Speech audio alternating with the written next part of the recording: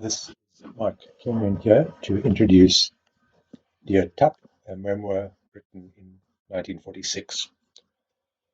It's the memoir of Dr. Robert Hepburn Welsh, who was born in 1868 and died in 1957. He lived through a period of great change. The memoir is 58 type pages, and it is significant for the experiences and events described in their time, as well as the wide range of individuals mentioned. He was first and foremost a medical doctor who appears to have played a central role in building the medical and hospital services in Mthatha town and the surrounding districts. There are numerous historical events mentioned which provide the context and background for Dear Tup.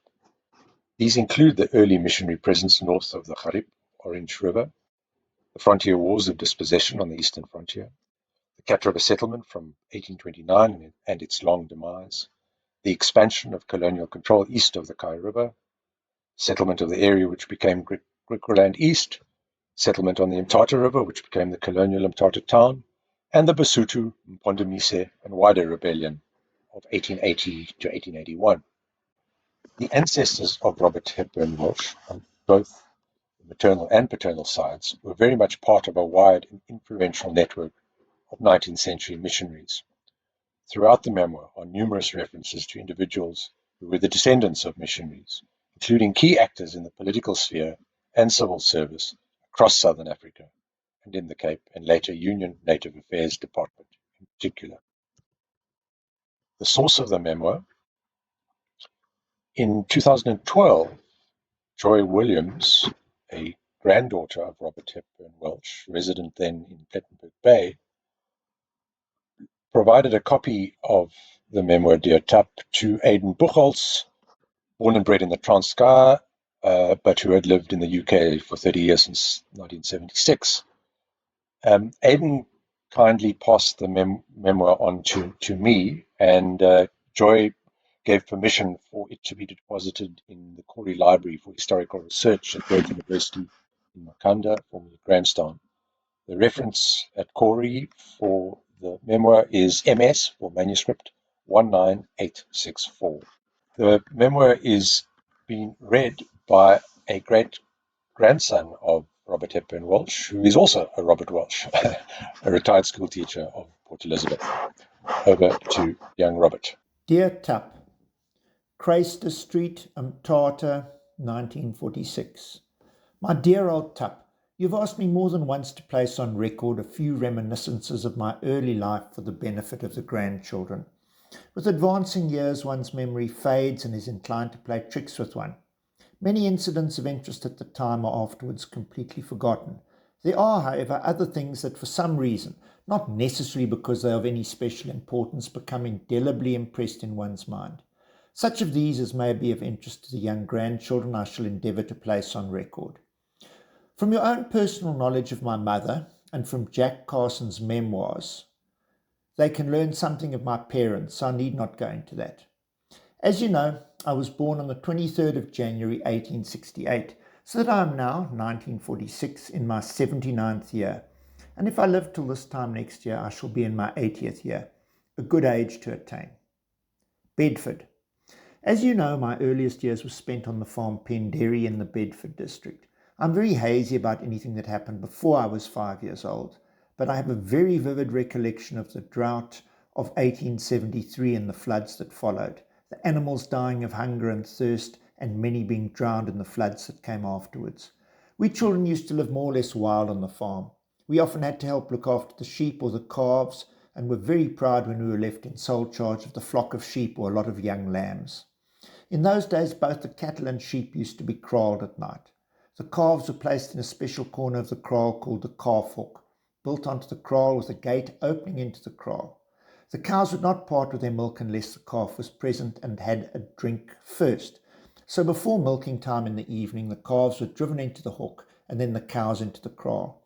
When the milker was ready, he would call out the name of the cow, and then its calf, generally called by name, would also be let out of the hok by whoever was in charge. This was done by the young natives or ourselves. When the calf had found its mother and had had a little drink, the milker would approach the cow with a special kind of whistle, tether the hind legs with a piece of riem, shoo off the calf with the aid of a stick which he always carried by knocking it in the knuckles or nose, lightly or severely as occasion required. When he had finished milking the cow, he undid the rim and allowed the calf to come and drink again. He always left a little milk behind for the calf. Sometimes the cow was rather wild and would not stand still. The milker would then tie it to a pole by a rim placed over the horns. Some of the young cows were very savage and resented interference with their calves and would charge anyone coming near. This would sometimes lead to amusing incidents not mixed with danger. Often they would come lowing up to the hook looking for their calf and would get angry when another calf were let out before theirs. On one occasion I had to let out a calf and did not notice a young mother cow belonging to Uncle Gus, called Bontrok because of her red and white colouring nearby. As I turned round to shut the gate and climb over in the hook, she charged and helped me over the gate into the hook rather quicker than I intended. Fortunately, her horn only caught my clothes so that no harm was done. When all the cows had been milked and the calves finished drinking, the latter were collected and driven into the hook again. This process was followed night and morning. Then there was shearing time. In those days this was done twice a year.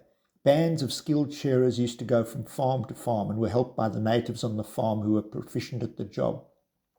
The shearing was done in the shearing shed, usually a fairly big building with a stone floor. The wool had to be kept free of dirt. The sheep were collected in lots into a small kraal attached to the shed where the shearer could get at them easily. Once begun, the shearing had to be accomplished as quickly as possible. Work began very early in the morning and would go on until dark with the necessary adjournments for food, etc.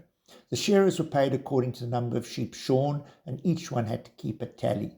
This was usually done by making a notch in the stick for each sheep shorn. Of course, a check had to be kept to see that a man did not make 2 notches for one sheep. They were usually a merry lot, singing a good part of the time and having frequent cups of coffee to refresh themselves.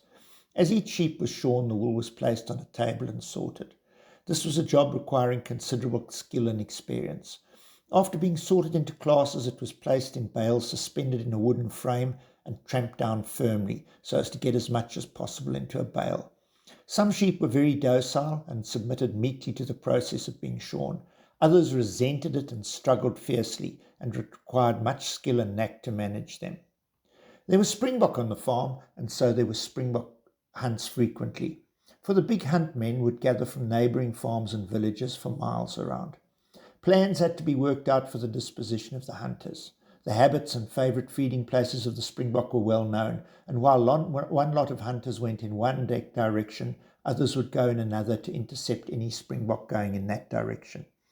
Most of the hunters would of course be on horseback, but a few of the older ones might go to a specified spot in a cart with horses and wait there. Chasing and rounding up the springbok was most exciting. They were quick at scenting danger, and the scouts who had to round them up had to exercise care and skill.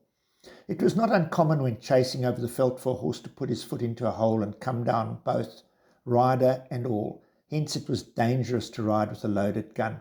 Attached to the hunters were a certain number of lightweights who would collect and load the buck shot on their horses. It was a great day for me when I was allowed to go to the hunters in agterrye, after or outrider, follow the hunters and bring back a couple of springbok, one at the front and one at the back of the saddle. There was always a big hunt at circuit court time. Life was more leisurely then, and the judge and his staff used to travel from place to place with cart and horses, so he always arranged to have a day or two to spare in case of accidents. Consequently, he could always make time for a hunt. One judge in particular I remember well, a certain Judge Smith. He was a good sport and never missed a hunt if he could help it, and it was generally arranged to have a hunt when he could attend. As many of the hunters came from a long distance, and in any case were out hunting most of the day, the host always provided liberal refreshments. My mother saw to this part of it and was usually helped by the wives of some of the hunters who came along with their husbands. The shearing shed, or wagon shed as it was called, being the biggest room in the place, was used when there was a big hunt with many guests. Everything was cleared out, trestle tables put in with chairs, boxes, etc. for the guests to sit on. We children used to help carry things round. After a full day's hunting, the guests did full justice to the good things provided, after which they set off for their various houses. I well remember your friend Alan Davison coming to his first springbok hunt. He was a young man just recently out from England. He was learning farming with Mr. W. Hockley at Cullendale, near Bedford, and came to the hunt with him. His horse came down with him and Alan's leg was broken.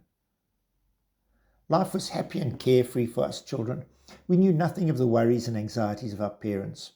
We used to spend the day in helping to look after the stock, doing a certain amount of work in the garden and lands, riding about, shooting and fishing, etc.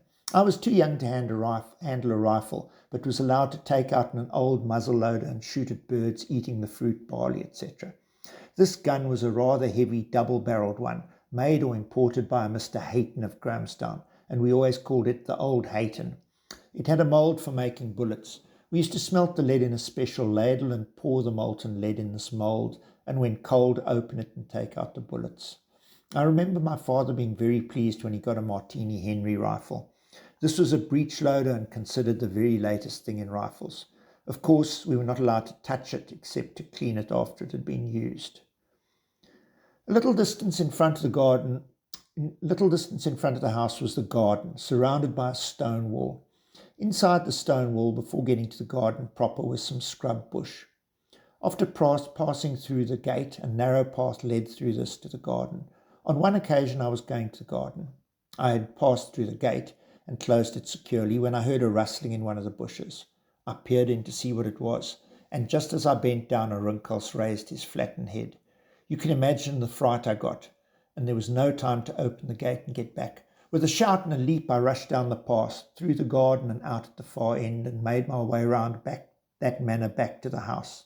Several of us then went along, found and killed the snake. This was one of the biggest frights I ever got, and for years after I used to dream that I was being chased by a snake or an infuriated cow, and was unable to move and would wake up in a cold sweat. Naturally, I did not stop to look back to see if the snake was after me, but I imagined it was. Bedford, our nearest town or village, was about 9 miles away. My mother's father, the Reverend Edward Solomon, was minister there. He was really a congregational minister, and his youngest daughter, Aunt Emily, whose life has been written by Jack Carson, remained the Congregationalist all her life and eventually became president of the Congregational Union of South Africa, being the first woman to occupy that position. There being no other church there, the congregation was a very mixed one, Anglicans, Presbyterians, Methodists, etc., all attending the services, so it was really an undenominational church. We used to go into church on Sundays, and usually some remained and had dinner at the manse. We younger children looked upon this as quite a treat. Most of us went in by cart and horses, but the older children would ride. I remember being rebuked for going to sleep during the sermon, which seemed to me very long, and of course I could not understand it. The sermon, as usually preceded by an address for children, was all right for us. After this address, most of us children living in town went out, but those from the country would remain for the rest of the service. Bedford was, of course, our postal town, and as my father was a Justice of the Peace and for a time Member of Parliament for that division, he had a considerable correspondence. So beside gathering the post on Sundays, somebody had to go in during the week to fetch it. When I attained the great age of 8 years, I was allowed to ride in by myself to fetch the post and do other errands. Riding in was quite an easy matter, but mounting the horse was quite another thing. My favourite horse was an old dark pony called Sligo. He was tame and not very tall, so was easier to mount than the other horses, but even he was difficult to mount if he had a big post and some parcels. So I usually had to lead him round to the side or back of the post office, and when I thought nobody was watching, get him alongside a mound or stone and mount from that. Once in the saddle I was all right. I remember once dropping a parcel on the road and having to lead him quite a long way before I could find a good place for mounting. Up to shortly before we left Penderi, my father's mother lived with us. She was a wonderful old lady with a marvellous memory.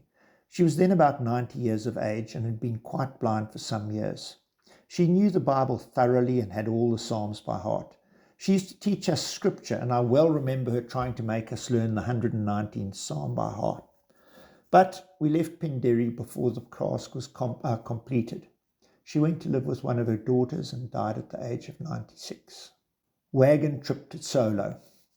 It was in the year 1877, when I was 9 years old, that we left Penderi. Father had been appointed magistrate of Tsolo with the supervision of the districts Kumbu and Gatberg, now Maclear, the whole being known as St. John's territory at the time. This territory had only recently been brought under the protection of the Cape government. The natives were becoming very restless, and the chief of the Pondomise in the Tsolo district, named Mdishwa, was looked upon as a most difficult man to handle. The government wanted a strong, fearless, just man with experience in managing people to take part of this country, about which I shall have more to say later on. It was thought the moving would entail a journey of about 3 weeks by ox wagon. We children greatly enjoyed the preparations for the journey. We had no idea of what lay before us, but thought the long trek would be great fun. We had not previously had a trek by ox wagon. The furthest would be Bedford, and by starting early it was possible to get there and back in a day, though that pace could not be kept up on a long journey. It is not necessary to enter into all the details of the preparations. We had to have 3 wagons, one with a tent to accommodate the family, and 2 ordinary wagons for the furniture and other household goods. You may not remember what a tent wagon is like. At any rate, the grandchildren do not.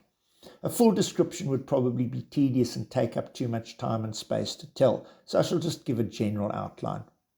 A full-sized tent wagon is the size of an ordinary wagon and has a tent extending practically the whole length. There are laps front and back so that it can be completely closed in when necessary. A large box is fitted across the front of the wagon. In this is placed a miscellaneous collection of things for use on the road: food, clothes, cooking utensils, etc. Behind this is a cartel, the width of the wagon and extending as far back as required.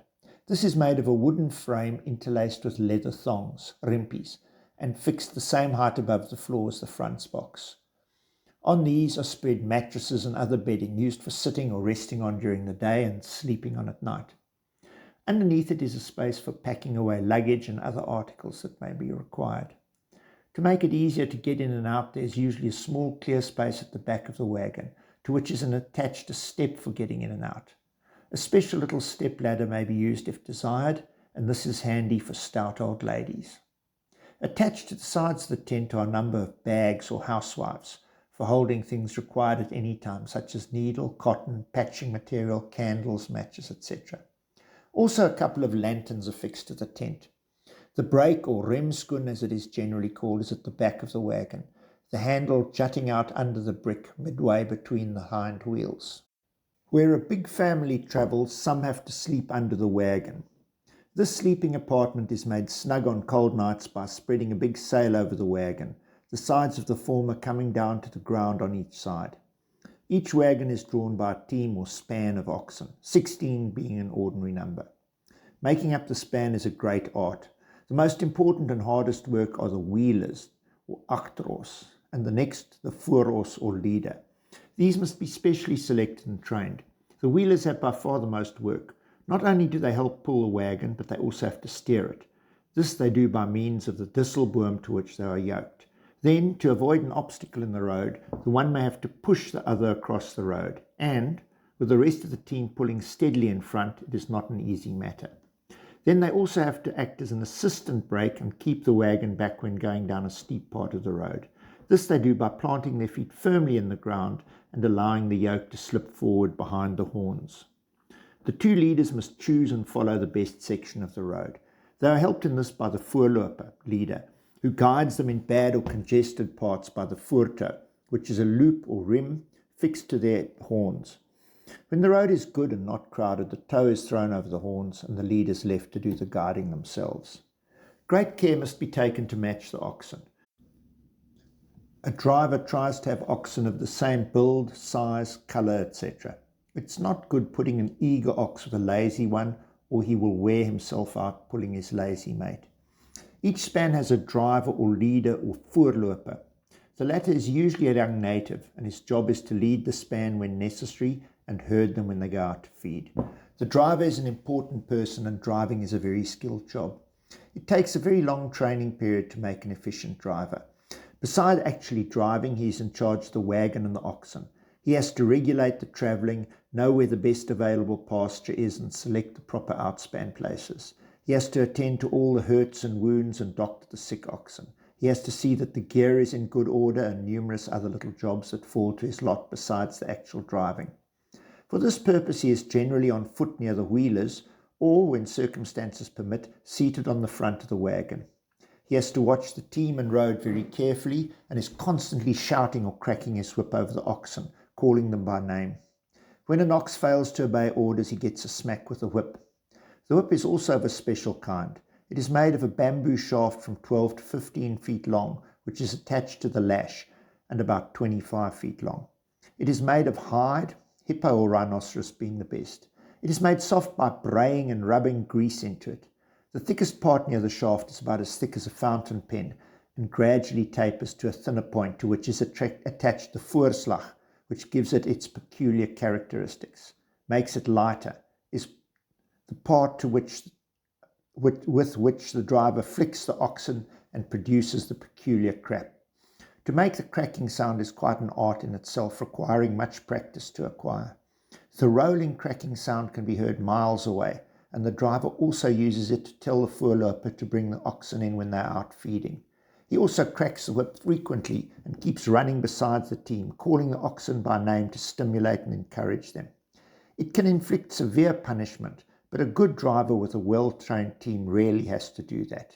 He also has a sjambok of hippo hide, used mainly for the hind oxen or recalcitrant ones.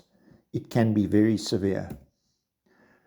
This account of the wagon, ox, driver and whip may be rather tedious, but in these days of railways, motor vehicles and air transport, one is apt to forget the large part the ox, the wagon, etc. played in the development of South Africa.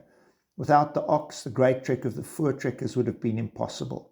All the machinery and other things necessary for the opening up of the diamond fields between 70 and 80 years ago had to be transported from the coast by ox wagon. The same applies to the gold fields of the Witwatersrand and other places a few years later. There is no doubt that the opening up of these industries would have been delayed many years, if not altogether, but for the ox. I might mention that the driver's job is not free from danger. The only way he can mount the wagon, having the whip in his right hand, is to catch hold of the side rail with his left hand, put his foot on the disselboom and jump up. The slightest slip, which might easily happen in wet weather, or a little miscalculation, would cause him to fall in front of the wheel and be crushed to death.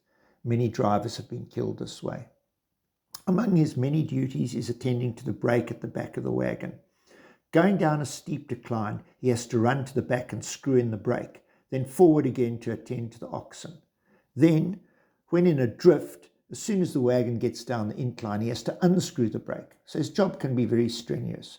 I may mention that in those days, ox wagon travelling was the usual, if not the only way families could move about.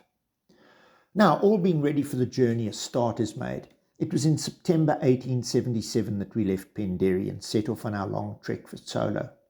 Naturally, we children were in high spirits at the idea of a long journey by wagon. Most of us were too young and thoughtless to realize with what sad heart our parents were leaving the old home and taking the family into the wilds of Xhosa land, where there were very few Europeans and the native tribes unsettled, turbulent and warlike. The time for starting on the journey was considered the most favourable. The winter was over, the summer with its heat and thunderstorms and perhaps set-in rain had not yet come. As far as King Williamstown, under 100 miles, we would still be in more or less civilised part, with the villages of Bedford, Adelaide, Beaufort and Alice to pass through before getting to King Williamstown. It must be remembered that there was yet no bridges except the one at Fort Beaufort over the Cat River and another over the Buffalo at King's Williamstown, which had been built by the military during the Xhosa Wars. In those days, it was usual for transport riders to start late in the afternoon, travel for about 4 hours and then stop for the night. The oxen were then unyoked and tied by their rims to the trek gear, and everyone settled down for rest and sleep. After having something to eat, they would begin to move again about 2 or 3 o'clock in the morning and do another trek until sunrise.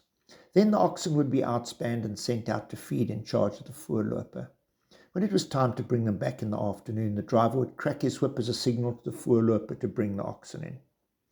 As you know, the pace of the ox is slow. The average speed is between 2 and 3 miles an hour, and less when the roads are especially bad. When a family travels, the arrangements have to be somewhat modified to give the children an earlier evening meal, so that they may be put to bed. Setting out so light-heartedly, little did we think it would take us over a year to get to Tsolo, a distance of under 300 miles, which is now done in less than a day by motor car. My memory of the journey as far as King is very hazy.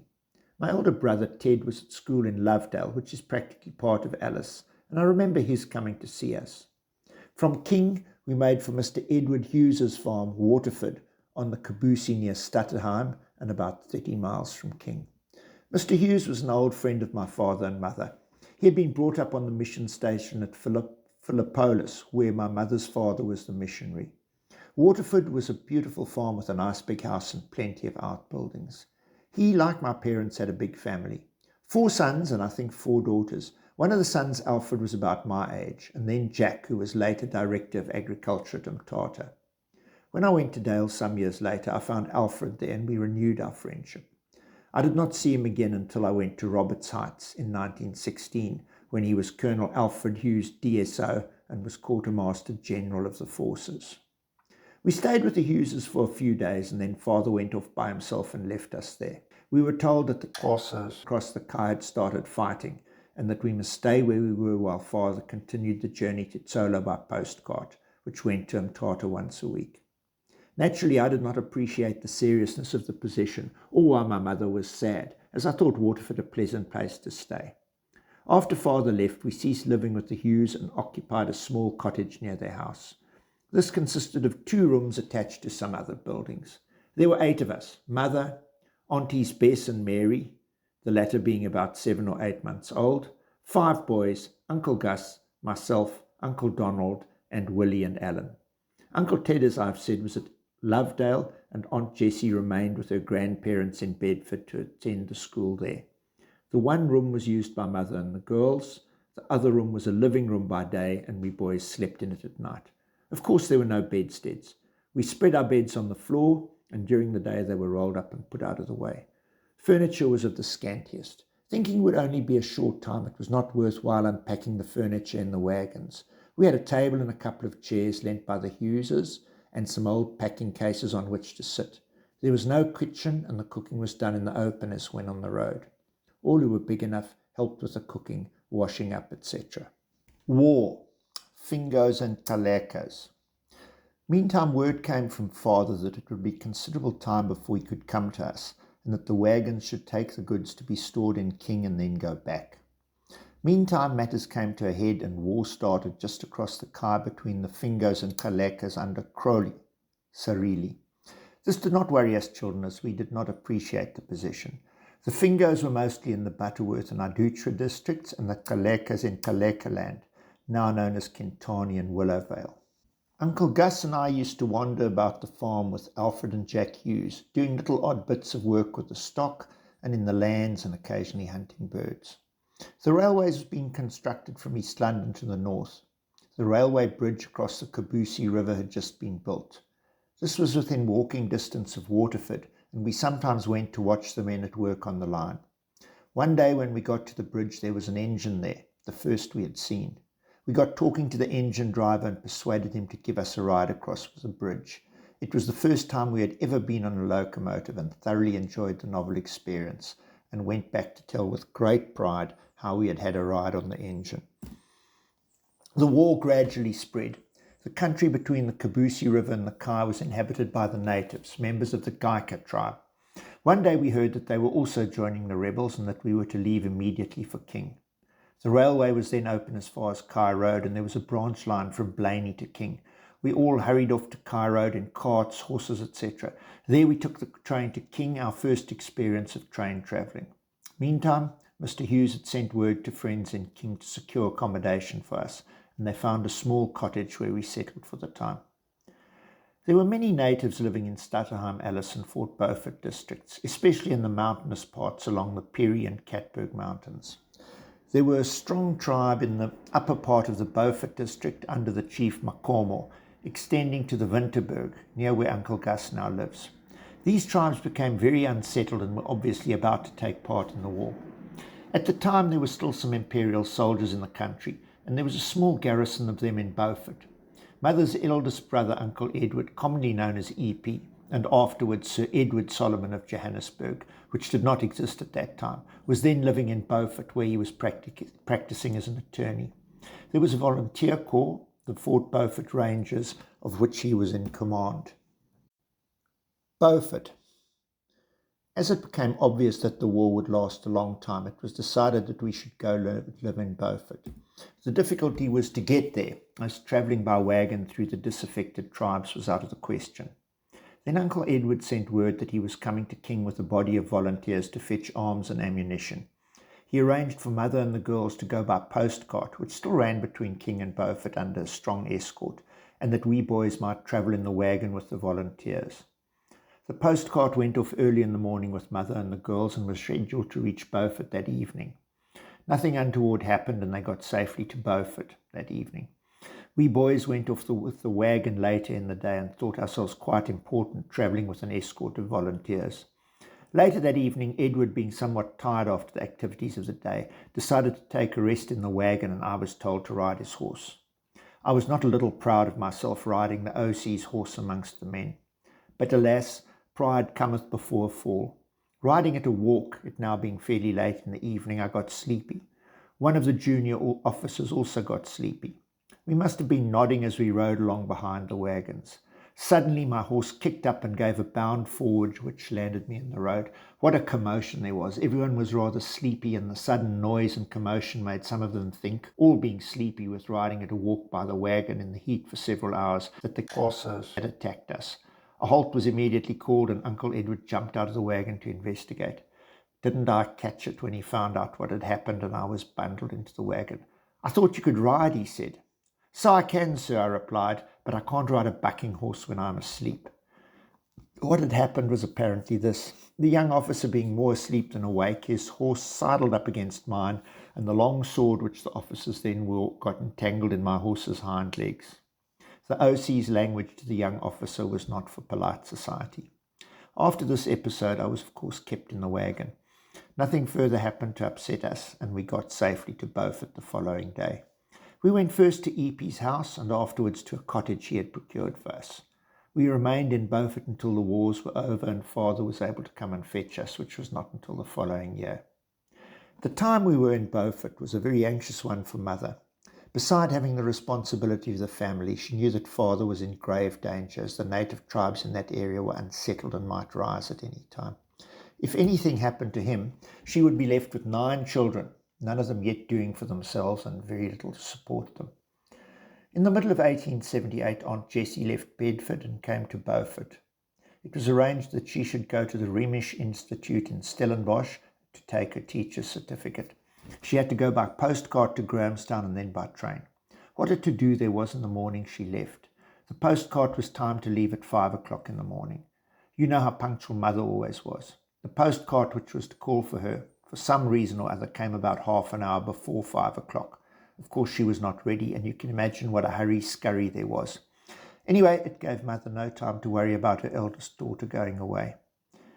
As the exams were held in the middle of the year then, it was time for her to be away a year. After she had been away some months, she evidently felt that she had got a grip of the work and asked Father what he would give her if she came out top of the list. His reply was, "What would you like?" In a joke, she said, "A kangaroo." When the results came out, she wired, "Hurrah, have won my kangaroo." For the first time, we had the opportunity of going to school. The headmaster was Mr. Burkett, the grandfather of Harold Burkett, whom you knew in Mthatha.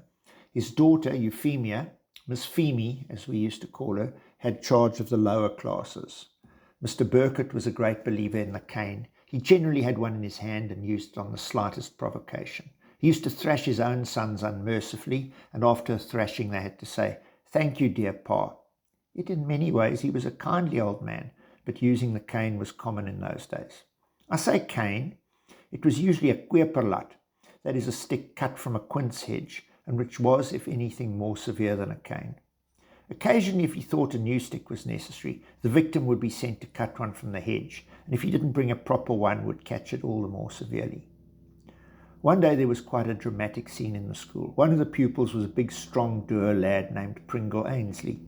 His parents had a farm near Beaufort, and he used to come in on horseback. I don't remember what the occasion was, but one day he was called out to get some cuts. The thrashings always took place before the whole school. When told to put out his hand, he folded his hands behind his back, looked straight at the headmaster and flatly refused. There was a tense silence. All wondered what would happen. The old man lifted the stick as if to strike him over the shoulders. "You dare touch me with a stick and I'll knock you down," said Pringle, and he could have done it quite easily. The old man stopped and turned deathly pale. After a few moments he turned round and dismissed the school. What happened afterwards I never learned. Next day school went on as usual. Over 50 years afterwards I asked Uncle Gus if he remembered the episode and what had become of Pringle Ainsley. He said Pringle had never done any good for himself, and the last time he saw him he was going from farm to farm doing odd jobs. Perhaps if he had submitted to discipline it would have been better for him. He had quite a good farm to start with. Fort Beaufort is a very hot place, and this summer was particularly hot and dry. In those days there was no water laid on, and the domestic supply was drawn from the river, the Cat River. Our cottage was not far from the river, and we used to go down for a bathe. Owing to the drought, the river stopped running and bathing was prohibited in certain places. We children did not know much about the forbidden areas, and one day coming back from a swim we were met by an Anglican parson, a Mr. Wilson, who asked us where we had been bathing. When we told him, he said we had been breaking the law and he would report us to the police and we might expect a summons. What a state we were in, never having been involved in a breach of the law before, and never having been near a magistrate's court. We imagined all kinds of dreadful things happening, even to be confined to jail. You may imagine what our feelings were towards the parson. However, we never heard anything more about it, but in future we were always careful to find out where bathing was prohibited. We had not lived in a town before, so there was much novelty for us. We enjoyed the companionship of other children. We used often to play in their gardens and enjoy the fruit, especially oranges. The shops too were something new, and we were always pleased when we had to fetch something from the shops and perhaps could get a few sweets. Of course, Epi and his family were there, but his children were rather too young for us older ones to play with. One of our favourite games, and about the only ones played at schools, were rounders, marbles and tops. Playing marbles for keeps developed into a highly skillful game, and one had to be wary when being challenged by a good player. It was not common for one player to be completely cleaned out. He had then to acquire some more marbles to start afresh, and when tickies were scarce this was not easily done. Uncle Gus and I used to often borrow from each other and pay back when we won. He was a better player than I was, so I often used to borrow from him. As you know these games, I need not describe them. Living in the same street, a little higher up on the opposite side, was a mystery man, an elderly bachelor living by himself. He was supposed to be a doctor, but did not seem to do much practicing. He had a sinister reputation, and we always avoided him if we saw him in the street. He used to spend much time playing the violin. Sometimes after dark, we and some other boys were fond of playing a trick on him. This was to tie a small stone on the end of a long bit of twine and so fixed to the door or window that when the other end was pulled, it would knock against the door, etc. The safest time to fix this was while he was playing. Then, hiding some distance away, we would wait until he stopped playing and pull the string. The knocking would cause him to come and open the door. Seeing no one, he would close it again and the knocking immediately started again. When we thought we had annoyed him enough, a strong pull would detach the stone and off we went. The game was rather silly, as he had, according to rumour, a gun which he would not scruple to use against trespassers at night. In the middle of town was the market square, and a portion was set aside for a park, or grove as it was called. It was provided with seats, swings, etc., and here smaller children often went to play in the shade of the trees. On Sundays we went to a Presbyterian church where Epi and the family also went. There's a story of Epi and Aunt Harriet, his wife, often had difficulty in persuading him to get up in time. On this one occasion she called him, but as he had not appeared and it was time to start, she went to look for him and found him still in bed, so she sent the children off. When she went into church she nearly had a fit as she saw him calmly sitting in the pew reading his Bible. He was very fond of a practical joke, and this day he thought he would play a trick on her. When she came to call him for the first time, he got up and dressed. Then he lay down on the bed and covered himself with the bedclothes. As soon as she and the children had left, after seeing him still in bed, he jumped up, ran out of the back, took a short cut, and got to the church before they could. On Sunday afternoons, we went to Sunday school, our first experience of it. Fort Beaufort, as its name implies, was originally just a military station or fort, and there are still a number of soldiers there. We thought it a fine sight to see these soldiers marching about in their red coats. Soldiers in those days were called rooibaakies because of their red coats. There were frequent expeditions from town by the soldiers and volunteers to attack the natives in their mountain fortresses. We children knew little of what was going on and used simply to glean scraps from the talk of grown-ups. Every now and then there were rumours that the town was to be attacked, but they never actually attacked the town, though they used to come skirmishing in the hills around about. One of Chief Makomo's strongholds was a place called Skellum Kloof, which is now part of Uncle Gus's farm. Trek to Tsolo resumed. And so things went on. As I said, we children knew little of what was going on in the outside world. Eventually we were told that certain chiefs had given in and surrendered, that the war was over and that Father would soon be coming to fetch us. Eventually, after we had been in Beaufort some 9 to 10 months, he came, and preparations were once more made for the trek to Tsolo. I think it was towards the end of September or the beginning of October that we got started. The wagons came from Mthatha, Mr. Fred Weiss being in charge of them. Until we got as far as the Kai River, the journey was without special incidents, just the usual trekking, outspanning, preparing food, arranging the beds to sleep in the night, etc. As you know, the Kai River forms a boundary between the Cape Colony, as it was then, and the Transkei. The country on each side was very mountainous, right down to the sea. In ordinary times, the flow of water is not very great and could usually be crossed by wagon, but after every rain it may be impassable for weeks or even months. At that time, no river between King and Tsolo was bridged. When we arrived at the Kai, they were busy working on the bridge, but it was not nearly finished. The crossing, or drift as these crossings are called, was a short distance above the bridge. The river had to be crossed in a diagonal manner going downstream from west to east, which as it turned out was fortunate for us. Crossing in this manner made the drift much longer, a couple of 100 yards. There were no made roads, and travelling down the mountains to reach the valley and the river was quite an ordeal and required skillful driving. When we arrived at the river, there was rather more water in it than usual, and the conductor decided the oxen should have a rest before tackling the crossing. So we outspanned and started preparing as usual. We could see and hear a storm further up the river. We had not been outspanned very long when the conductor, Mr. Weiss, came and said the river was rising and we should inspan at once and get over. So the oxen were called up and 2 spans put to the furniture wagon. The drift was very stony and with an irregular surface, boulders and depressions. As it had rained, the water was muddy, and these could not be easily seen. However, the wagon was taken safely across, and the oxen returned to take the family wagon across. By this time, the water was visibly rising. Before we got halfway through, some of the oxen were swimming, and the water was coming over the floor of the wagon, which began to sway a bit and seemed in imminent danger of turning over. Had this happened, some, if not all of us, would have been washed away in the current and drowned. However, we eventually got over all right and thankful, and were safely across and on firm ground again. The next stage would be climbing the mountain on the east of the river, and this was very strenuous work. It was decided to remain where we were for the night and start the ascent in the morning. Had we not crossed when we did, it would have meant many days' delay, if not longer. The conductor told us that he had known people get to the river when it was full, outspan and plant vegetables which they ate before they were able to cross. The first hill or mountain we had to ascend was a long, steep one. When about 3 parts up, the attachment of the trek chain to the disselboom broke, and the wagon began to run backwards down the mountain, dragging the 2 hind oxen with it. The driver made frantic efforts to screw on the brake at the back without much effect. As luck would have it, there were some fairly big trees scattered about on each side of the track, which of course was very winding. After running back some distance, the wagon, having left the road, or more appropriately track, crashed into some trees and came to a stop.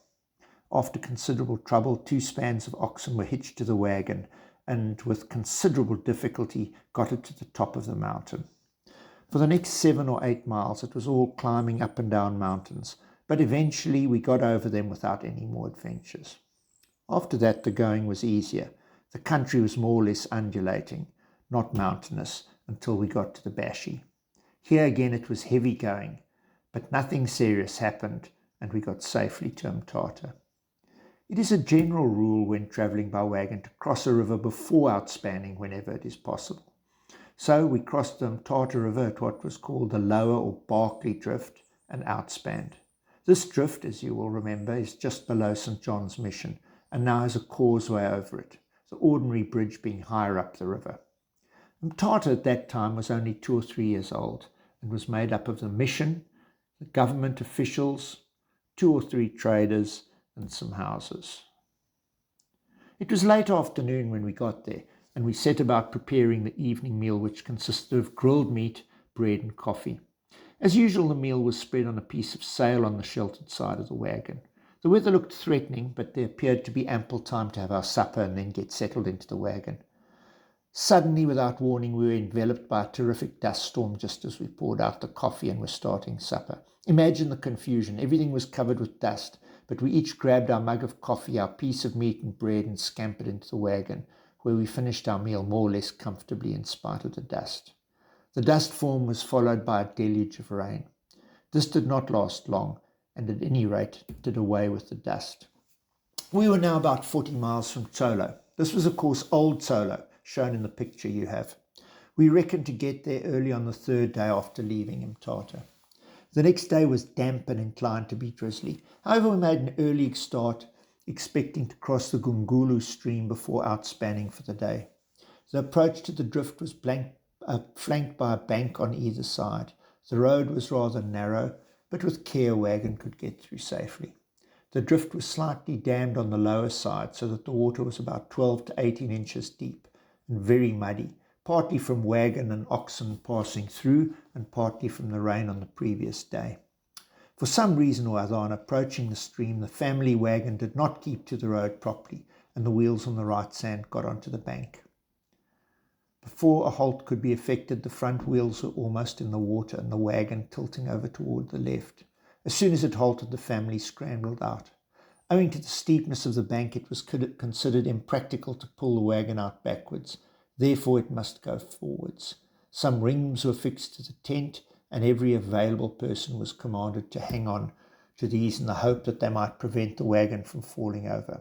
But alas, as soon as it moved a little forward and had nearly reached the end of the bank, over it went in spite of all efforts to hold it up. I've mentioned already about the wagon kist or front box in which was stored the miscellaneous collection of things. Mother had carefully kept some clean clothes for the children to put on when arriving at the new home to be handy. These were placed in the front box. As the wagon gracefully turned over, the lid of the box flew open and all the contents flung into the muddy water around the legs of the hind oxen. There was now a heavy drizzle, so there was no hope of getting anything dry. You can imagine poor Mother's consternation. Of course, everything in the wagon was in a state of confusion, and some of the bedding also fell into the water. Now there was nothing for it but to unpack most of the things from the wagon. A lot of time was spent in digging away a large portion of the bank. Spades were always carried when travelling any distance by wagon.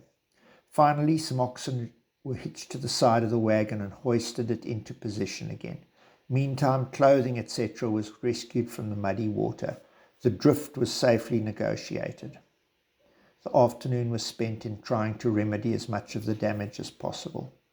The night was spent there and the start made early next morning.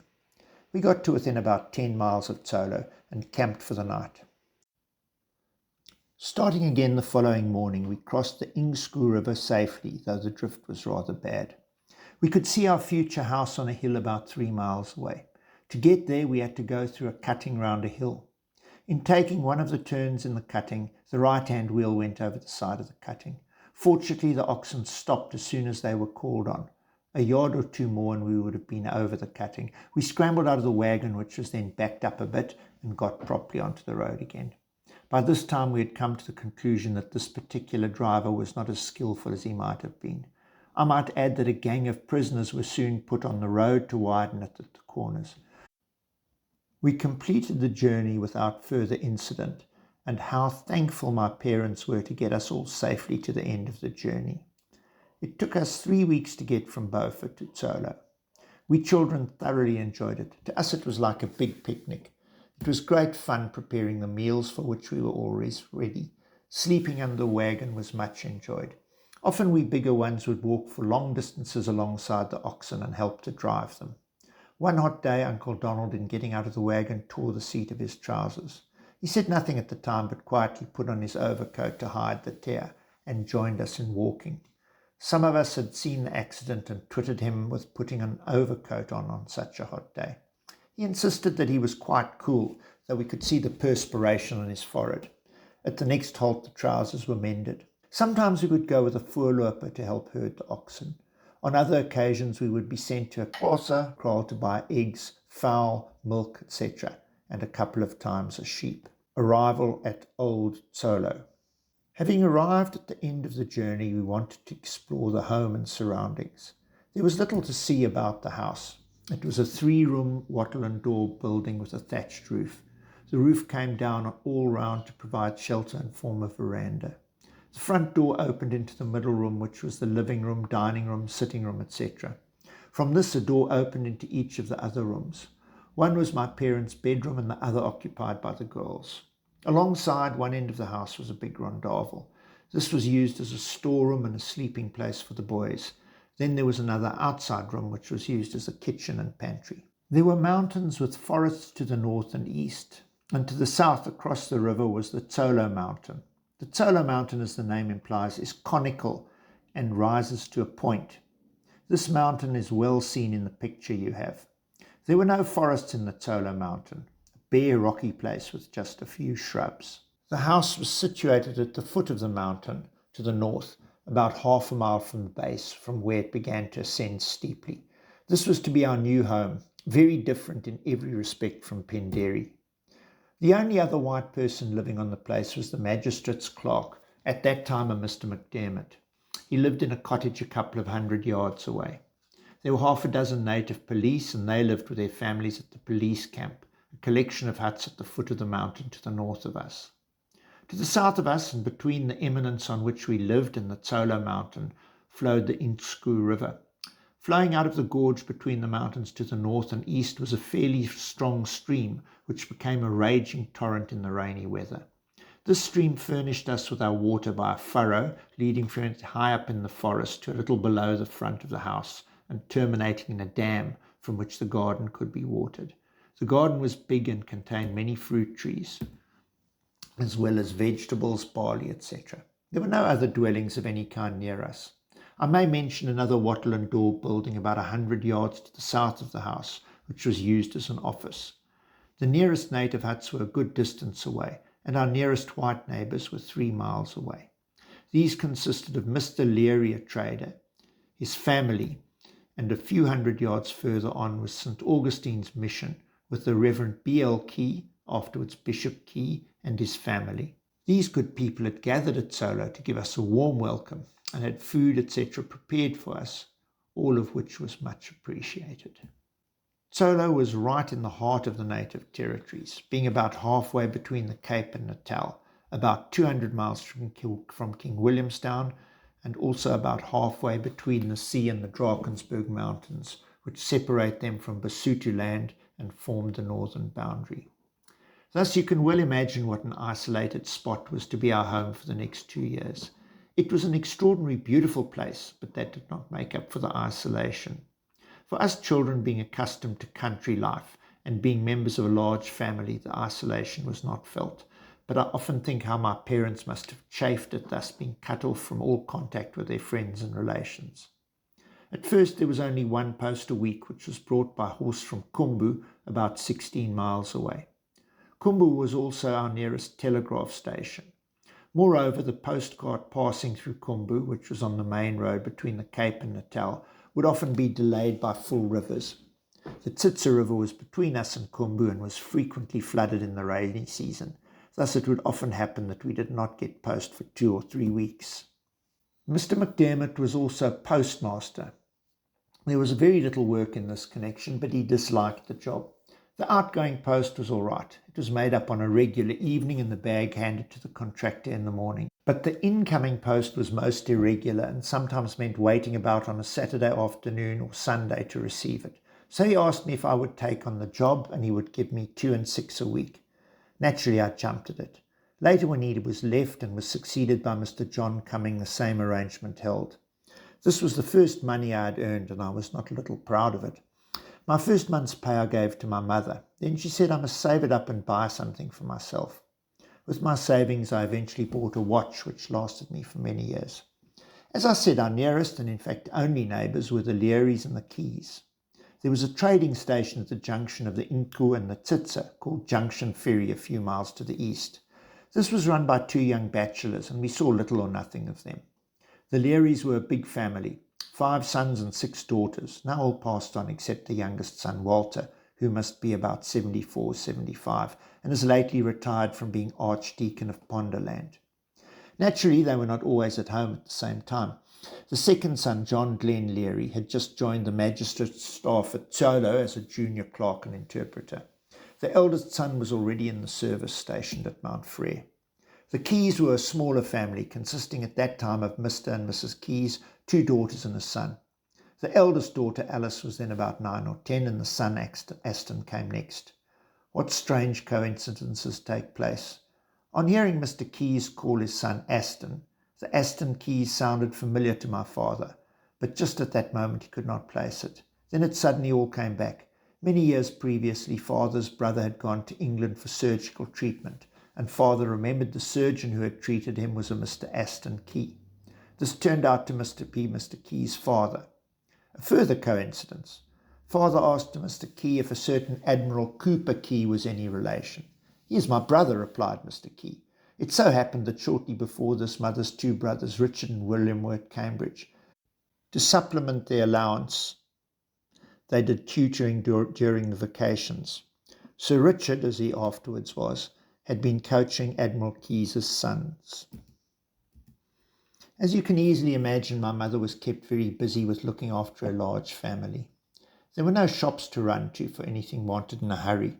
Mr. Leary only catered for the native trade and did not keep stock for Europeans. Twice a year an order would be sent to a firm in PE for our requirements for the next 6 months. Everything else had to be homemade. The making and mending of clothes for such a big family was quite an undertaking in itself. We were our own butchers, bakers, etc. Baking the bread was a bit of a problem at first. There was no oven, so this had to be done in a pot until Uncle Gus and I dug out an oven on the slope of the hill behind our house. We had to go fairly deep and look out for gravel soil to withstand the wet. First, a bank about 2.5 to 3 feet high was cut, and out of this was excavated the oven. It answered well and baked beautiful bread. For a door, a large flat stone was used. We used to make ourselves useful about the house and garden. There were no vegetables, fruit, etc. to be bought, so we had to grow all we wanted. Mother used to take us for school in the mornings whenever she could, but we were always glad of an excuse to get out of it. Father gave us some arithmetic in the evenings, but by that time we were always ready for bed. In the afternoons we often went riding or shooting in the forest. It was not uncommon for us to walk over to the Learys and Keys and spend the day there, or they would come over to us for the day. There were many snakes about, and we always had to be on the lookout for them, especially when walking along a footpath through the long grass. More than once we would kill a snake on our way to St. Augustine's. On Sundays we would all ride over to church. We had no cart horses just then, so the only way of getting about was on horseback. This was at first rather a trial for Mother, as she had not ridden for some years. Often we remained there for the rest of the day. We often went for a picnic to the forest nearby, carting the things on a pack horse. Sometimes the 3 families would combine, and then we would take a wagon for the older women and the small children, while the rest of us rode on horseback. We also took guns with us in case we came across some game, and also for protection, as there were leopards in the bush. Once, when Uncle Ted was home for the holidays, he went to the forest to shoot birds. He explained that he had fired at a bird, and almost simultaneously a leopard let out a great roar from quite close by. He didn't wait to investigate, but beat it for home as fast as he could. One of our great adventures was to visit our neighbours at Gartberg, now Maclear. Mr. Thompson was magistrate there. He had a family of 3 sons and 2 daughters. There were also a couple of other families there near Gartberg. The distance was about 25 miles. As many of us as could ride that distance would go, and sometimes father went with us. At other times we were usually accompanied by a native policeman. The path we travelled went straight up the mountain to the north. Parts of it are so steep that we used to dismount and walk up the steepest part, and always walk down. About halfway to Gartberg was a trading station where Mr. and Mrs. Hayward and their niece Miss Doyle lived, and we used to stop there for rest and refreshment. They were always pleased to see people and were very hospitable. We always enjoyed our visits to the Thompsons. The boys were about our age. The second son, Percy, was my particular friend. Later on, Mrs. Thompson and her 3 sons came to live in Mthatha. They were there when I started practice in 1892, and 2 years later, Percy was my best man. Our chief visitors beside the Learys and the Keys were the Thompsons and Mr. Hope, Magistrate of Khumbu. Both Mr. Thompson and Mr. Hope used to come and spend an occasional week and discuss the state of the country with Father. Mr. Hope was married, but his wife did not come to Khumbu. Father used to visit him sometimes and spend a day or 2 there. The Pondomise chief, Mditshwa, came fairly frequently to see Father. He was always accompanied by several of his councillors. He always came in the afternoon. After they had a talk at the office, Father would bring him to the house. They would then continue discussions on the veranda, the chief sitting on a chair or on the bench and his councillors squatting around. At dinner time, Father would come in and have dinner, and some would be sent out to the chief. Father would occasionally visit the chief at his great place some 12 to 15 miles away. More than once we boys were allowed to accompany him and were provided with refreshments by the chief. These consisted of a mass and meat, which we thoroughly enjoyed and quite looked forward to these visits. The first Christmas we were at Tsolo, it was arranged for us all to go to St. Augustine's for church. We made quite a big party. As we hadn't enough horses, Mr. Glenn Leary brought over a couple, and one of these was allotted to me. When everyone was mounted, we made a start. To the surprise of everyone, my horse, instead of going forward, kept going around in a circle. After a while, Glenn Leary came to investigate, examined the girth, saddle, etc., and then discovered that I had a spur on my right foot, which apparently had been kept closely applied to the horse's ribs. I had found an old spur and without telling one had put it on just before mounting. The spur was promptly taken from me and then everything went normally. Aunt Jessie left school after taking her teacher's certificate and joined us at Tsolo. She had a long, tedious journey by train and postcart. An additional room had been added to the house to accommodate her. She relieved Mother of the teaching, but I think we preferred having Mother. Life must have been rather dull for her, as there were no girls of her age anywhere near. Of the 2 older Leary girls who were nearer her age, the elder, Fanny, was away in the colony for medical treatment. Said to be the result of rheumatic fever, she developed hip trouble. Years later, she went to England for treatment, and Sir Joseph Lister, afterwards Lord Lister, after long treatment, amputated at the hip. George, the next girl, was away at school. Visit to Fort Donald. A great adventure of Uncle Gus and me was to visit Fort Donald in eastern Pondoland. After the Zulu War was over, my stepbrother Alex paid us a visit on his way back from Zululand. He went through the Zulu War in charge of a body of Swazis. There was considerable unrest still among the native tribes, especially the Pondos in eastern Pondoland. It was thought advisable to leave a force there as a precautionary measure. My uncle Alex was given a command of this force, which consisted of a mixed lot of natives, etc. After some months, it was decided to disband the force. Uncle Alex wrote and asked Mr. John Cumming to pay him a visit and to bring Uncle Gus and me with him. We were greatly excited at the idea of going to stay in camp. At first, our parents were doubtful about letting us go, but as Mr. Cumming, who was an absolutely reliable person, was to have charge of us, they consented. The 3 of us started off gaily one morning, our coats strapped to the front of the saddle and such luggage as we had in the saddlebags, etc. The first day we got as far as Mount Frere, where Mr. Garner was magistrate. The Garners were old friends of Mr. Cumming, and we slept there that night, being very hospitably treated. The next day we went as far as Mount Aleph.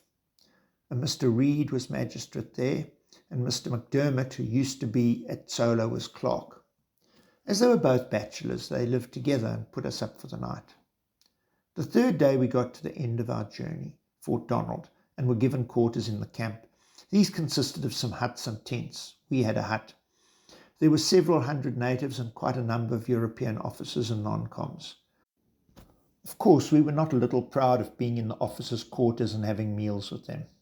As they were to break up camp in a few days, all drills, etc. were stopped and discipline somewhat relaxed, and considerable time given over to sports. These were to finish up with a great race the day before leaving. I was riding one of Mr. Cummings's horses. He wanted to sell it, so entered it for a big race to let people see what it could do. I was deputed to ride it for him. There must have been 40 to 50 horses entered for the race, the natives being anxious to show off their horses. The race was run over ordinary felt, not a proper race course. There were some paths going down about the middle of the course. I was placed on the extreme right. When the starting signal was given, I gave the horse a cut with my switch and he bounded forward with a leap. I was thrown out of the saddle and came down on the side of it. As luck would have it, my Macintosh was fixed on the front of the saddle. With the rein in my left hand and being dislodged to the left, I managed to get hold of the right side of the Macintosh and gradually worked my way into the saddle. Meantime, I had unconsciously been pulling the horse to the left, and by the time I regained my seat, instead of being at the end of the row, I was about in the middle. The horse turned out to be very fast, and having leaped ahead at the start, he maintained the lead all the way, being urged on by the dangling stirrups, as I was quite unable to get my feet into them. Anyway, he came in an easy first and was sold for a very good price. Had it not been that the Macintosh was fixed to the front of the saddle, nothing could have saved me from falling and being trampled by the crowd of horses. I later heard the starter telling some of his friends of the incident and saying, "My God, I thought the youngster was killed." I do not remember anything special on our way back to Tsolo. Life went on in much the same way until towards the end of 1880. Perhaps the most interesting event for us children was the arrival of the Europeans who were engaged to build a jail of stone. These were Edward William Hudson and his companion Douglas, whose Christian name I have forgotten. Hudson had been a sailor and had visited many parts of the world and had had many exciting adventures. He often entertained us children with stories of his adventures on sea and land. He made us think that the life of a sailor is a wonderful life, and to become a boatswain the height of ambition. Having been a sailor for many years, he could turn his hand to almost anything. He had done some work at building when a boy, and though not a skilled artisan, had enough knowledge of the craft, combined with a fair amount of confidence, to enable him to put up a building. Plans were being made to build a jail at Tsolo, and so Hudson and his friend were engaged upon the job. The jail was finished sometime after the middle of 1880. By then the government had decided to build a house for the magistrate, and Hudson and Douglas were engaged for the work. Preparations were made to start work. The stone for the foundation was quarried, the bricks made, and on the fateful morning of the 23rd October 1880, a transport rider named Else arrived with a load of woodwork and other materials for the house. Siege in Tsolo. And then the bombshell burst. On Saturday afternoon, 23rd of October 1880, the residency was particularly quiet. The only white inhabitants besides our family were Mr. John Cumming, magistrate's clerk, Hudson, Douglas and Else, who had just arrived. Mr. Cumming had gone to Gungulu to pay off a road party. Hudson and Douglas had gone to get some things and spend the afternoon with the Learys. Else had gone with them. It was a coldish afternoon for that time of year with a drizzly rain. I was the oldest boy at home. Uncle Ted came home for the June holidays and Uncle Gus went with him when he returned to Lovedale. I happened to be outside when I noticed a dressed native on horseback without a saddle hurriedly approaching. His attire was rather disordered but indicated that he was a clergyman. His horse bore traces of having been hard-ridden and was without a bridle, a rim being substituted for one. As he stopped, he jumped off and asked me if my father was at home. We had just had afternoon tea and my mother and father were in the dining room. So I showed him in and father immediately recognized him as the Reverend Stephen Adonis. He was given a cup of tea and some bread and butter and father said, "What's the news, Adonis?" He replied, "Hope's been killed." I can still see the look of horror and consternation on mother's face. She of course realized at once what it meant. Here we were, a mere handful of Europeans isolated in the middle of the native territory. Magistrate Hope being killed by the people he was in charge of meant war, and what could a few Europeans, mostly women and children, do against countless native hordes? Adonis then described how Mr. Hope, Herman and Warren had been killed by Mhlonhlo's Impi and Sulan Kama in the Kumbu district, and how the fourth white man, Mr. Davis, was saved because his brother had been a missionary in those parts. To make the position clearer, it is necessary to digress a little. In this year, 1880, there was a war going on in Basutoland between the Basutos and the colonial government. Things were not going too well for us. The Basutos could always take refuge in their mountain fortresses with huge caves, which were practically impregnable in those days. This and other circumstances led to a general unrest amongst the native tribes. A glance at the map will show that the Drakensberg range of mountains separates Basutoland from the territories. The districts of Elliot, Maclear, Mount Fletcher and Matatiele lie just south of the mountains, and below Maclear and Mount Fletcher are Tsolo and Khumbu. Many Basutos lived in the first four named districts. As their kinsfolk in Basutoland were fighting, they naturally became restless and, it is said, were prepared to join in with the Basutos. Dissatisfaction spread more or less throughout the territories. Mhlonhlo had always been a very difficult man and gave a lot of trouble. Tsolo and Khumbu were inhabited by the Mpondomise and a sprinkling of Fingos. The Tsitsa River formed the boundary between them. Mhlonhlo was chief of those in Khumbu districts and Mditshwa of Tsolo. Mhlonhlo's loyalty was suspected, and with the object of testing him and making him declare himself one way or another, the magistrate, Mr. Hope, suggested to the government that Mhlonhlo should be asked to raise an army, impi, to go and guard the borders of Basutoland and incidentally deal with any local risings that might take place. Anyway, make a demonstration. This was agreed to and the impi was collected. 2 young men on Major Elliott's staff in Mthatha volunteered to go with Mr. Hope. So, the 4 white men, Messrs. Hope, Herman, Warren and Davis, who was Mr. Hope's clerk, accompanied the army of several thousand natives. Mr. Hope, of course, being in command. Hope knew that Mhlonhlo could not be trusted. A few days before he set off, he came to see father. As he was about to mount his favourite horse, Saraband, to leave, I heard father earnestly entreating him to take every precaution against treachery on Mhlonhlo's part. Mr. Hope was somewhat lame, having suffered from an infection of the hip, and I was holding his horse while he mounted so I could hear the conversation. The last words I heard Mr. Hope say were, "I am fully committed now and mean to go through with it whatever the consequences," or words to that effect. Before setting out to join the army, he explained the position to the other 3 men and gave them the option of withdrawing. Needless to say, they refused to do so and expressed their determination to stick to him at all hazards. How the army assembled at Sulankama in Khumbu district, how Mhlonhlo asked Mr. Hope of his warriors might, as was their custom before marching to war, have a war dance, how they formed a circle and gradually closed in on the white men until at a given signal the 3 of them were stabbed to death, is a matter of history and need not be further dealt with here. I may say that the signal was that Mhlonhlo should take Mr. Davis by the arm and lead him away from the others under the pretext of wanting to talk to him privately. That was briefly the position on this fateful afternoon. We children did not fully realize the implications, but father and mother knew we were in extreme danger and would probably all be killed. To continue, father asked Adonis if he would take a letter to Major Elliott in Mthatha. He replied that he would try, but had no saddle or bridle. I was told to fetch a saddle and bridle for him. Meantime, father wrote the letter to the Major, as he was called, Major Elliott, and afterwards Sir Henry Elliott, who was Chief Magistrate of Tembuland, with headquarters at Mthatha. In a few minutes the letter was written, the horse saddled, and Adonis set off. He was to call at St. Augustine's and tell them there what had happened, and to deliver a note from father asking them to join us at Tsolo, and so form as strong a company as possible.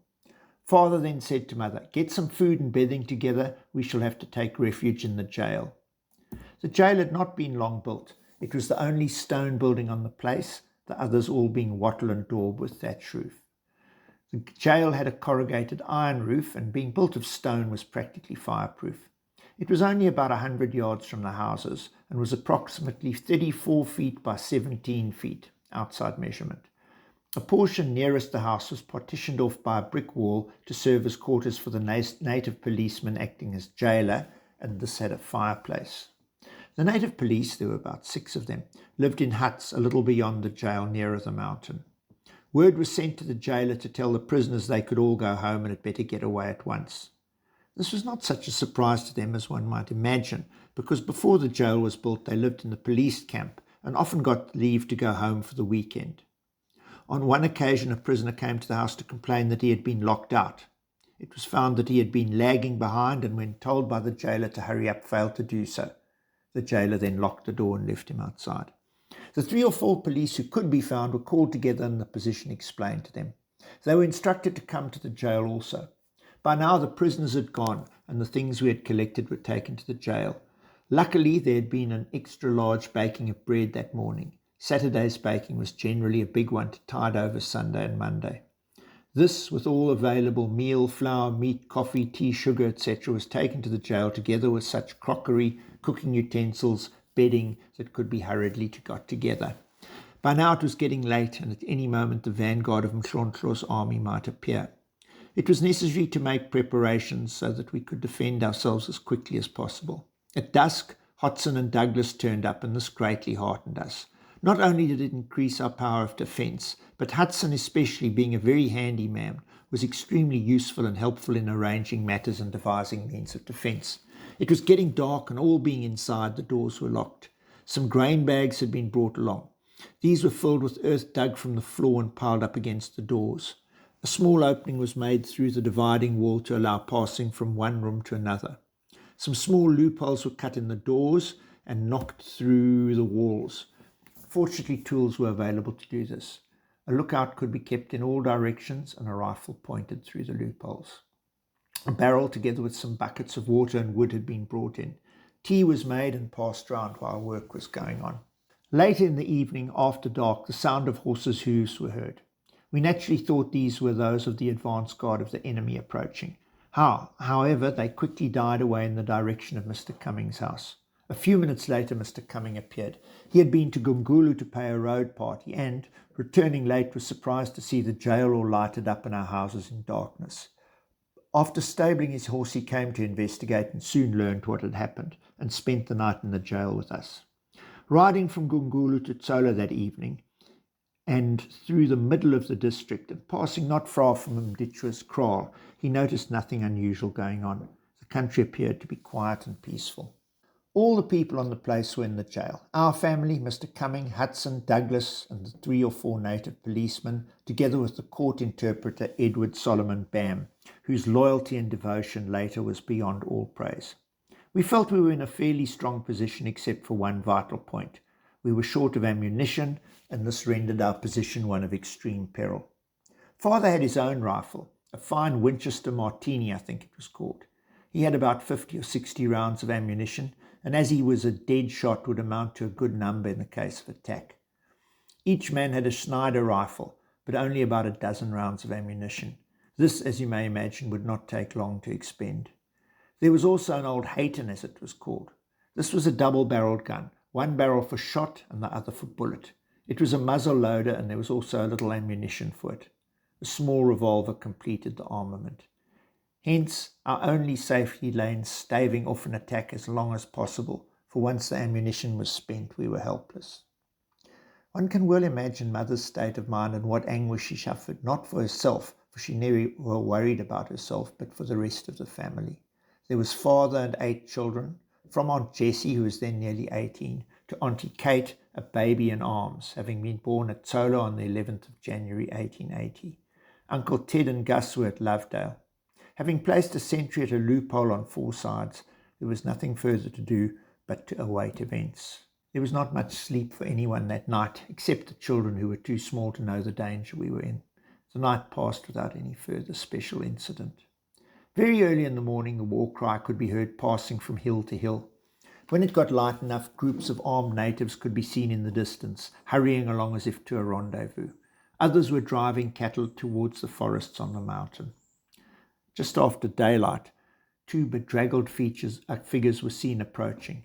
They turned out to be Messrs. Brown and Tetlow, 2 young men who had a trading station a few miles away at a place called Junction Ferry, where the Inku River, flowing past Tsola, joins the Tsitsa.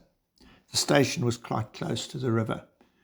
Their story was that they had been awakened by a noise at the front of the shop. At first they thought they were ordinary thieves trying to break in. They occupied a room at the back of the shop. They got out of bed to investigate and saw an armed crowd about to attack the place. So they got out through a window at the back and under cover of darkness crept to the river, which was only a few yards away.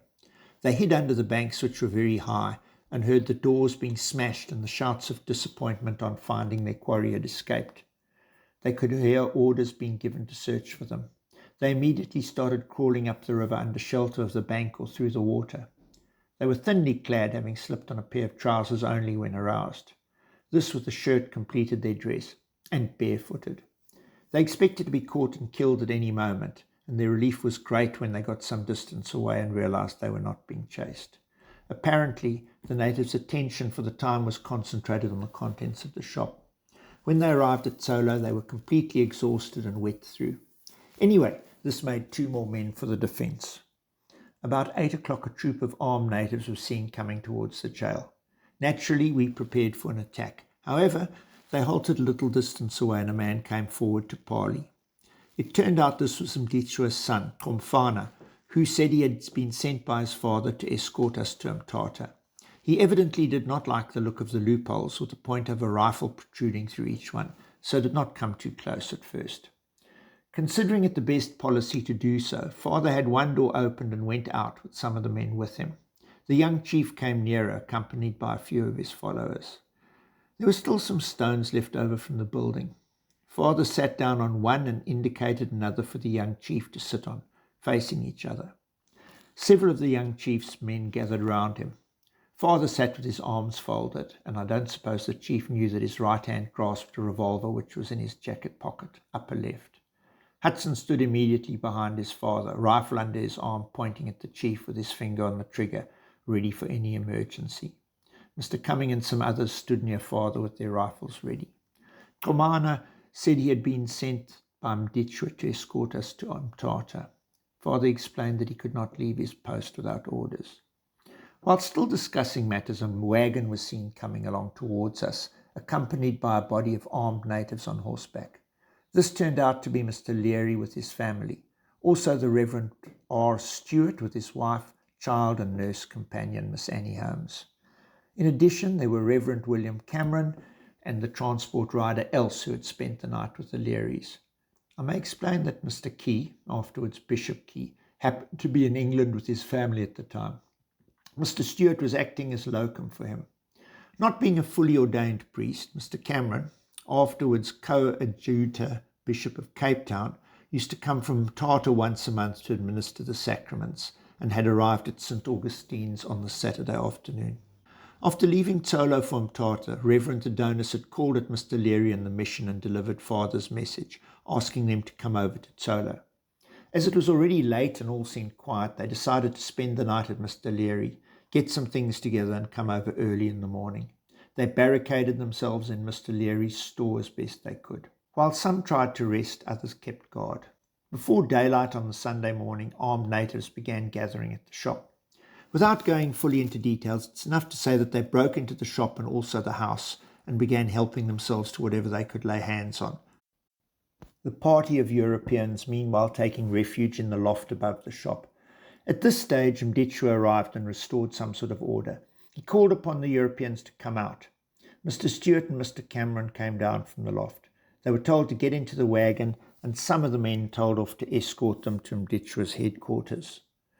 The chief then left and the wagon started. The natives immediately began looting again, and the wagon took the road to Tsolo, which for a mile or so was also the road to Mditshwa's. So intent was the escort on loot that the wagon was allowed to continue on the Tsolo road, bands of natives riding up to it and helping themselves to everything that was on the wagon. When they eventually arrived at Tsolo, they had nothing but the clothes that were on them. The arrival of the Leary party showed clearly how things stood and that it was time to act. The native constable, realizing the critical state of matters, came and took hold of father's arm, saying, "Get inside quickly or it'll be too late." Everyone hurried in. The chief turned to his followers and said, "Seize the stock."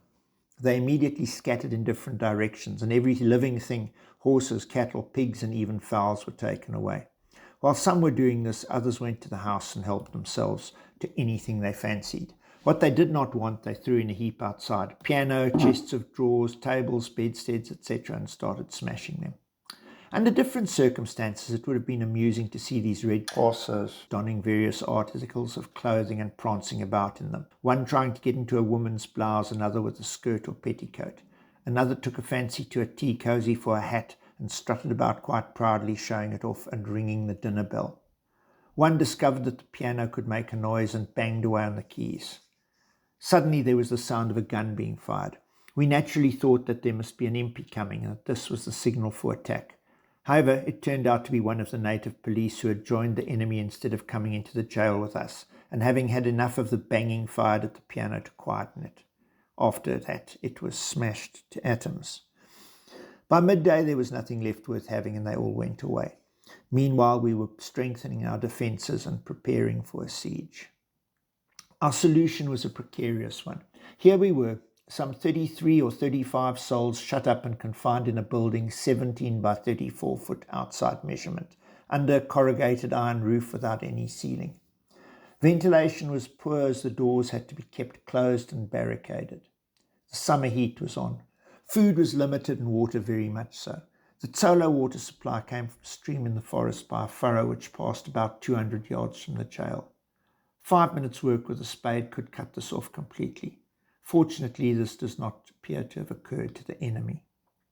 The furrow ended in a little dam beyond the garden from which the garden used to be watered.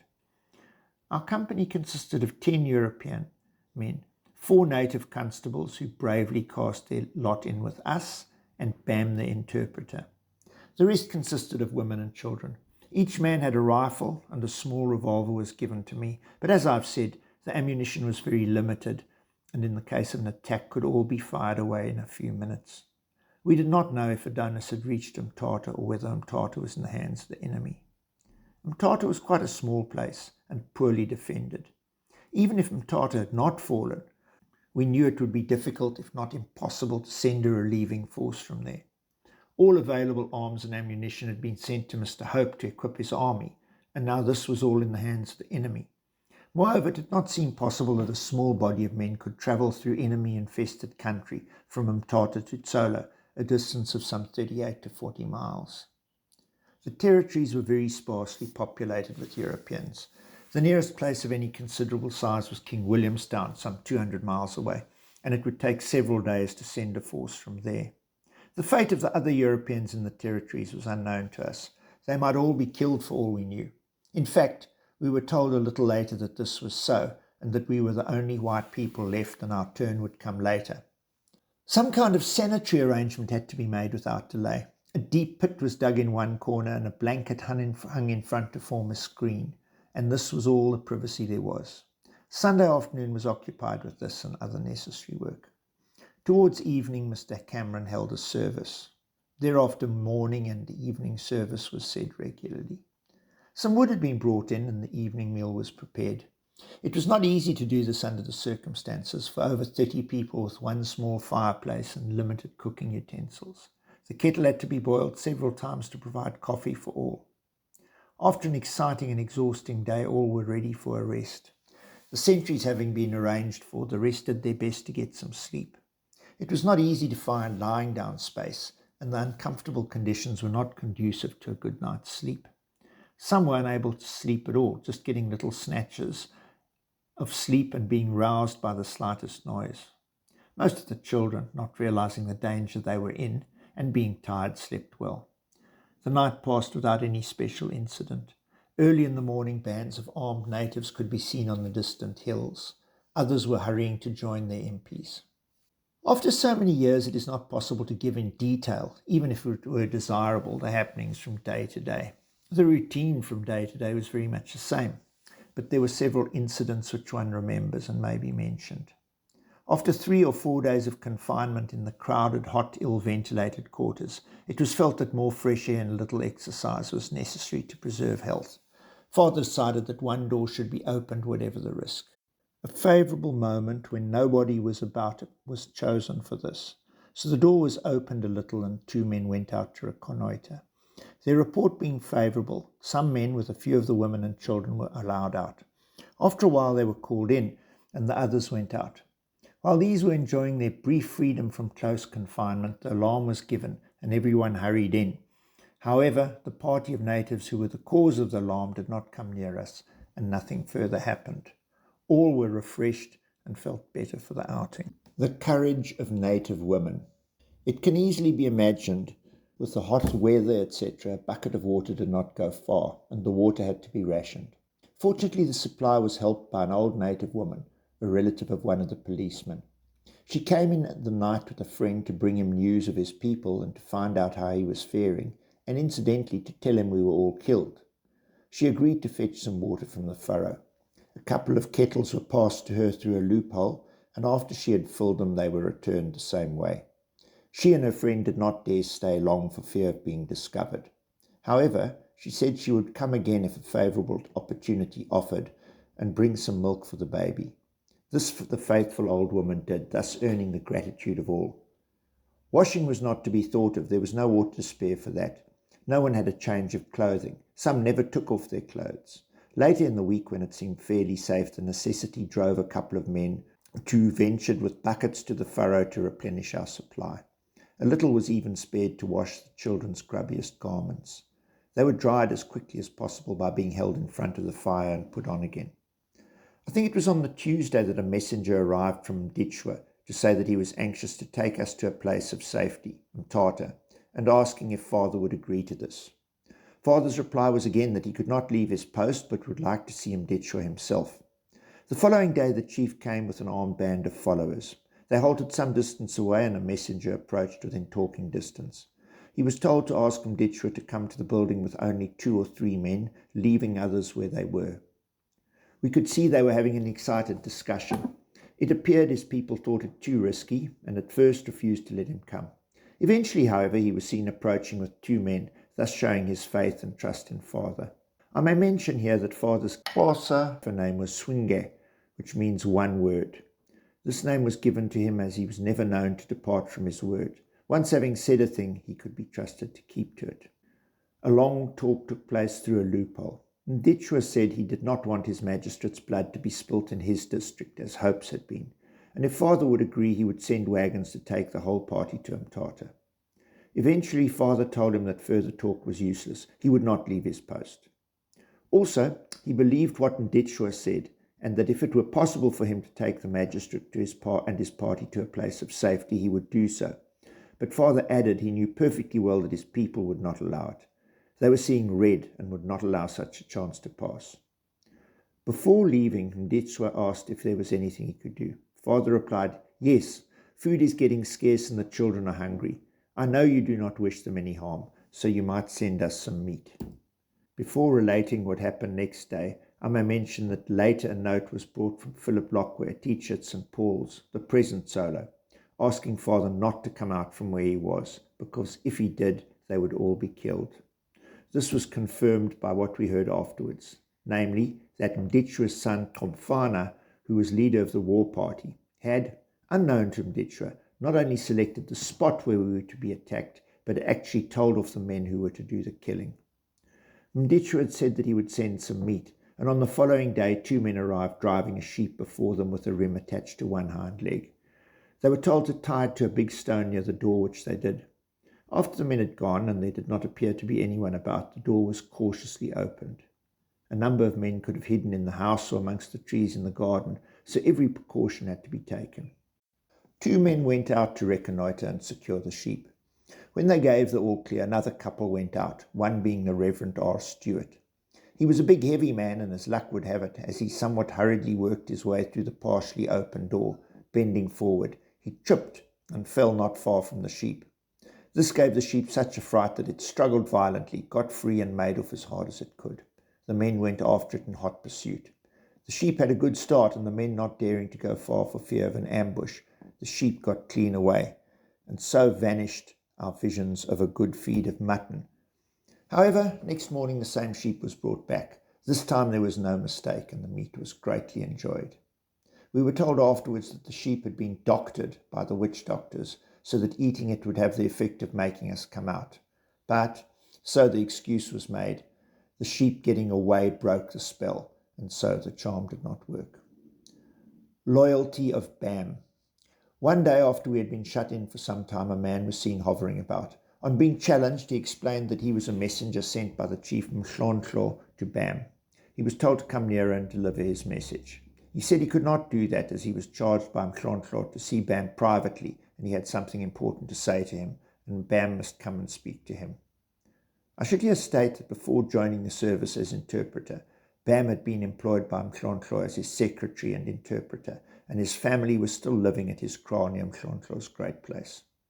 After a consultation between father and Bam, it was decided he should go and speak to the messenger. The door was opened a little to let Bam out. The two were seen walking up and down, just out of earshot, engaged in earnest conversation. This lasted about half an hour, and when Bam returned, he was looking depressed and upset, while the messenger withdrew and joined his companions. Father asked him what it was all about.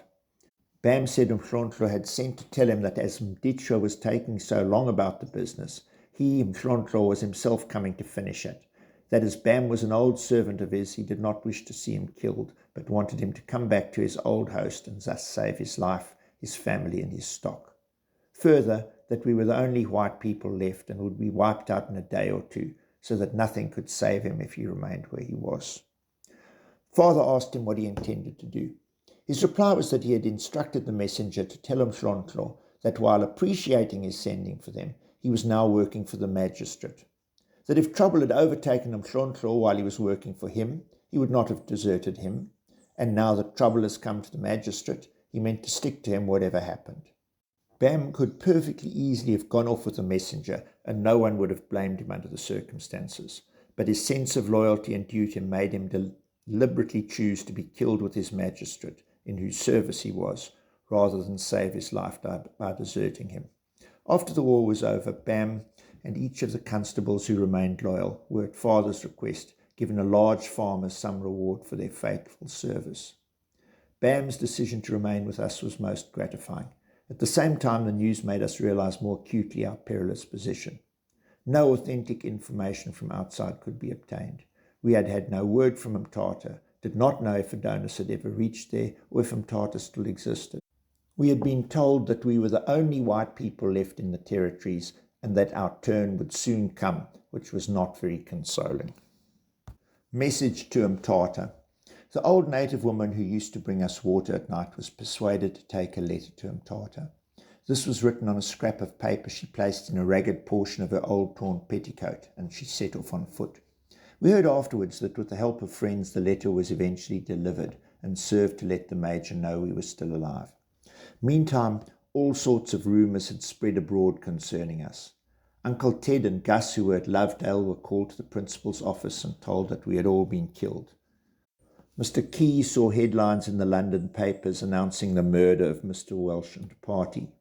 I think it was Thursday night or Friday, the 6th or 7th night of our siege, that Philip Lokwe arrived with a hurried note from Major Elliott saying he was doing his utmost to raise a relieving force and imploring us to hold on. This was the first genuine news we had had from outside, and it can well be imagined with what joy it was received and how it raised our hopes, put new strength into us, and increased our determination to hold on. On Sunday, the 31st of October, 1880, as we were having our midday meal, such as it was, the sentries saw a large impi coming from the direction of Mditshwa's kraal, which was about 12 miles from Tsolo in the direction of Mthatha.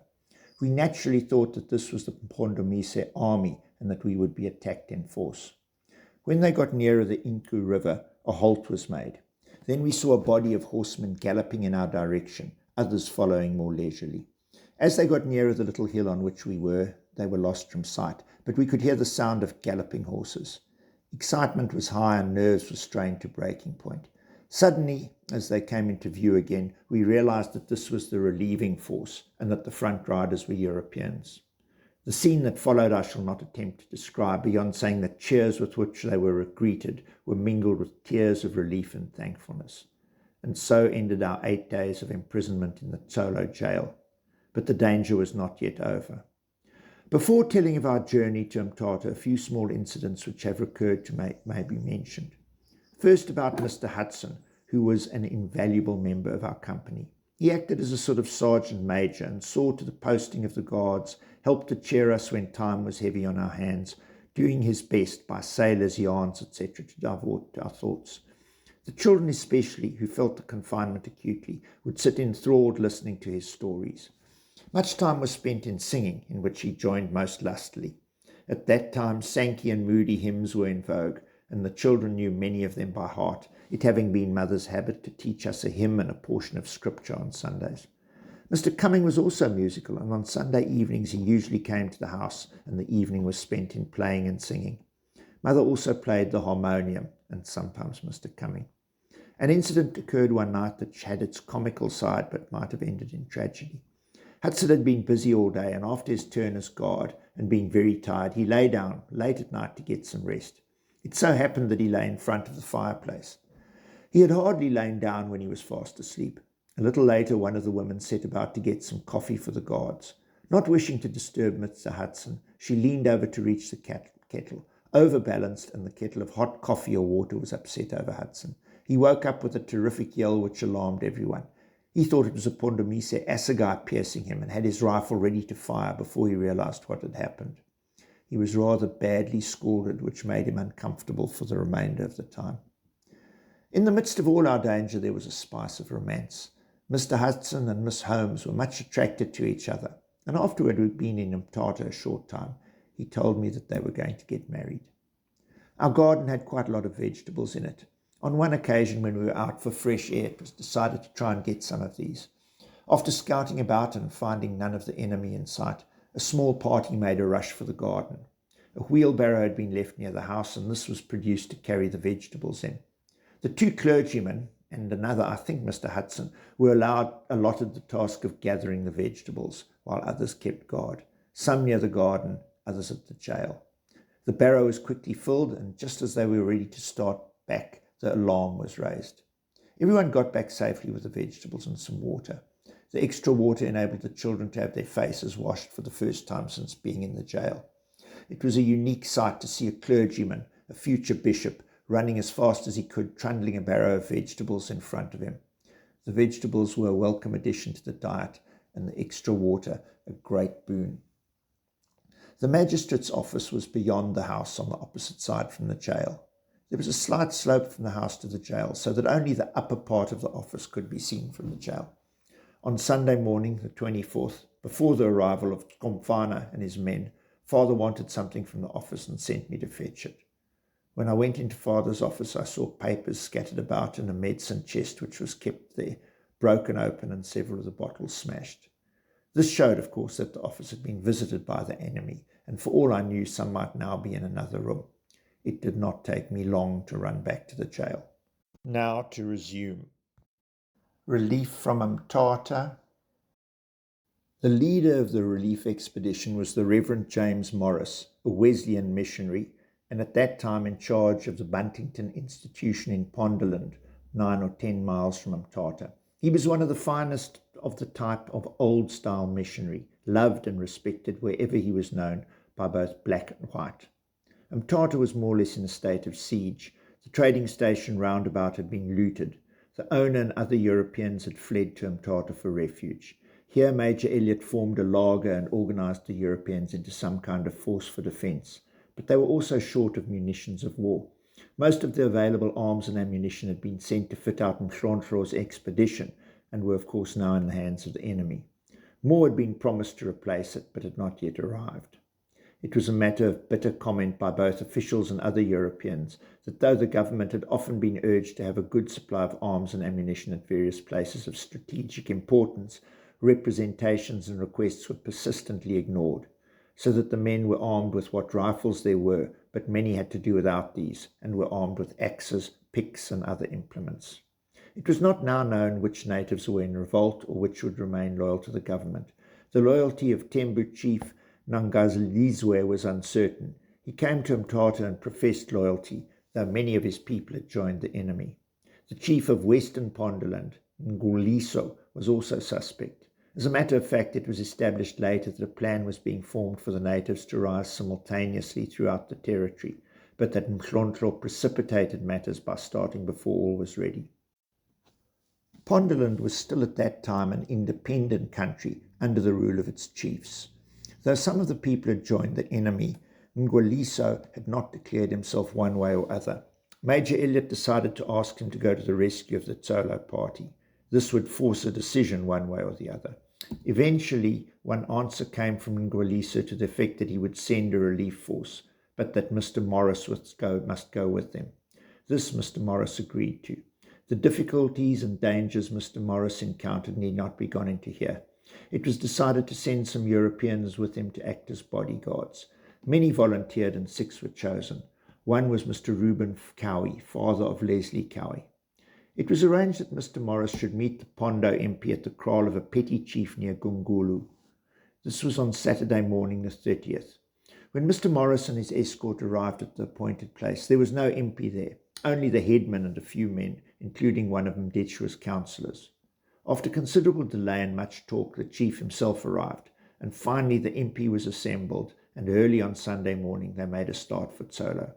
Some of this seems tedious and unnecessary, but it seems incumbent to make the position clearer. I hope it has done so and not made it more muddled. Mr. Morris was eager to start back immediately.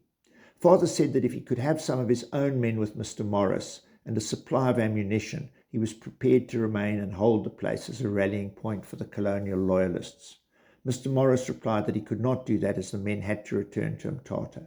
He urged us to lose no time in starting, as the Pondos were becoming increasingly impatient of delay. So we started for the wagons, some on foot, some on horses, lent, and one, Mr. Stewart, who was stout and not strong, was placed in an old cart and dragged along by some of the Pondos. Owing to the rains, the river had more water than normal, which made it more difficult to cross. Some crossed on horses, others were carried over. I remember my sister Jessie being carried by 2 Pondos. When halfway through, they stumbled over some rocks, and all 3 were submerged. As there was no change of clothing, Aunt Jessie had to keep on her wet clothes and got severely chilled. Much of her subsequent ill health was attributed to this ducking combined with other hardships endured. A red Pondo armed with his assegais took hold of Aunt Bessie, meaning to carry her over. She got a great fright and screamed lustily. One of our faithful native constables, Kilili, seeing this, pushed the man away and mounted her on his back. So tightly did she grasp her arms around his neck that he was in danger of being choked. The European men could do little to help with the crossing, as their time and attention was taken up with guarding and watching developments. So it was left to the natives. Once over and into the wagons, we pushed off with all possible speed. By then it was 4 o'clock. Nothing particular happened until we got near Mkakongo, present Tsolo, but it was observed that there were a number of Mpondomise mingled with the Pondos, including 2 of Mdetshua's sons. The European men had taken up position on each side of the wagons and kept a strict lookout for any signs of treachery. No one knew how far the Pondos could be trusted or how far they were in league with the war function of the Pondomise. Bands of the latter could be seen on the hills keeping pace with us. In spite of it being a hot afternoon and the oxen already having done a good day's work, we pushed on with all possible speed. Threat of attack. The Pondo army was of course all around us, skirmishing about, and at times would break out with snatches of war songs. As we got near Kokongo, the darkness was coming on. A heavy storm was gathering. There was a feeling of strain and expectancy. Then the Pondos appeared to get excited and started a regular war dance. We all knew what that meant and resolved to sell our lives as dearly as possible. Father and Mother kissed us goodbye and prepared for the worst. I had Father's small revolver and a few rounds of ammunition. This had been given to me in the jail when I had to take my turn as guard. Aunt Jessie, who had previously made me promise not to let her fall into the hands of the savages alive, now reminded me of my promise and told me to be sure to keep a bullet for her in case of necessity. What I would have done had matters become desperate, I do not know. One cannot tell for certain how one would act in a great emergency until the occasion arises. Just as matters appeared to be reaching a climax, it started to rain with vivid flashes of lightning and loud crashes of thunder. The wagons had to be halted. Suddenly there was a most terrific crash of thunder with forked lightning playing all around us, and it appeared to be running along the trek train. This was followed by a deadly silence except for the rain beating down. After this lapse of a little time, probably only a few seconds, but it seemed longer, a commotion was seen near our wagon. It turned out that the flash of lightning had struck a Pondo chief. He was knocked off his horse and was more or less unconscious for a short time, but otherwise uninjured. After this, the storm abated and we went on again. We heard afterwards that when the storm came on, we were approaching the place where a Pondomise army was waiting around the hill. It had been arranged that they would attack us there. The Pondos could join in and we would be massacred. But the storm coming and the chief being struck by lightning was considered a bad omen. Moreover, according to their custom, after a person had been struck by lightning, he had to be purified or doctored before he could do anything. so they decided to cancel the arrangement. Word was sent to the Pondomise telling them what had happened and that the plans could not be carried out and they had better disperse. The Pondomise then withdrew and we passed along unmolested. However, the Pondomise were determined to have blood. As they had been cheated of the expected prey, they set off for a Fingo location, Mokotwana, a few miles away towards the Tsitsa. This they surrounded, and at break of day they fell on the innocent inhabitants and slaughtered all the men they could get hold of. The headman, who was amongst those killed, was a fine old man named Michlo. He used to visit us, and I remember on one occasion his presenting mother with a fine fat cow, which he had shot along the way. We continued travelling as fast as we could until we crossed the border into Pondoland, near Gungululu. When we got to the kraal from which the wagon had started the previous morning, we halted. It was now about 1:30 or 2 o'clock, Monday the 1st of November. The oxen had been in the yoke for almost 24 hours, travelling fast most of the time and were quite exhausted. The people were also tired and ready for some rest and refreshment. Messages were also sent to Mthatha to let the Major know we were so far along the way. Arrival at Mthatha. The Pondos said that they had done their part by bringing us out of Tsolo and that the Major must come and take us over. However, the Major had received information from a reliable source that a plan had been hatched to induce him to come out some distance with only a small escort, which would give them an opportunity of getting him and a few other officials. So instead of coming out himself, he sent Mr. C.J. Sweeney, a member of his staff, and brother-in-law to Mr. Morris. Mr. Sweeney explained to the Pondos that the Major could not come out as far as that, and that the Pondos must bring us to the banks of the Mthatha River where the Major would take us over. I might explain that the river was also the boundary between Tembuland and Pondoland. Mr. Sweeney also stressed the necessity for not losing time. So after the oxen had been fed and rested sufficiently to take us to Mthatha, some 12 or 14 miles away, we started on the final stage of the journey. Meanwhile, the Major was making preparations for receiving the rescued party from the Pondos. He paraded every man who could carry a gun of any kind and stationed them on the banks of the river alongside the drift, below what was then the Masonic Hotel. He fixed a spot on the Pondoland side of the river which could be well covered by their rifles as the place where the wagons were to halt, and he could take us across. He sent word that Mngoliso was to hand us over personally. He would not receive us from anyone else. The Tembu chief, Gangalizwe, was in Mthatha. The Major told him that as he was bringing us into Tembuland, the Tembu chief must be there to welcome us. Messengers were sent over to show the Pondos where the wagons were to halt. When we arrived, the Major came across the river with Gangalizwe and met Mngoliso. Keeping the two chiefs near him, the Major addressed the gathering, thanking Mngoliso and his Pondos for bringing us to Mthatha. We were then taken across the river. There was another plan frustrated, and we were landed into comparative safety. Our party then broke up. Some of us were billeted in the St. John's College for the night. Kind friends had food ready for us, to which we did ample justice. Having nothing with us, we were also supplied with some bedding, and the children got some clean clothes which were badly wanted. There was a laager formed in the middle of the village at the intersection of Madeira and Elliot Streets. The government offices, a strong stone building containing the courthouse and other offices, was the most important part and occupied one corner of the laager. The houses forming the other three corners are still standing. Up to our arrival, everyone spent the nights in the laager. By now, however, the situation was well in hand and everything organized, so some parties were allowed to occupy houses in the village on the understanding that if the alarm was given, they would immediately report to the laager. Reinforcements from King Williamstown. Very soon reinforcements arrived from King Williamstown and expeditions were made into enemy country roundabout. A big fight took place at Tabasa Neck where one of the expeditions met a large force of the enemy. Our men had to retreat and only the arrival of a fresh body of troops saved them from being driven back to Mthatha where anything might have happened. After being at St. John's College for a few days, we got a couple of rooms in the house of a Mr. Griffin, now occupied by Mr. and Mrs. Feller. Mrs. Feller was Dolly Blacker, and which you knew as the Fieldings house. Besides our family, there were Mr. and Mrs. Griffin, Mr. and Mrs. Monty White with their young son. Mrs. White was Mrs. Griffin's sister. Mr. Williams, who was an assistant to Mr. White, and afterwards father of Sister Williams, who married Dr. Stuart Wilson of Durban. Mr. John Cumming, Hudson, and some of the native constables who were in jail with us. It was only because we were a strong party that we were allowed to sleep so far from the laager. There was a large cellar under the house which provided accommodation for several of the men. Though our quarters were somewhat cramped, we managed to make ourselves fairly comfortable. For the purpose of cooking meals, we were divided into messes, and here again Hudson came in most useful. Naturally, a guard was posted at night, and we had to be ready to retire to the laager in case of alarm. The house was on the outside of the village. The war lasted for some 3 months. Mr. Key returned from England in December. It is the opinion of many that if he had been at home, Ditchwa would probably have been prevented from going into rebellion, as he had great influence over him.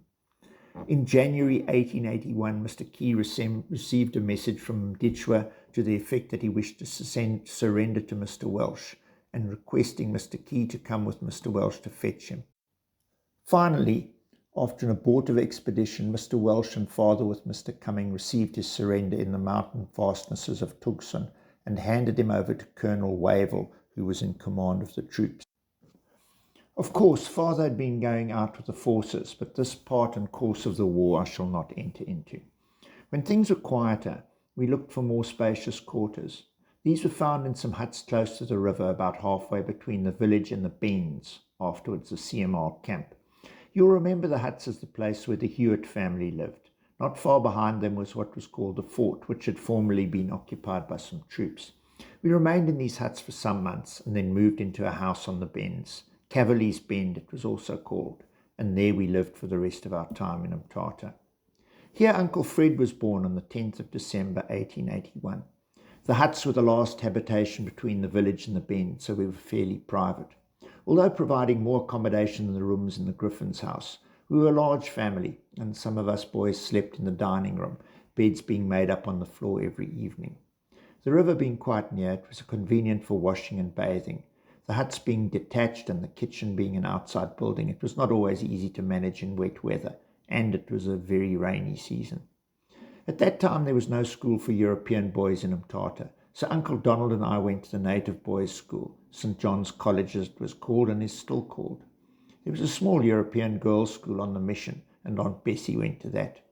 When we moved to the Bend, it was a longish walk, especially in hot or wet weather, but as our schooling had been very scanty, we did not want to miss any. Mr. Cameron was head of the school, and there were 2 assistant European teachers. One of my class was Mr. Jeff Smith, so that I've known him for a long time.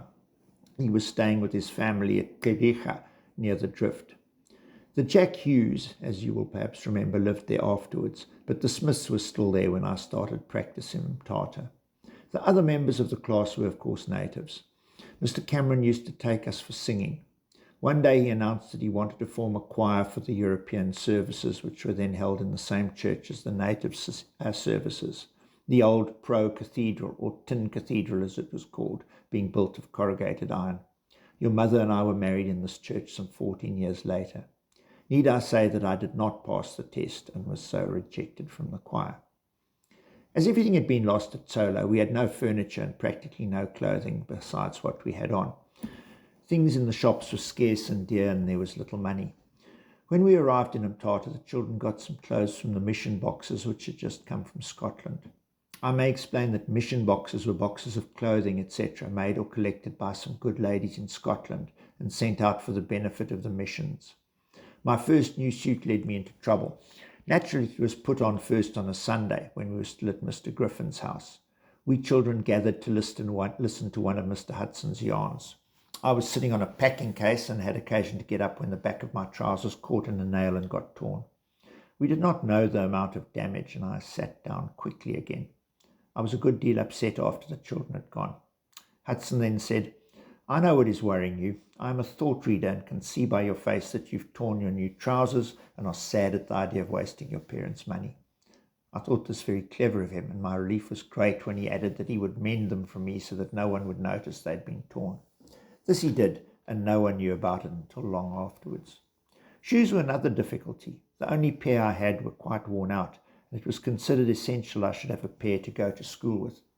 There wasn't a pair in the place to fit me. Finally, I took a pair on the small side. I'd been accustomed to easy-fitting shoes, often veldschoens, and these pinched me horribly. However, I was told to persevere with them and get them stretched. This I did, but at a cost to my feet, which I feel to this day. Furniture we had none, and the huts and later the houses on the bend were furnished chiefly with old packing cases converted into seats, tables, cupboards, etc. This, with a few odd bits of furniture that we could get, was all we had. Such a thing as a carpet, of course, was not thought of, its place being taken by a few rush mats placed on the floor. Return to Tsolo. Mother was kept extraordinarily busy looking after the family under these makeshift conditions. Father was away a good deal while hostilities were still going on. When the war was over, a camp was formed at Nkadu at the foot of the mountains, where Sutton brothers have been for many years, and Father made his headquarters there as a temporary measure. It had been decided that in any case the magistracy would be moved from the old Tsolo site to a more central and get-at-able place. As you know, Komongko was eventually fixed upon as the most suitable place. The country was still in an unsettled state, and a company of loyal late natives was formed to act as a guard and protection for the magistrate. Hudson was given command of the corps and soon knocked them into a state of efficiency. Father was away all week but used to come in for the weekends, so more work and responsibility was thrown upon Mother. As if she had not enough work already, an outbreak of measles added to her work and worry. I was the culprit. I started it and it spread to the whole family. It was just after school closed for the June holidays. Uncles Ted and Gus came home for the holidays. I well remember my period of invasion. I kept having shivering attacks and could not get warm. Then the rash appeared and we were in for it. As far as I remember, none of the family had had measles, and all got it. With no facilities for coping with an epidemic, you can imagine what a time Mother had. Uncle Alan developed pneumonia and was really bad. The one consolation was that there was a doctor in Mthatha. Did I mention that all the time we were at Tsolo, there was no doctor nearer than 200 miles? Anyway, we all got through all right, but it was a great strain on Mother, who did most of the nursing without any modern conveniences. And as it was raining, it meant going back and forth in the wet and mud from one hut to another, and backwards and forwards to the kitchen. However, as usual, she accepted the burden cheerfully without a murmur or grumble, doing the best she could for everyone. I was lucky in being the first to take ill and was convalescent before the others went down with it, and so was able to give a little help. Uncle Ted took ill at the Nkadu camp and remained there until he was better. It made him and Uncle Gus late in getting back to school. A little later, whooping cough followed. I somehow escaped this and did not have whooping cough until years later when some of you children had it. I got off with a very mild attack and was able to carry on with my work, and many did not suspect I had it. I had to take a chance of conveying infection as there was no one else to do the work. Some had whooping cough badly. By that time, Dr. Johnson had arrived to take over Dr. Crace's work at the mission, and he attended the patients. Now, 85 years later, I have come to live in Craister Street, called after Dr. Craister, who was the first mayor of Mthatha. One day when Dr. Johnson was in seeing a patient, he asked Father what he intended doing with me. Father replied that it had long been his wish that I should go in for medicine. Dr. Johnson then said that he wanted a boy to help him with his work at the surgery and suggested I should come to him and see how I took to the work. Medical training. Early in 1882, it was decided that Mother and the family should go to King Williamstown for a complete change. Mother's brother E.P. had by this time moved from Beaufort to King. He secured a cottage for the family who went to King by wagon. I went to serve my time with Dr. Johnston. I lived in the house with Dr. and Mrs. Johnston. My work was that of surgery attendant. Keep the surgery clean, wash the bottles, make the medicines, do dressing, etc. At that time, doctors in country places made up their own powders, pills, tinctures, and I was initiated into the mysteries of these. After a while, I used to assist at operations, sometimes assisting the operator, at other times giving anesthetic. The practice was mixed European and native, and later I would attend to casual patients when the doctor was not available.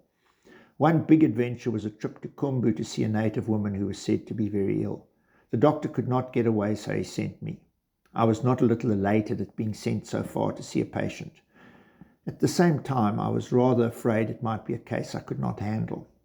I set off on horseback, got as far as Tsolo, and Father being away at the time borrowed a fresh horse from Mr. Cumming.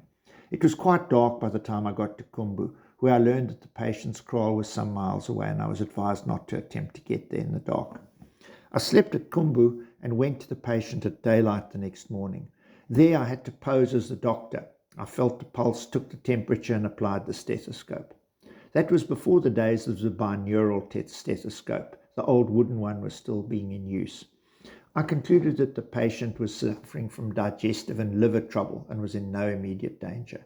I gave them a placebo and told them to send to Mthatha for more medicine and started on my return journey. When I got as far as Tsolo, Mr. Cumming told me there was a young man who had arrived there making his way to Mthatha to join the CMR. As he was a stranger in these parts and did not know the way, Mr. Cumming suggested he should wait and go along with me. This man turned out to be Tim Lucan, Sir Henry Lucan. It happened to be a cold, drizzly afternoon, and I remember how miserable Tim looked and watching the moisture trickle off the tip of his nose. When we arrived in Mthatha, I showed him the camp and went off in the opposite direction to Dr. Johnston's house on the mission and made my report to him. The patient eventually got quite well and attributed her recovery to the medicines the doctor from Mthatha had given her. I did not see anything more of Tim Lucan until some 12 to 14 years later when he was in command of the artillery troops, CMR, and had married Lily Quinn, who I had known as a schoolgirl in King. We, your mother and I, and the Lucans became friends and remained so until the time of his death some years ago as Major General Sir Henry Lucan. His widow lives in Cape Town. She is now in bad health. I saw her last year, 1945, when we had a good talk about our days here. While learning the elements of general practice with Dr. Johnson, I tried to keep up my general education by studying in the evenings and at odd times. I got some help from the Reverend F.J. Adkin, a young clergyman who had recently come to the mission. The veranda of Dr. Johnson's house had a room at each end opening onto it. I had the one and he had the other. He helped me with Latin, giving me my first lessons in it. A little later I was at his wedding at St. Cuthbert's, when he married Miss Waters, sister of Mrs. Key. When he died some years ago, he was Canon Atkins, rector of Kokstad. Another one to whom I am indebted for help is the late Archdeacon Cooks. He was a young South African who had recently returned from pursuing his studies for the ministry at St. Augustine's College, Canterbury. He used occasionally to give me an essay to write. He was a bit of a wit and could be sarcastic. One of the faults he used to find with me was that I was too brief. Said, for instance, I expect if I asked you to write an account of your trip to Kumbu, you would write, I went to Kumbu and came back. He wouldn't make that complaint now. One incident that occurred on the mission while I was with Dr. Johnson might be worth telling, though it has nothing to do with me. It caused considerable excitement at the time, and the result was rather disastrous for some of the participants. Mr. Cameron, as I've said, was the head of St. John's College and had not been out here long. He conceived the idea of giving the boys a great treat by taking them to the falls for a picnic. He begged or bought some meat, bread, and other eats, and on a certain Saturday morning assembled the boys and told them with great gusto what he had planned for them. He had the food already in baskets and boxes. After explaining matters, he called on them to take the baskets, etc., and go with him to the falls. As you know, the falls are 1.5 to 2 miles below town. No one moved. Thinking they had not understood, he explained once more and again called on them to take the food and go with him. Still there was no response. A third time he tried, when one of them stepped forward and said, Please, sir, why must we carry the food to the falls to be eaten? Why cannot we eat it here? Mr. Cameron then tried to assert his authority and ordered them to carry the food. They flatly refused. This was more than he could stand, and trying to enforce his orders led to a riot and mutiny, the boys shouting and running about the place. The final result was that many were expelled and the remainder soundly reprimanded and soundly thrashed. Among those expelled was Dalanyebo, son and heir of the Tembu chief Ngangalizwe, and afterwards chief of the Tembus. He was later taken back. Personally, I have great sympathy with the mutineers. Had Mr. Cameron known more about natives, he would not have thought of going about it as he did. As I have said, the family went to King early in 1882. It was intended they should remain there until quarters were ready for them at Kokongo, which had been decided on as the future headquarters of the district, and Katila House could be provided. This having been done and other matters arranged, a wagon was sent to bring back the family. They could not come alone without some male escort, so father saw Dr. Johnston, got leave for me, and sent me to fetch them. I left Mthatha early one morning with 2 horses, riding one and leading the other turnabout. It took me 3 days to get to King, averaging a little over 50 miles a day, which is good for horse travelling. The first night I spent at Aduchwa. As far as I can remember, this was the first time I had put up at an hotel or even had a meal in one. It was latish in the evening when I got there, and after seeing the horses stabled and fed, I went to get some food for myself. There was a long table in the dining room, and at one end of it there were 4 CMR officers having dinner. There was no one else at the table. I thought my dinner was rather meagre after a long day in the saddle. I felt ready for a good feed and was not at all satisfied with what was given to me. I could see the CMR officers, 2 of whom I knew by sight, but of course they did not know me, had a much more plentiful supply than I had, including vegetables. Not knowing any better, and having read of guests calling for what they wanted at hotels, I passed my plate down and asked for some vegetables. One of the officers put some on my plate, at the same time remarking he was afraid they were about finished. The officers finished and left the room. The proprietor then came to me in a great state of mind and said they were having a special private dinner, and what they had was not intended for ordinary guests, and if it had been, he would have seen that I had got some. I asked how I was to know they were having a private dinner when I was placed at the same table and nothing said to me. Anyway, I had had a good feed and went to bed to sleep the sleep of the just. Hotels in the Transkei were very primitive in those days, and besides providing some food and drink and a bed, there were few amenities. The second night I slept at Kai Bridge and got to King the following morning, without, as far as I know, making another faux pas. I forget how long I was in King, but it was only a few days. Uncle Ted was there at a loose end. He had just left school and was looking for something to do. Mother was anxious to get him fixed up before we left. There was no object in bringing him up to Tsolo and sending him back again to get a job, so I was inspan to help. I interviewed the heads of 2 or 3 businesses and was finally successful in getting him into John J. Irvin and Co. Mr. Julian Jamison, a brother of the celebrated Dr. Jim, was then the manager of the firm. I may add that Mr. Jamison was a quick-tempered little man, as his Uncle Ted was also somewhat fiery-tempered. A clash was inevitable. Mr. Sam Jamison, a brother of Julius, was also in the business. I think both Jamisons eventually went to Johannesburg. Uncle Ted was there some 2 years before the final rupture, when he left and entered the civil service. Having found a job for Uncle Ted, the next thing was to get a place for him to lodge. Mother had heard of a Mrs. Smith who took a boarder or 2 to supplement her income, and I was sent to interview her, and it was arranged that she should take him. Mrs. Smith, or Mrs. Squire Smith, to give the name under which she became known, had come from England to marry a young bank manager. He was not in good health and did not live long, leaving her with 2 small children, a boy and a girl. In those days there was no widow's pension fund, and Mrs. Smith had to set about supporting herself and her children. She was a woman of strong personality with strong likes and dislikes, very outspoken and with a somewhat fiery temper. Uncle Ted was also quick-tempered, and they had many a clash. In spite of this, they became firm friends and got on well together, each realizing and respecting the good qualities of the other. To earn a living, Mrs. Smith started an infant school. She had no training as a teacher and only the usual education of a girl of that period. She also took in a boarder or 2. The school was a success and enabled her to give her children a good education. At the time Uncle Ted went to stay with them, the boy, Harry Squire Smith, was articled to an attorney. After he had qualified, he remained in the same office and eventually succeeded to the business. As soon as he was earning enough, he made his mother give up the school and built a house for her.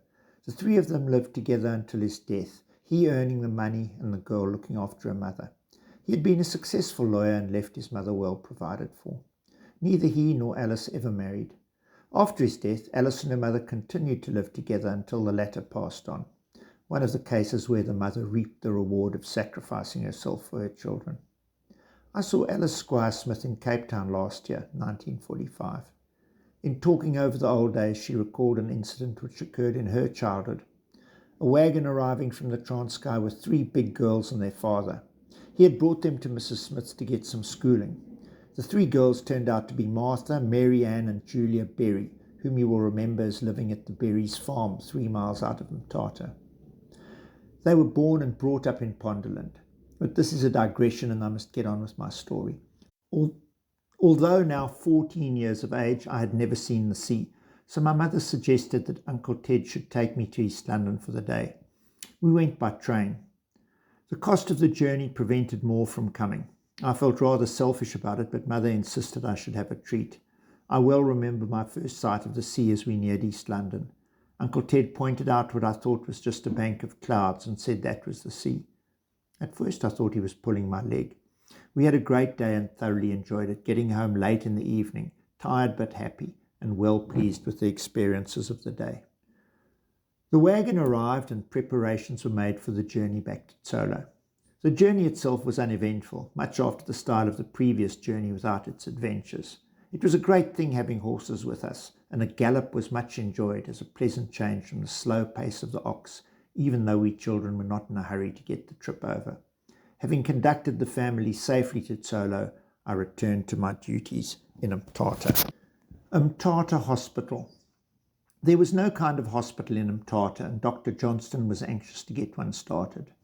A native man with a chronic bone disease of the foot and ankle came along for treatment. Dr. Johnson decided there was no hope of curing it and that the afflicted part should be amputated. Where to accommodate the patient was the difficulty. Dr. Johnson got some sheets of corrugated iron and had a small room put up on a vacant plot of ground lent for the purpose, a little above where the Old Eagle Hotel was. The place had no floor or ceiling. An ordinary deal table was brought in for the operation. I had to give the anaesthetic, chloroform, and keep an eye on the spray.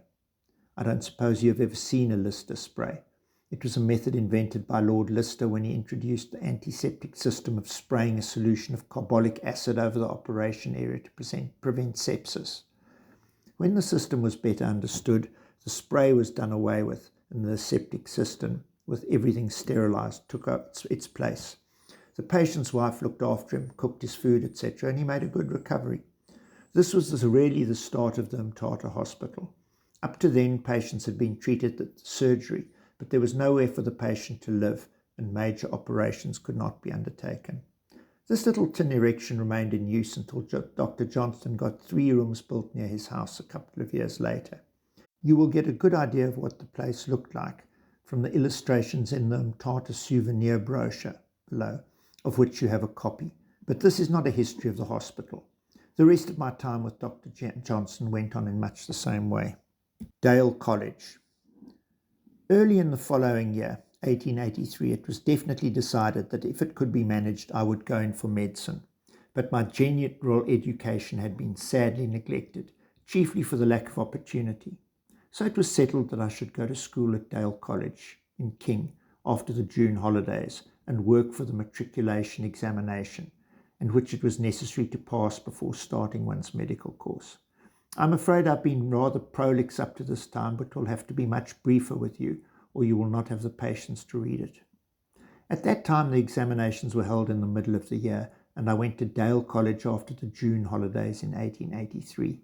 I travelled to King by postcard. I've already said something about the postcard travelling, so I shall not repeat it. At that time, R.H. Fuller was headmaster of Dale. Mr. Wood was vice principal, and Mr. Wakefield next senior. Mr. Wood was headmaster of the grammar school, a church school in East London later. Mr. Wakefield, or Sammy as we called him, his name was Samuel, was next in command and senior resident master. He afterwards gave up teaching and took law. After qualifying, he practiced in East London until his death a short while ago. A curious anomaly occurred when he wished to be articled. A candidate had to be articled for 5 years, but if he had passed the matric, 3 years was considered sufficient. Mr. Wakefield was a BA of London University, but they would not accept this in lieu of matric, as he had to write the Cape matric, which we boys all thought a great joke. Both these men were excellent teachers, and Mr. Wood was especially popular with the boys. Sammy was not popular. He was considered to give himself airs and rather look down on colonials, as we were called. Consequently, he did not always have too good a time, especially with the boarders. A funny little man on the staff was Mr. Dix. He was our German master. He was utterly unable to keep discipline, and most boys looked upon an hour spent in his class as time for play. As I've said, my general education had been neglected, or I should say was defective. I was put into Standard 4, being much the biggest boy in my class. I was as tall then as I am now. There was nothing for it if I were to get through matric, but slog as hard as I could, and this I proceeded to do. I wrote the exams 3 years later and managed to pass with honours, as it was called then, equivalent to the present day first class pass. I'm not one of those who refer to their school days as the happiest of their life. It certainly was not for me. I've had much happier days since. There were always wretched exams looming ahead. I knew I would only have one chance, and if I did not get through, I would have to give up the cherished idea of going in for medicine and turn to something else. But what? I had no particular fancy for any other calling. I'd been offered a job in the Standard Bank before I left Mthatha for Dale, and perhaps that is what I would have gone in for, and so altered the whole course of my life. I never liked the idea of office work, always preferred working with humans to bits of paper. On the whole, apart from the exam phobia, life at Dale was not bad. I got on very well with the principal, Mr. Fuller, and during the latter part of my stay there was allowed many privileges. I was excused morning prep at 7 a.m, which all the others had to attend. I was then the senior scholar of the boarders and told the head I could study better at night than in the morning, so I was allowed to stay up as late as I liked. I and another lad who sometimes stayed up late made love to the housekeeper, and she used to supply us with bread and butter, coffee, etc. for a late supper. At first it was a problem how to keep the coffee warm. There was no thermos flask in those days, and of course no electric light, so we hit on the plan of suspending the coffee in a small tin over the lamp, which gave a pretty good heat. Thus we had bread and butter and hot coffee. We rarely required this, as our supper at 6 o'clock consisted only of bread and butter and coffee or tea, though we occasionally had meat or some other dish. Of course, the head and the masters knew about this, but took no notice. In fact, more than once a master who came in late would come and have a cup of coffee with us. The tin can was raised and lowered by a pulley we contrived, and put carefully away throughout the day. While on the subject, I may mention that our food, though plain, was usually enough to satisfy the appetites of growing boys. Uncle Edward, EP, was still in King. They lived in Albert Road, quite close to Dale, and I used to go to their house on Sundays for dinner, much to the envy of some of the other boarders who knew I got a much better dinner there than they did. 3 of EP's sons were at the same time attending Dale, as day scholars, of course. The oldest one, Willie, took to farming. Ted, the second son, was killed while with a hunting party. The next son, Hugh, is the present head of the firm of lawyers which EP started in Johannesburg. He has for a number of years been chairman of the Johannesburg Hospital Board. As a boy, he was extraordinarily good at mental arithmetic. His father was very proud of this and would often show off at dinner. Of course, Sunday dinner was at 1 o'clock, especially when visitors were there, by suddenly shooting a question at him. For example, Hugh, how much is 11,675 pennies? The reply in pounds, shillings and pence was given instantaneously, almost before the question was completed.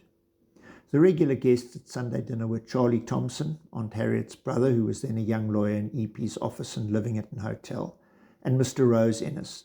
Mr. Rose Ennis was a young attorney who had lately started practice in King. He was still a bachelor and lived next door to the EPs. EP had known him as a boy in Bedford, where his father was magistrate for a time, while EP's father was the minister there. He was supposed to be very delicate, and one would see him out on a hot summer day with a greatcoat on and all muffled up. He eventually married a Miss Brownlee, sister to Illy, Jack, doctor, and Frank Brownlee. He died not long ago in King at the age of 85. When mother came to live in King, he was a very good friend to her up until the time of her death. Aunt Harriet was a very quiet woman who devoted herself to her home and family and did not like society. When EP was first offered a knighthood, she would not let him accept it. The second time he accepted without saying anything to her about it. When I went to Dale, Uncle Ted was still at the Smiths. Mrs. Smith was extraordinarily kind, and I frequently had supper there on Saturday evenings. She often gave little gatherings, dances and so on for the young people. These were usually on a Saturday evening, and I sometimes stayed for them. Uncle Ted was fond of dancing and a good dancer.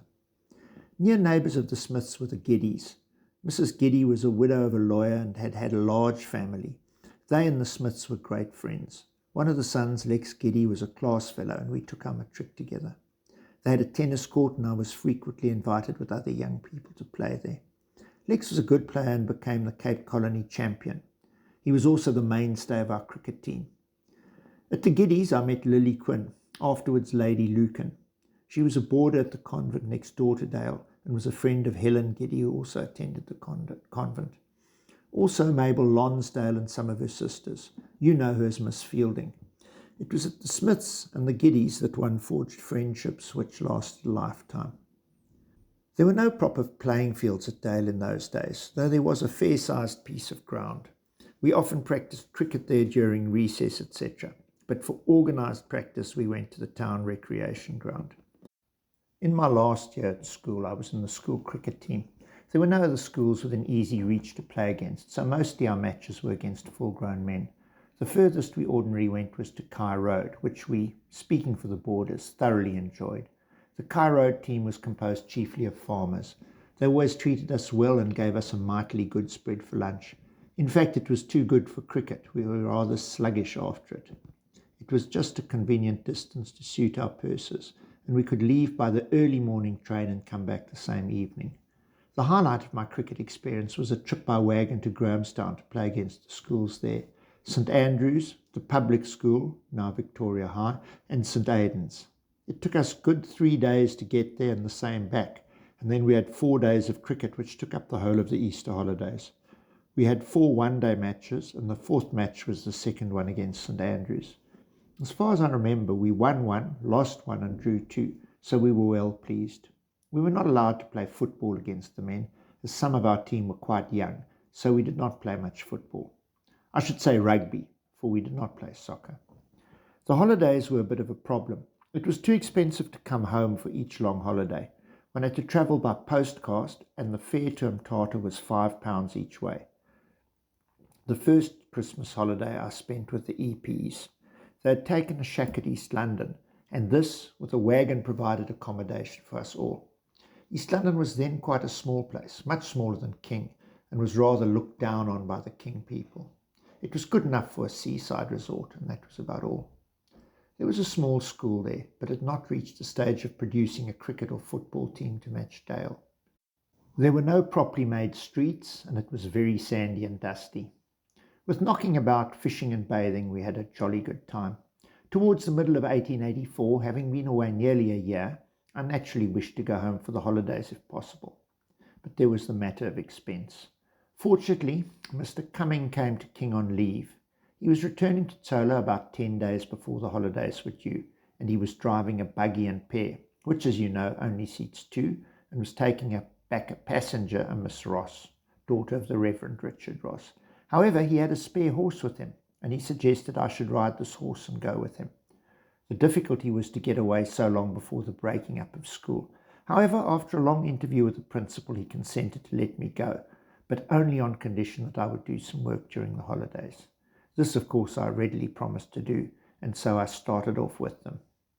The trip took 5 days. The first night we stopped at Mr. Blaine's farm near the Kabusi. Mrs. Blaine was a relation of Mr. Cumming. The second night we spent at Cunningham Station, near Tuleni, with the Rosses. Mrs. Ross was also aunt to Mr. Cumming. The third day we made for Mjanjana. Mr. B. Smith was the magistrate there, and one of his daughters had lately married Mr. W.T. Brownlee, who had succeeded Mr. Hope as magistrate at Kumbu. We were friends of the Brownlees, and he was a cousin of Mr. Cumming. So we spent a pleasant evening there and came on to Mthatha the next day, and the following day got to Tsolo. By this time a house had been built for the magistrate there, and our original huts were occupied by the Paynes, parents of Helia, Alfred, Francis, etc. I faithfully kept my promise of doing a certain amount of work each day, and returned to Dale ready for another term's work, having had a very happy time at home.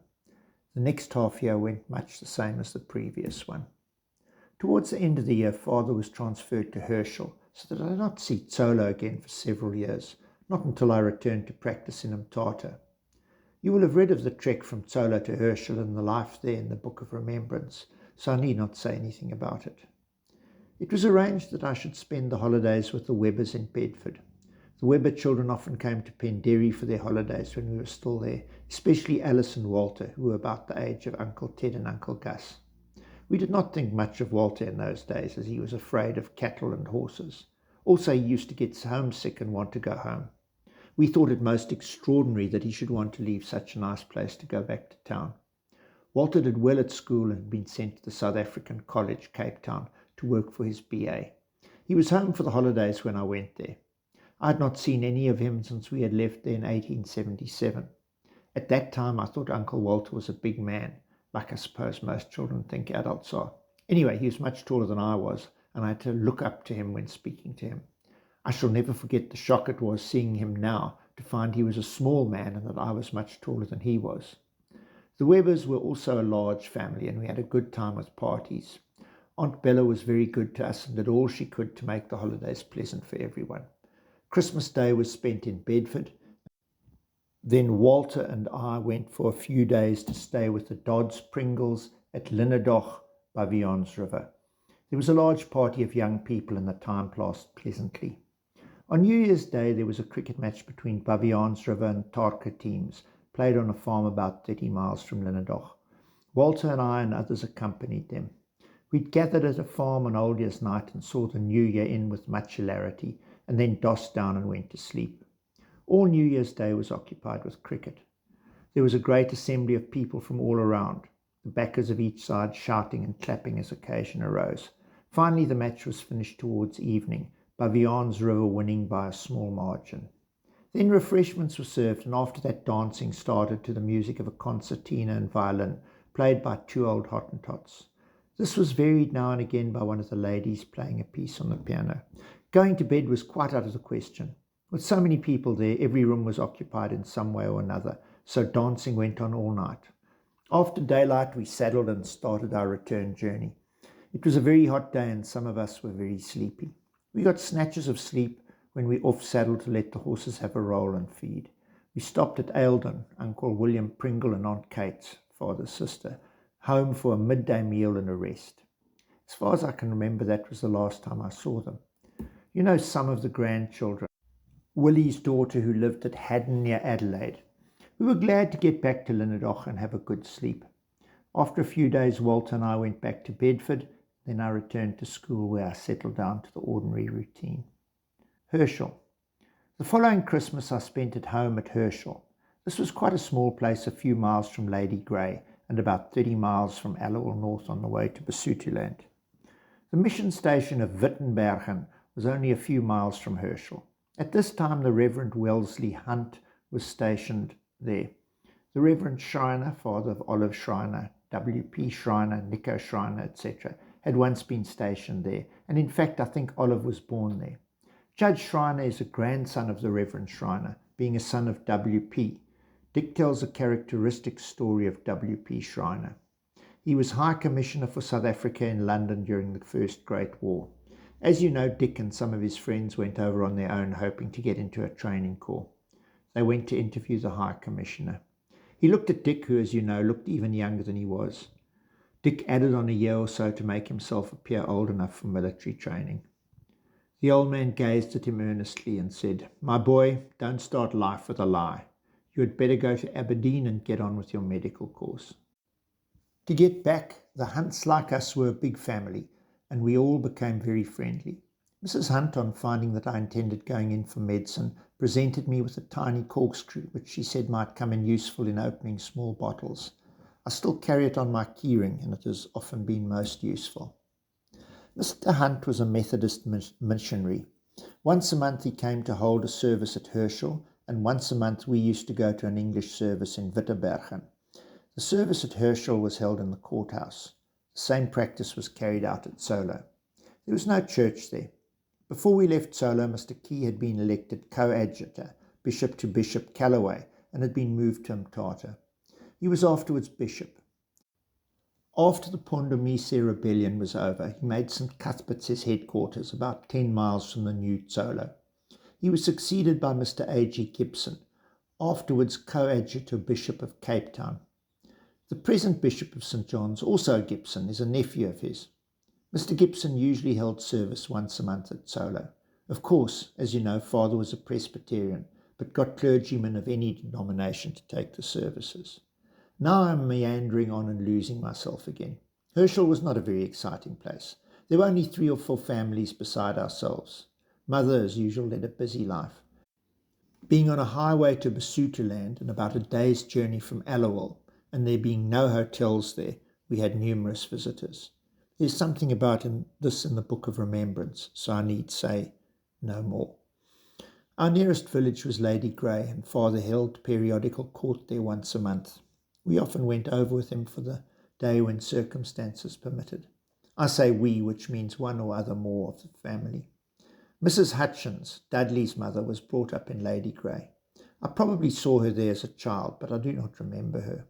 I remember her parents, the Ulshigs. I'm uncertain of the spelling. I think I'd better finish off about my school days and then come back to Herschel, though there is nothing special to relate about the latter part of my stay at Dale.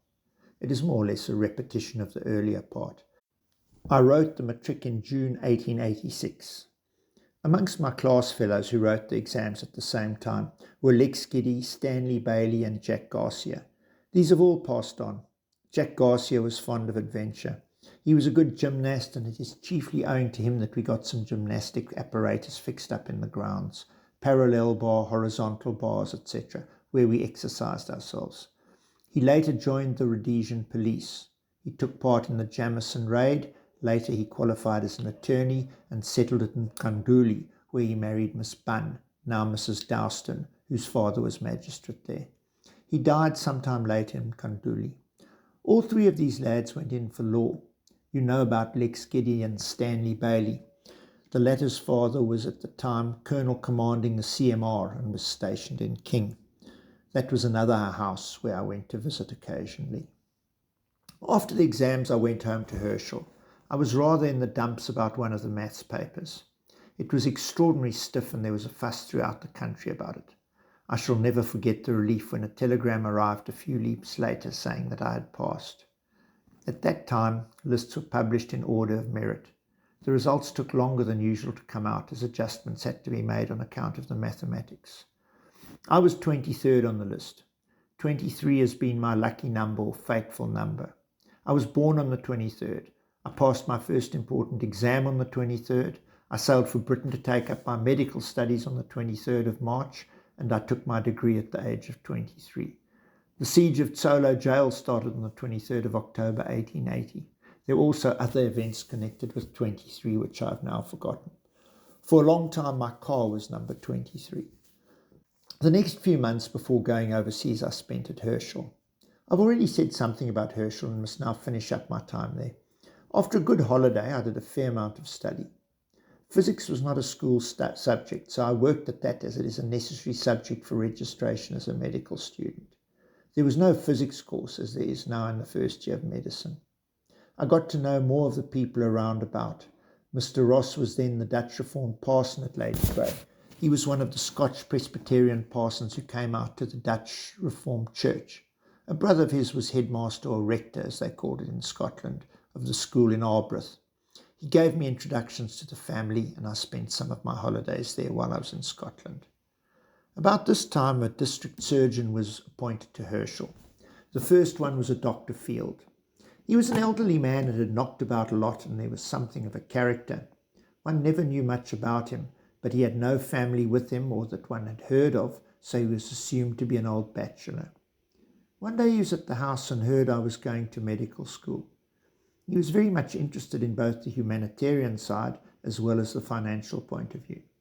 Turning to Mother, he said, "Why, someday he might even earn 1,000 a year and drive in a carriage and a pair of his own." While on money matters, I might say that it puzzled me how the cost of the medical course was to be met. I knew that Father's salary as a magistrate was not much more than 5,000 a year, if as much. There was a big family to bring up and educate. For the last year or 2, Uncle Donald had been at the school in Burgersdorp and then Allowal. That meant paying for 2 away at the same time. Uncle Donald was in his last year, after which he was to be articled to an attorney, but it was time for Aunt Bessie to go away to school. How all the expenses were to be met, I could not see. I decided to have a talk with Father about it and say if we were going to cost too much, I would give up the idea and look for a job. Father then told me that Uncle Richard and Uncle Willie had each offered to let me have £50 a year. That solved the difficulty, and I may say now that I went through the medical course on 100 a year, with an occasional extra £5 from father, which I know he could not spare, and so asked him not to send any more, as I could manage on my allowance. It may interest you to know that the headmaster of the Ellis School was a Mr. Sitwell. He married a Miss Harriet Dixon Hughes, daughter of our old friend Mr. Edward Hughes of Waterford, at this time of Ellesmere in the Burgersdorp district. Mr. Sitwell afterwards gave up teaching and entered the church, and eventually became the first Bishop of George. It was about this time that Mother's father died. After his retirement, he and Grandmother Solomon went to live at Sea Point, where much of his youth had been spent, and where some of his brothers lived. He was fond of going for long walks and sitting on the rocks and reading and looking at the sea. One day he went for his usual walk and did not return. His body was found amongst the rocks and breakers. It was assumed that he was sitting on a rock reading when a sudden wave carried him off. This was a great sorrow to Mother. Her mother was then in bad health and wanted very much to see her, so it was decided that she should go to Cape Town. I drove with her as far as Mr. Hughes's place, Ellesmere, 2 days' journey, and Mr. Hughes sent her on to the nearest station to catch the train for Cape Town. Later I went and fetched her back. Apart from numerous callers and visitors passing backwards and forwards, life was very quiet. There was a small detachment of CMR, about half a dozen, stationed at Herschel. The officer in command was a Lieutenant Russ. His headquarters were at the far end of the district, a place called Palmitfontein. He, and after he married his wife, was also a frequent visitor. Some years later he died here in Mthatha. His eldest son Vivian is now a successful stockbroker in Johannesburg.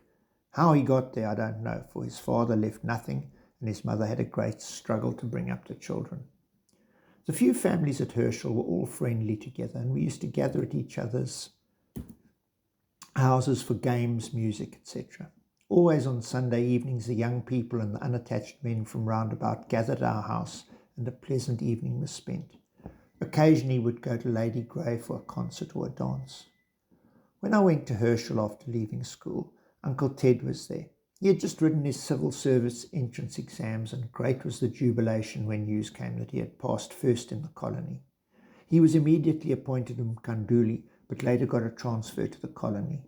At Mkanduli he was known as Number One, and was noted for the rapidity with which he got through the work. Uncle Gus had of course left school and gone to learn farming at Koalhoek with a Mr. Millard. As you know, he afterwards married Mr. Millard's daughter, Ivo, and has remained there all his life. Medical training in Scotland. It was getting time for me to get ready to leave for Scotland. 2 reasons caused Aberdeen to be fixed on as my destination. First, it was the cheapest place to live that one could hear of. Secondly, Mother had an uncle there, Mr. James Matthews, a brother of Grandmother Solomon, and was thought he might keep an eye on me. I was driven to Allowal, where I took the train to King, then the postcard to Grahamstown, where I spent a couple of days with Uncle Richard and Aunt Mary. From there I took the train to Cape Town. The night before leaving there was a heavy rain up the line, and when we got there we found a considerable portion of the line had been washed away. This caused great delay. We had to walk across the damaged part carrying our luggage, and then wait for another train to come from Craddock to pick us up, so we were nearly a day late in getting to Cape Town. Uncle Willie Solomon was at that time Crown Prosecutor, Solicitor General in Cape Town. He had a house in the gardens, and my Grandmother Solomon and Aunt Emily were living with him. After a few pleasant days there, I left in the good ship Tartar. I had never been on a ship before, so it was a new experience for me. I suffered less from seasickness than on any subsequent voyage. We left Cape Town in the latish afternoon. Before dinner, I went to the head steward and asked him to put me at a table near the door so that I might easily get out. It was well I did, for halfway through dinner I had to make a hasty exit. However, I was able to come back and finish dinner. After that, though squeamish at times, I was always able to sit through meals. The voyage did not differ from other voyages, which you know all about. There were the usual games, sports, promenading about the deck. The ship's surgeon was a Dr. Strong, who afterwards practiced in Bulawayo as Uncle Alan's doctor. I came across a young man named Gordon. He was from Natal doing medicine at Cambridge and had been home for a long vacation, at any rate having a holiday. We agreed to stay at the same place in London where he was spending a few days. I shall not attempt to describe my first impressions of England, the landing at Southampton and the journey to London. You yourself have experienced it and read what other people have to say about it. I suppose most people experience much the same sensations under similar circumstances. My most vivid remembrance of my first visit to the theatre. My friend Gordon said Henry Irving and Ellen Terry were appearing in Faust, and we must go and see it. I did not know anything about Faust, and I was very hazy about Henry Irving and Ellen Terry. To say it was a wonderful experience is to put it mildly. I sat spellbound through the whole performance and still have a most vivid recollection of seeing Irving as Mephistopheles come up through the floor, pointing his finger at us and saying, "Ha!" The whole performance was most entrancing. Of course, I saw some of the things strangers were supposed to see, St. Paul's, Westminster, etc. My first feeling about St. Paul's was one of disappointment. I expected to see a shiny, polished building towering over every other building, instead of which there was a grimy building, black with soot and only a little higher than the surrounding ones. But the feeling soon wore off, and one became lost in amazement and admiration. However, this is not a guidebook. To me, coming from the wide open spaces of Africa where things are taken leisurely, the crowds in the streets hurrying along with strained expressions made a deep impression. It was a bit puzzling at first to find one had to look south for the sun when it was visible instead of north. I had a letter of introduction to a Mr. Kinmont of the National Provincial Bank from his sister, Mrs. Ross of Lady Grey. I went to call on him at the bank, and amongst the crowd I saw a man with some expression about his face that reminded me of Mrs. Ross. I went up to him and asked if he were Mr. Kinmont. He replied, "Yes, and you must be Mr. Welsh."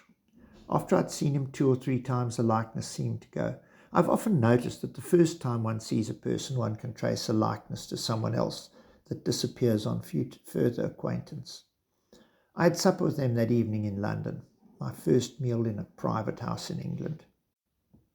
It was too expensive to remain in London, though one was staying at a very cheap bed and breakfast hotel off the Strand, so I left to make my way north. Mrs. Waterhouse, the wife of a Wesleyan missionary in the Herschel district, and who used to visit us sometimes, asked me to call and see her parents, a Mr. and Mrs. Watson, who lived in a place called Yarm in Yorkshire. I remember how struck I was with the speed of the train and the number of houses one saw. In fact, I could hardly tell when we came out of London, and before I fully realised that we really were, we drew up at Peterborough, 6 miles from London. Mr. Watson was a retired businessman and met me at the station. Yarm was a quiet little place, a little way from bigger places. Mr. Watson took me about and showed me some factories, of course the first I had ever seen. I was interested in a sweets factory, especially when they gave us some choice ones to take away with us. Mr. Watson was careful to explain that all the sweets were not like the ones given to us, which were only brought out on special occasions. The old people were living alone, their youngest daughter having married a few days before, and she and her husband were spending their honeymoon in Edinburgh. That was to be my next stage. I was going to spend a day or 2 with Mrs. Baker and her family. Mr. Baker was principal of the school at Bensonvale, Herschel, where Mr. Waterhouse was the minister. He had sent his family to Edinburgh for their education. The eldest son was at that time doing medicine. I had promised the Watsons to look up their daughter and son-in-law in Edinburgh. They were staying at the Waverley Hotel. As I entered the hotel, the first people I saw were these 2. I forget the name now. I had had a good look at their photographs and recognised them. They were just going out to keep an appointment, so I did not see much of them. After spending a couple of days in Edinburgh and seeing some of the sights such as Newcastle, Holyrood, etc., I started on the last stage of my journey. Up to then the weather had been fine, but the day I left Edinburgh was cold with drizzly rain. On arriving at Aberdeen, I was met by my mother's Uncle James Matthews. His wife, Aunt Elizabeth, had found lodgings for me. There were no hostels for students, and letting lodgings to students was quite a business. After showing me the lodgings, which were not far from the station, Uncle James took me to their home. They had a beautiful place called Springle, 2 or 3 miles out of Aberdeen. I was made welcome there, and the next morning when Uncle James drove into his office, he took me with him and deposited me at my lodgings. Living with Uncle James and Aunt Elizabeth were 2 of their children, of whom I saw a great deal later. The son, James, was in bad health. He had been working at Natural History, chiefly with marine animals in Edinburgh, when his health gave way and he had to give up work. He lived only a few years longer. The daughter, Janet, later married the artist who did the picture I have of Uncle James. After taking stock of the lodgings, I went to the university, Marischal College, where I got registered and prepared to attend the opening classes the following day. The process of registration is called, in Scotland, matriculation. There is no matriculation examination as we know it.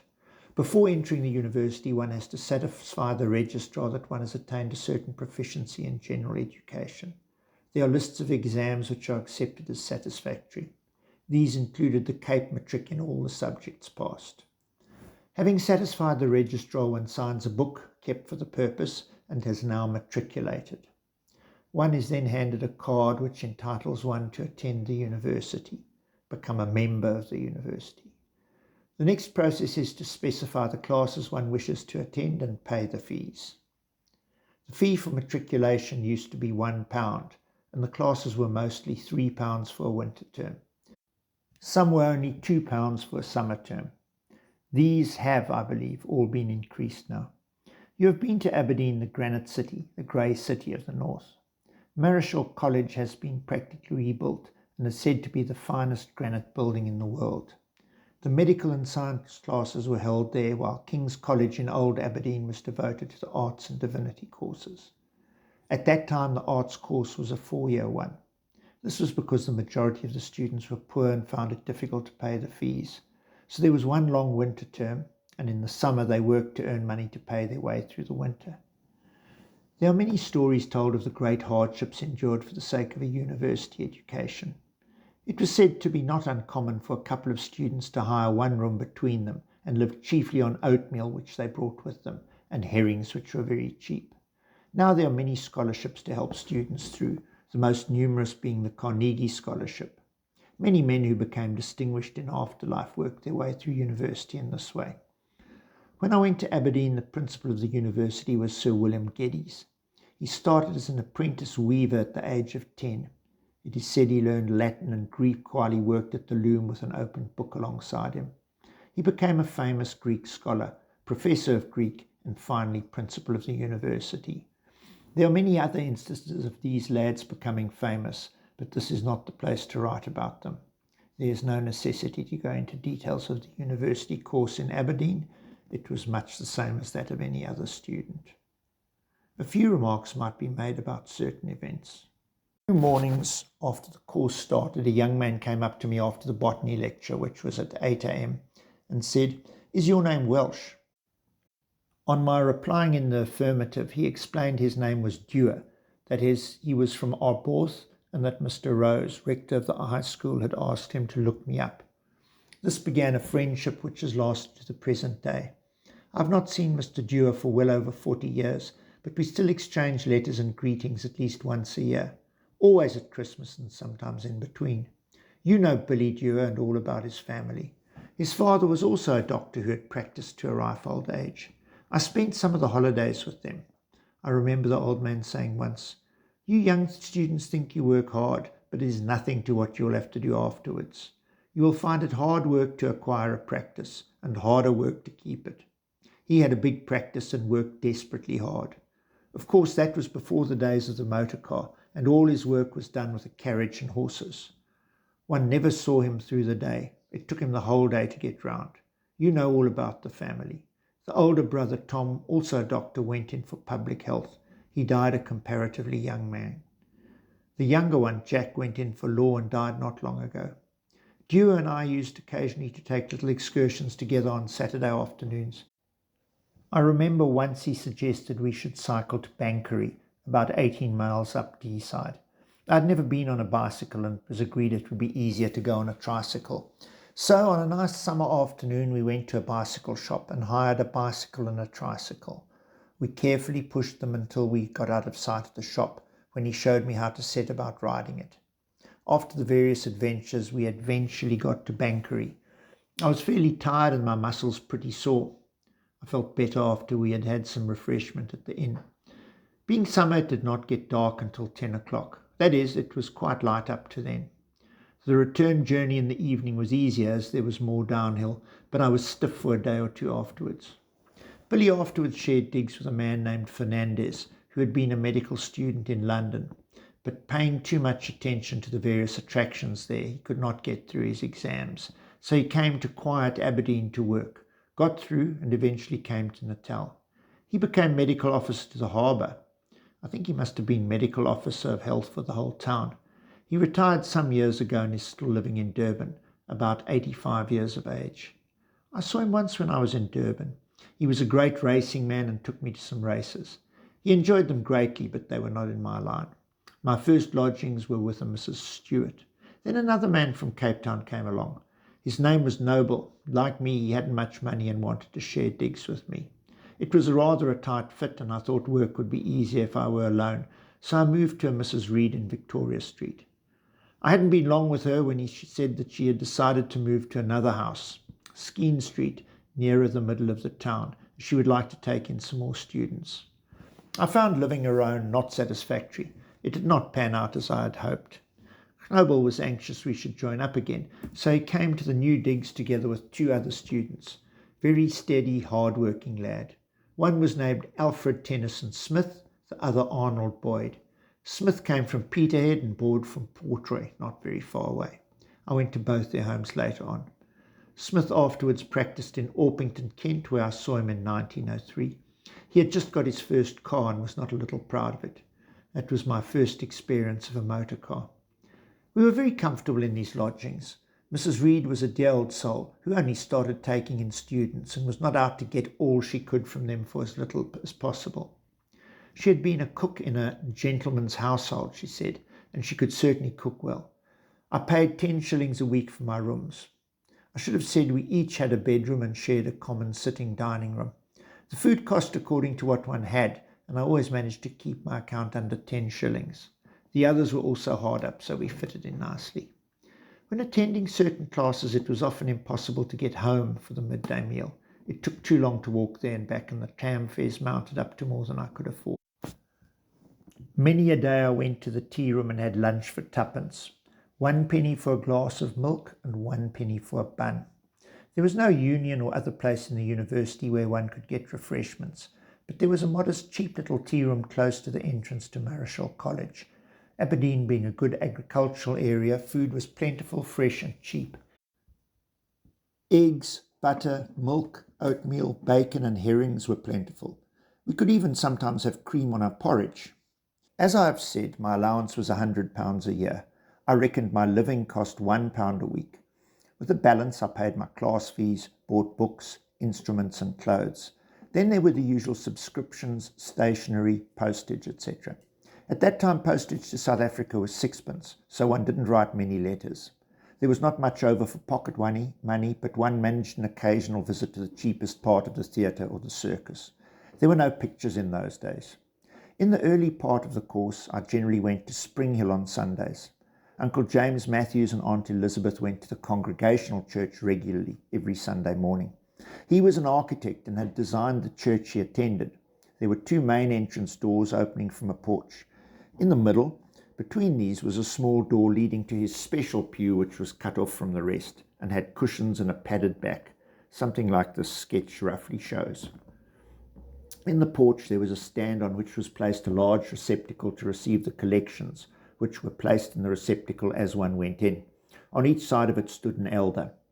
The collection consisted mainly of pennies with a sprinkling of silver. I was invited to come to this pew. After service I would drive to Spring Hill with them and walk back in the late afternoon. They did not follow the old Scotch custom of having a cold meal at midday on Sunday. We had a very good dinner and then rested till afternoon tea, which, as you know, is much more elaborate than ours. After I started work at the infirmary, as the hospital was called, I had to give up this, at any rate, as a regular thing, as I was often there till after midday. I was for a time dresser and afterwards clinical assistant to Professor Ogston, Professor of Surgery. In this capacity I was more or less in charge of the dressers, under the houseman, who was a very busy man, and so a lot was left to me. Ogston was a great man, an international figure in surgery. I'm not sure if you have seen the book I have about him, a short biography. His second wife was a daughter of the Matthews, and so a cousin of mother's. There were some great men at the university at that time, the most outstanding being Prof. Ogston, Hamilton, pathology, and Nicholson, zoology. I last saw Professor Ogston. He was then Sir Alexander Ogston in 1903, shortly after he had retired for the chair of surgery. Another well-known man was Mackenzie Davidson, in charge of the eye department. I was clinical assistant to him for a time, and as such had charge of the practical class for teaching ophthalmoscopy, etc.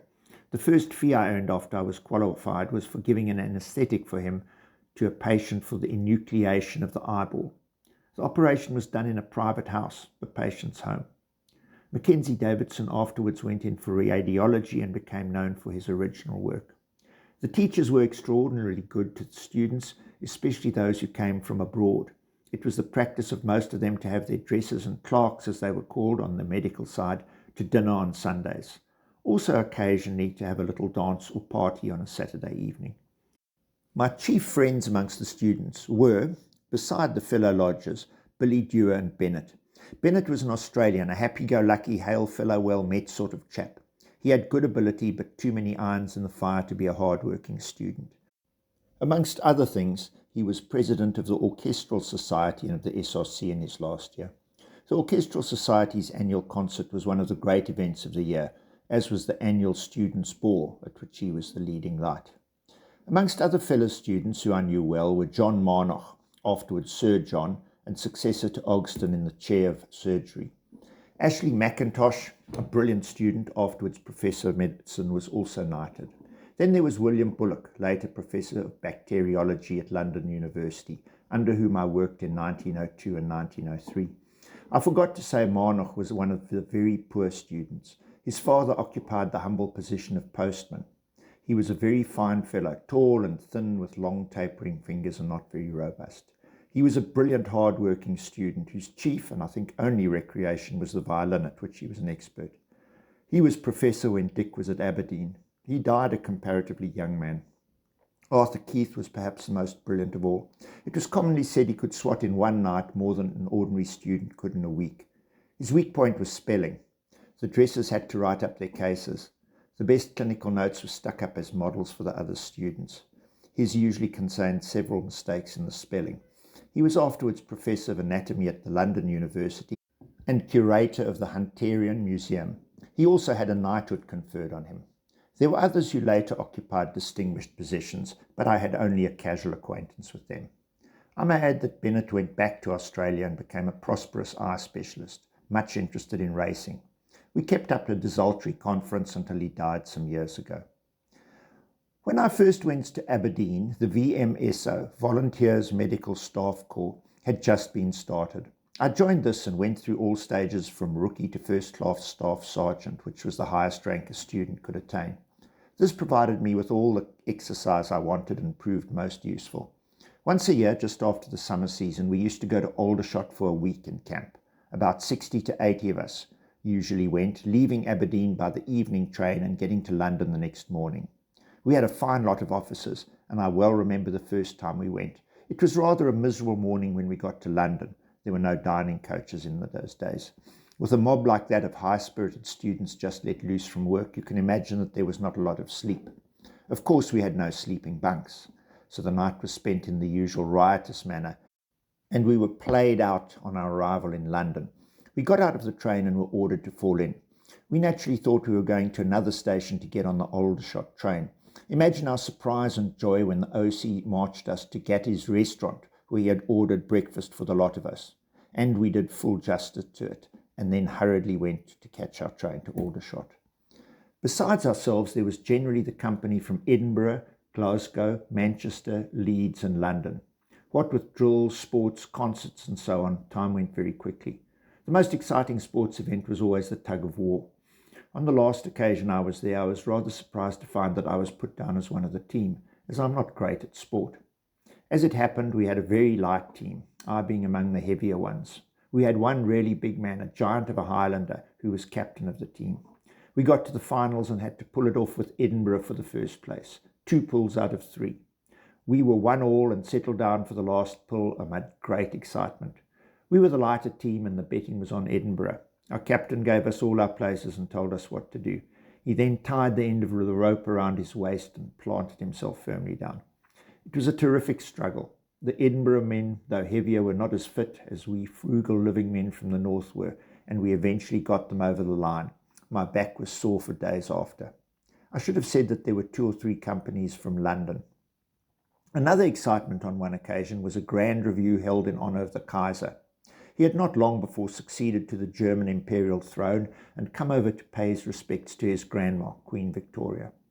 There was something like 50,000 troops in the field that day, and the proceedings included a sham battle. It was a hot summer's day, and we were all out of the place from about 4 o'clock in the morning until late in the afternoon. It was a great experience for an unsophisticated South African who had never seen anything of this kind before. These outings were greatly enjoyed. One great advantage was that one got a free trip from Aberdeen to Aldershot and back. After the camp was over, those who wished to remain behind were allowed to do so. Several could take the opportunity of having a few days in London. I had no money to knock about with during the holidays, so I used to go with 2 or 3 other students to the cheapest place we could find within easy reach. Deeside was a favourite place. There were usually people who let rooms cheaply, sometimes in the village, or it may be on a small farm nearby. Books were generally obtainable, but we always took some with us to do a little swatting. I often went to Arbroath for a few days, either to the Dewars or to the Rosses. I think I've said that Mr. Ross was rector of the high school. He had a brother out here who was the DR parson at Lady Grey. Before my first session was over, I had an invitation to spend some of the holidays with them. The family consisted of Mr. Ross, Mrs. Ross, 5 daughters, Marion, Anne, Agnes, Jessie and Lillian, and a son. They were extraordinarily kind to me and gave me an open invitation to come whenever I wished. Marion was engaged to a man who came to Allowell North and later came out to marry him. He got rheumatism, went to East London where he died later, and she went back to Scotland. Jessie and Anna were governessing in England. Jessie afterwards had a school of her own. Anne married a doctor in London. Agnes was in bad health and did not become very old. Lillian, who at that time was a small girl, afterwards married a man who came to teach in Bloemfontein. They afterwards returned to Scotland, and he became headmaster of George Heriot's, the famous Edinburgh school. I spent some extremely pleasant times in Arbroath. Of course, I never remained long at a time. I felt it would not be right or fair to take advantage of their kindness. You know what your mother is fond of quoting: "Withdraw thy foot from thy neighbour's house, lest he be weary of thee." I'm not sure if the quotation is quite correct, but that is the sense of it. I also spent a few days with the Kinmonts in a small village called Errol in the Gorse of Gowrie, about halfway between Dundee and Perth. Mr. Kinmont was a brother of Mrs. Ross of Lady Grey. They were a large family, and we had quite a lively time there. He was a solicitor and also the bank agent or manager. At that time, it was the custom in small places in Scotland to appoint some prominent person who need not have had any bank training as their agent and give him a trained man to take charge of the routine work. They belonged to the Free Kirk and kept up the old Scotch way of family prayers. The whole family, including servants, would assemble in the dining room. A portion of the scripture was read, each member of the family reading a verse in turn until the prescribed portion was finished. Then a psalm, metrical version, would be sung. After this, Mr. Kinmont would say an extempore prayer. On Sundays, the whole family went to church twice. The River Tay was not far away, and there I saw for the first time salmon fishing with nets. Have you ever seen it? The nets are very long. I forget how long, but perhaps up to a couple of 100 feet. One end was secured to the bank, and the other was taken far out into the river and then brought back in a semicircular movement, thus entangling the salmon passing along at the time. Great quantities were caught like this. Each salmon got a knock on the head before it was taken out of the net. It was only certain seasons that this could profitably be engaged in. This was when the salmon were migrating to or from the sea. The big salmon factories used to leave certain parts of the river. At one time, salmon were plentiful in all the streams, but there's a story that when servants were engaged, a stipulation was made that they would not be fed on salmon more than a certain number of times a week. It was while in Aberdeen that I first met Mary Brown, whom you came to know so well afterwards. At that time they were living in Burnley and had come to Stonehaven for their holiday. I had a letter from Mary Brown asking me to come and see them and spend a few days with them. Dr. and Mary Brown with their 3 children, Willie, Ray and Julie, were there. You know all about them, so I need not say anything. I soon realized what a wonderful woman Mary Brown was. As you know, she knew the Schreiner family very well and had a great admiration for Olive. I had not heard of the story of an African farm, but she told me about it, and the difficulty she had in getting it published for Olive Schreiner. It was finally published under the name Ralph Iron. The son was a clever lad, but I think his father, who was exceptionally clever, made him work too hard. He was also a medical student, and you know of his early end from the life of Mrs. John Brown. He had a friend with him, Charlie Milne, also a medical student. One of our favourite excursions was to see the ruins of Dunnottar Castle, which was quite close by, on a promontory, almost surrounded by the sea. This was the first old castle I'd been able to explore, and naturally was much impressed. One wondered how anyone could ever escape from those dungeons.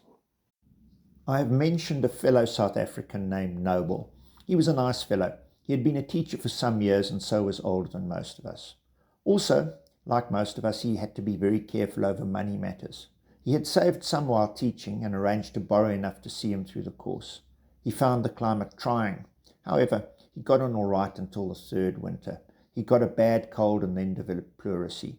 We looked after him as well as we could, and one of the leading physicians was attending him.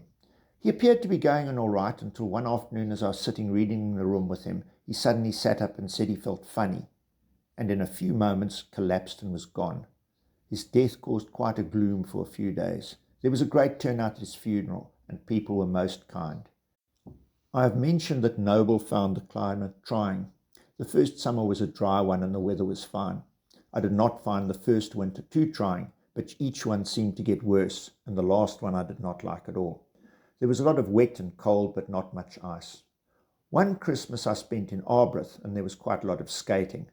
I tried it, but with the little practice I had, did not become at all expert. I spent much time falling and getting up. It might interest you to hear about the rectoral election.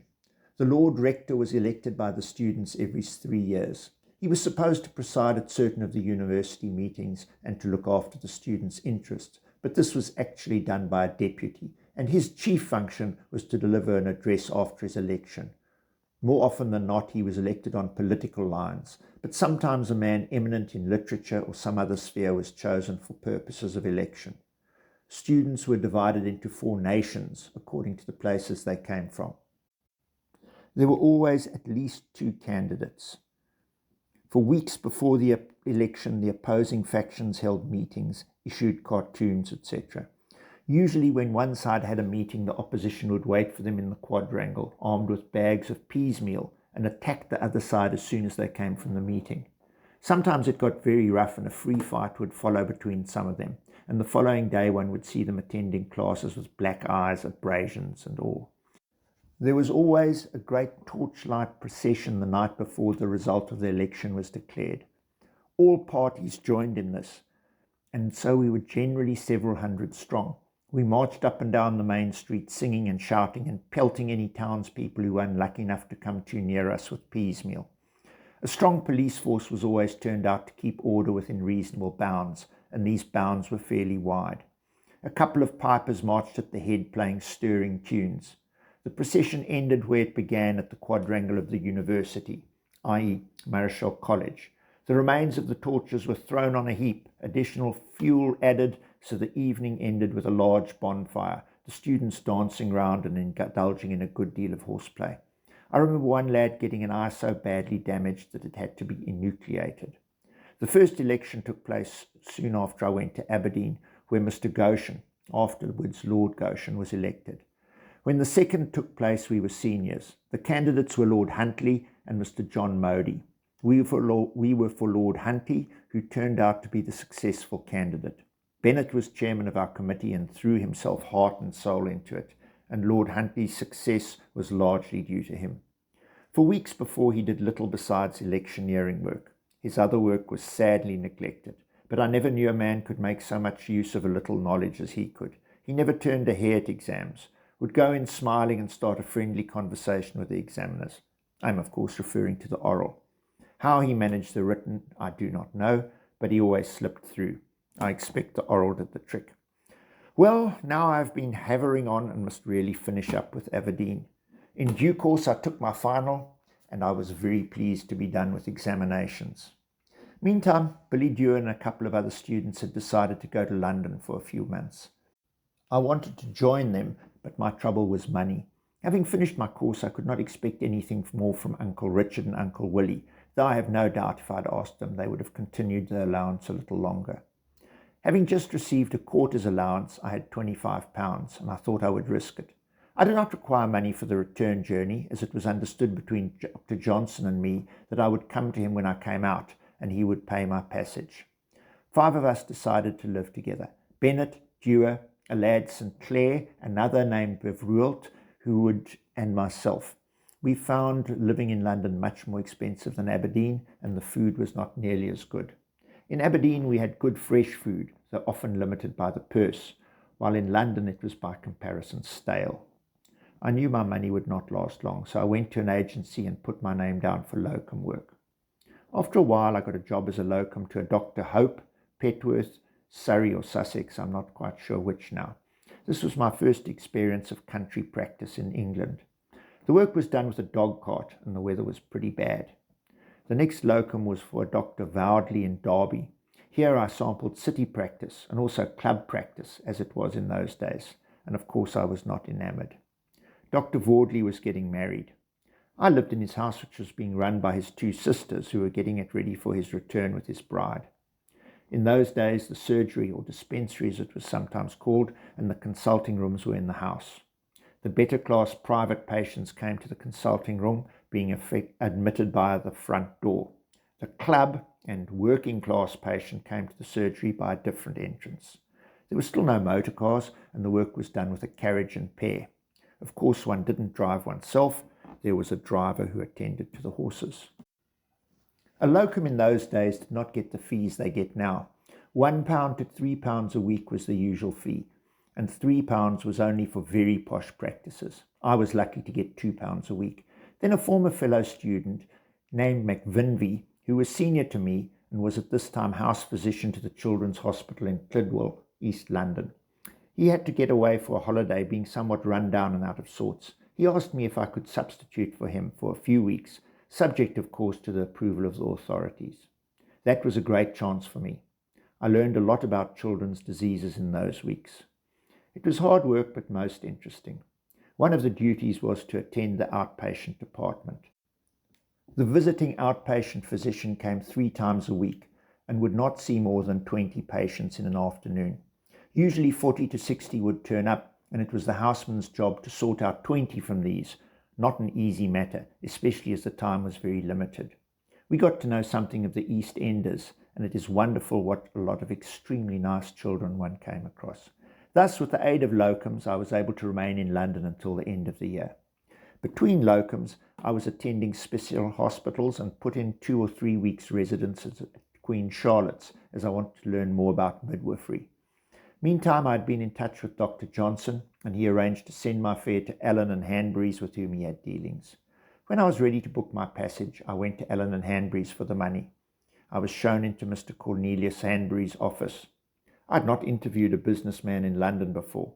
I told him who I was and my business. He looked at me and said, "Have you got anything to prove to me that you are the person you represent yourself to be?" I did not expect anything like this and was rather taken aback. Fortunately, I had in my pocket a letter from Dr. Johnson in which he referred to the money he had sent to Allen and Hanbury's. I produced this and showed it to Mr. Hanbury. It satisfied him, and he became at once the kind, cordial old gentleman that he was. We had a long talk, and I left with the money. I left London for Southampton on the 26th of December 1891. My fellow lodgers had all left before Christmas, so I was alone in the digs. Christmas Day was rather foggy, and as I had packing to see to, I was afraid to venture far afield. I might not have found my way back. I had a midday meal with some people I knew in Aberdeen, who were then living in London not far from my digs. On the morning of the 26th, there was a dense fog, and I got the wind up for fear I should not be able to get a cab to take me to Charing Cross to catch the train. However, the cab I had engaged turned up in good time, and we had a nerve-wracking journey from Bloomsbury to the station. We got there just in time to catch the train, and I said goodbye to London, where I had spent a profitable few months. Return to South Africa. Not far from London, we left fog behind, arrived at Southampton up to time, and went on board. The voyage was like most other voyages. The time was as usual taken up with games, sports, sweeps, concerts, etc. I don't remember much of the people on board. Mrs. Beckett of Pretoria with a couple of daughters was amongst the passengers, and we became quite friendly. They gave me a warm invitation to come and see them in Pretoria, but as my first visit to Pretoria was about 20 years later, I did not see them and have not seen them since. This was my first visit to the Transvaal. I went to attend a big imperial military camp at 6 Mile Spruit. There was a big garrison stationed at Roberts Heights, and they went into the camp for some special manoeuvres, and a few volunteer officers were sent to learn how to go about things. It was midwinter, and the nights frightfully cold, but the days fine. I had a pleasant and profitable few days there. This, by the way, another passenger whom I got to know was Reverend Cyril Which. He had just finished his theological course and been ordained deacon. He married Katie Dick, one of the schoolgirls I knew in King. Her father was special magistrate there and used to play cricket against us. They lived about 3 miles out of King, and a couple of us sometimes went out there on Sunday afternoons. Cyril Which was a very bigoted young man in those days. He quite thought that all the reserved seats in heaven were kept for the Anglican Church. We had some very hot discussions. He became more broad-minded afterwards and was quite a popular person. We landed at East London. Passengers were placed in a huge basket contraption and swung over the side of the ship into the tug. When the seas were rough, as it usually was, the basket would be suspended in the air for quite a long time before an opportunity occurred for lowering it onto the tug. Some who were not seasick on the voyage got sick in the process of landing. At East London, I took the train for Allowal North.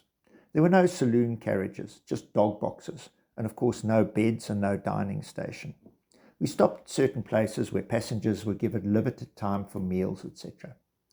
The right to provide refreshments was let out to contract, and naturally it was the lessee's object to make as much as possible out of the passengers. The trains were not very punctual, and there was often delay in bringing the food, and then the soup would be so hot that by the time you finished it, the bell would signal the train was going. The best was to order the soup and meat course together and have the meat first, which was done by those who were up to the ropes. Father met me at Allowal with the Spider, and we drove to Herschel.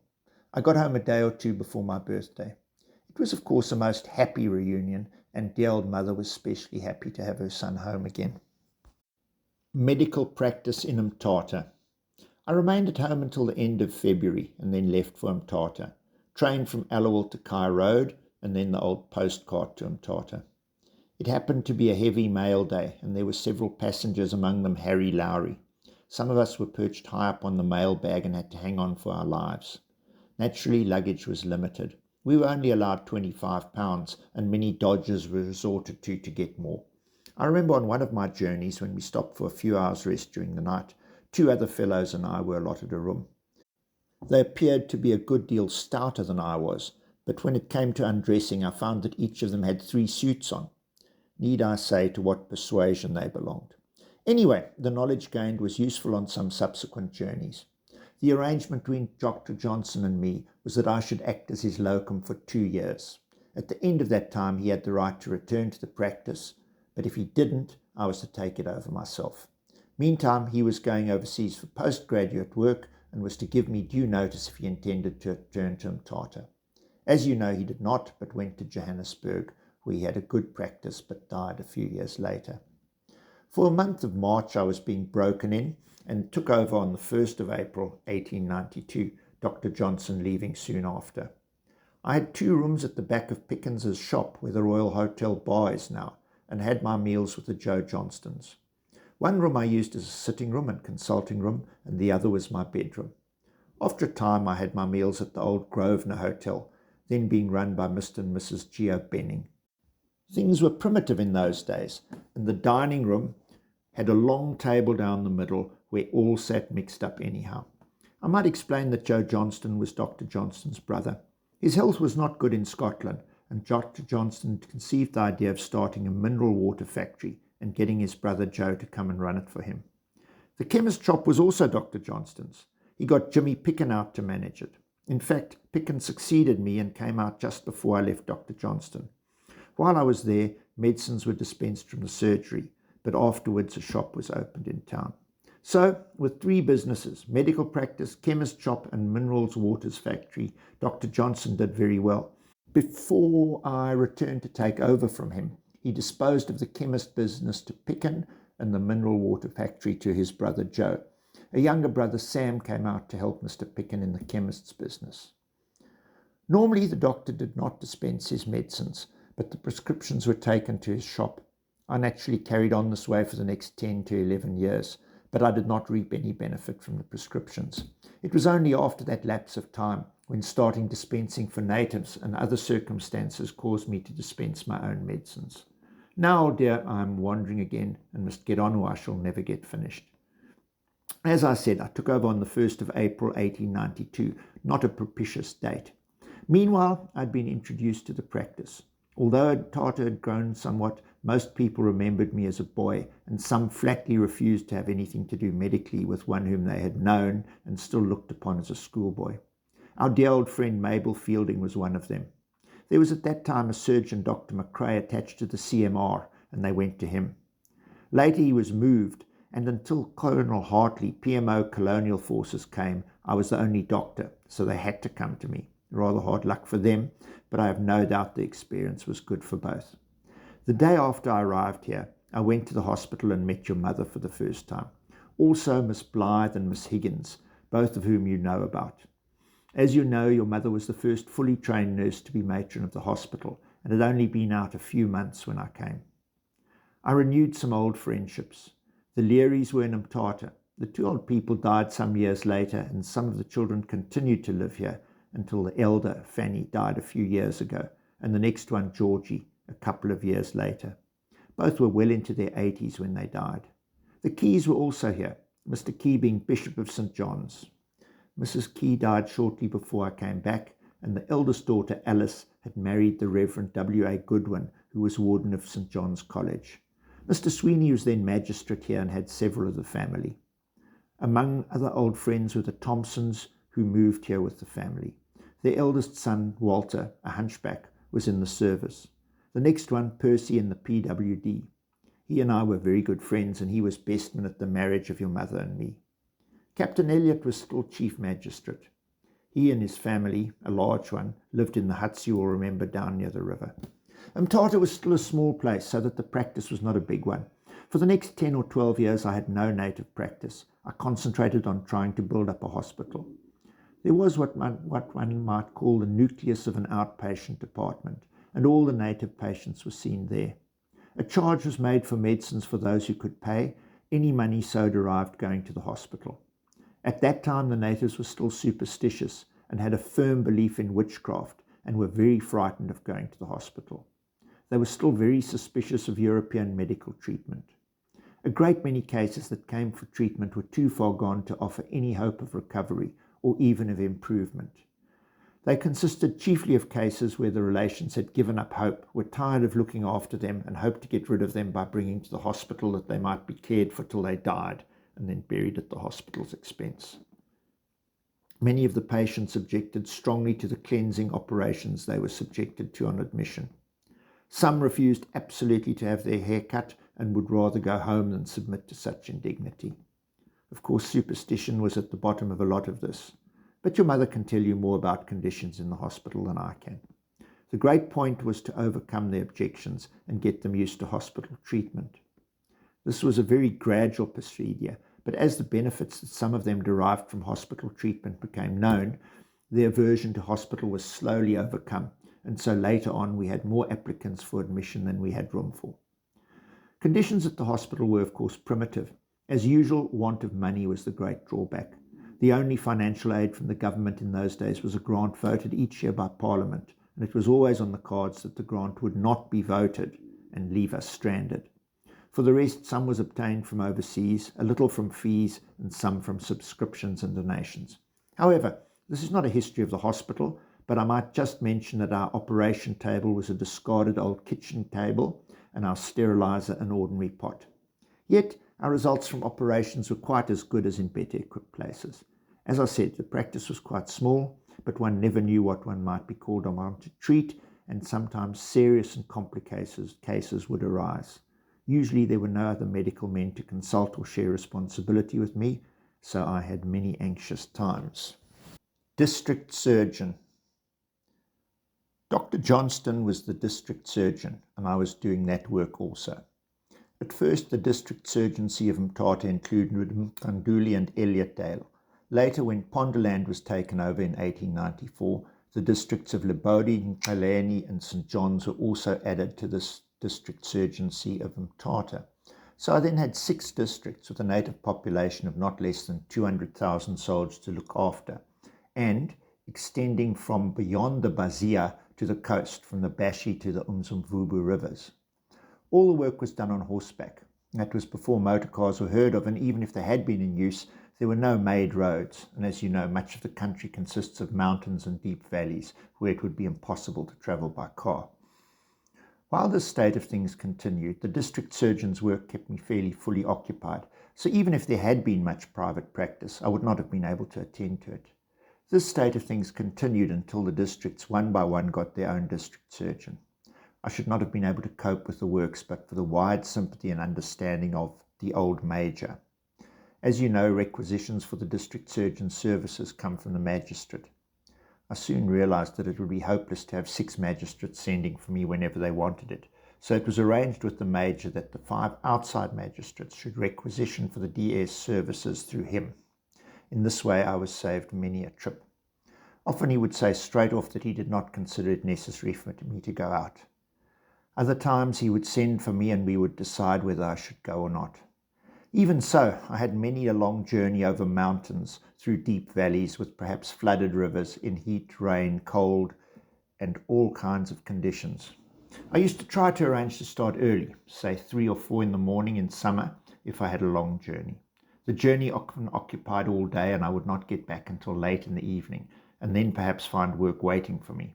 I often took 2 horses, riding them turnabout and leaving one on the way to be fresh for the return journey.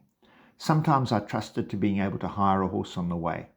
Most natives had horses of a kind, but all were not suitable, and often it would take too long to round them up. There were no thermos flasks in those days, so I generally took a bottle of black tea and some sandwiches.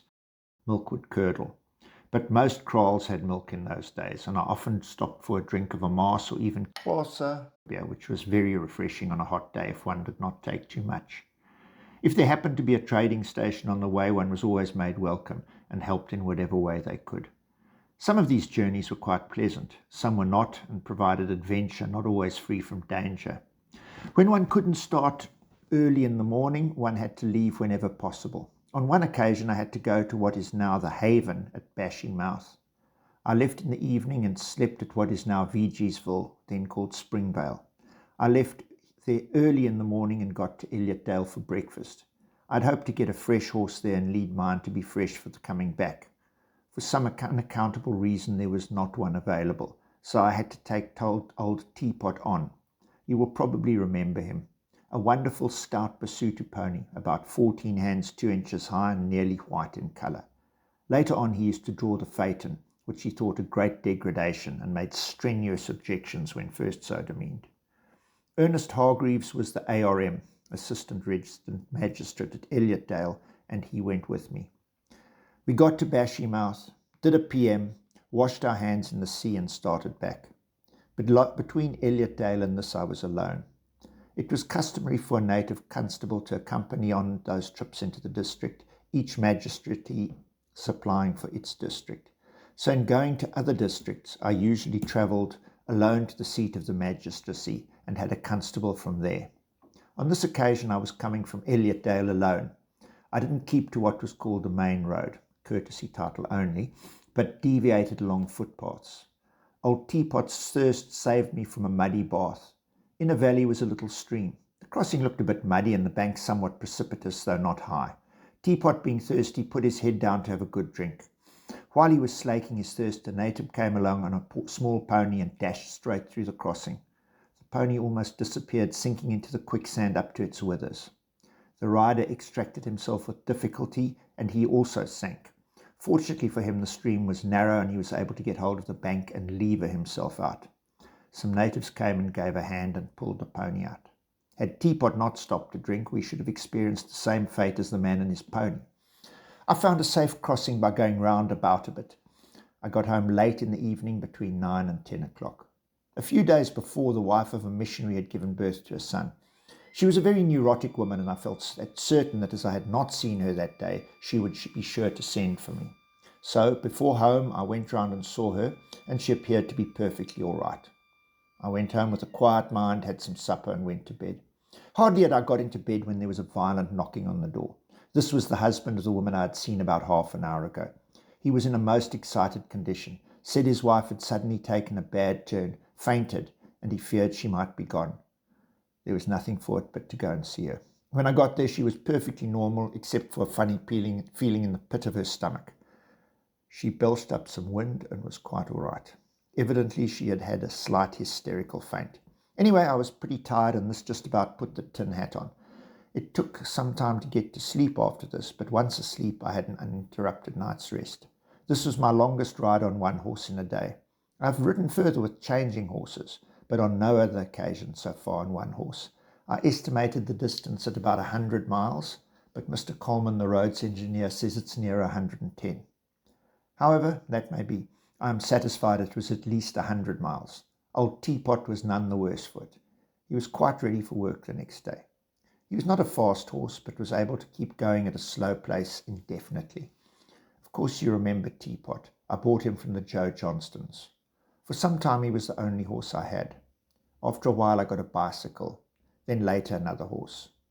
In course of time I got a buggy and pair, and finally, before motor cars came in, drove 4 in hand with a spare horse or two to use about the town.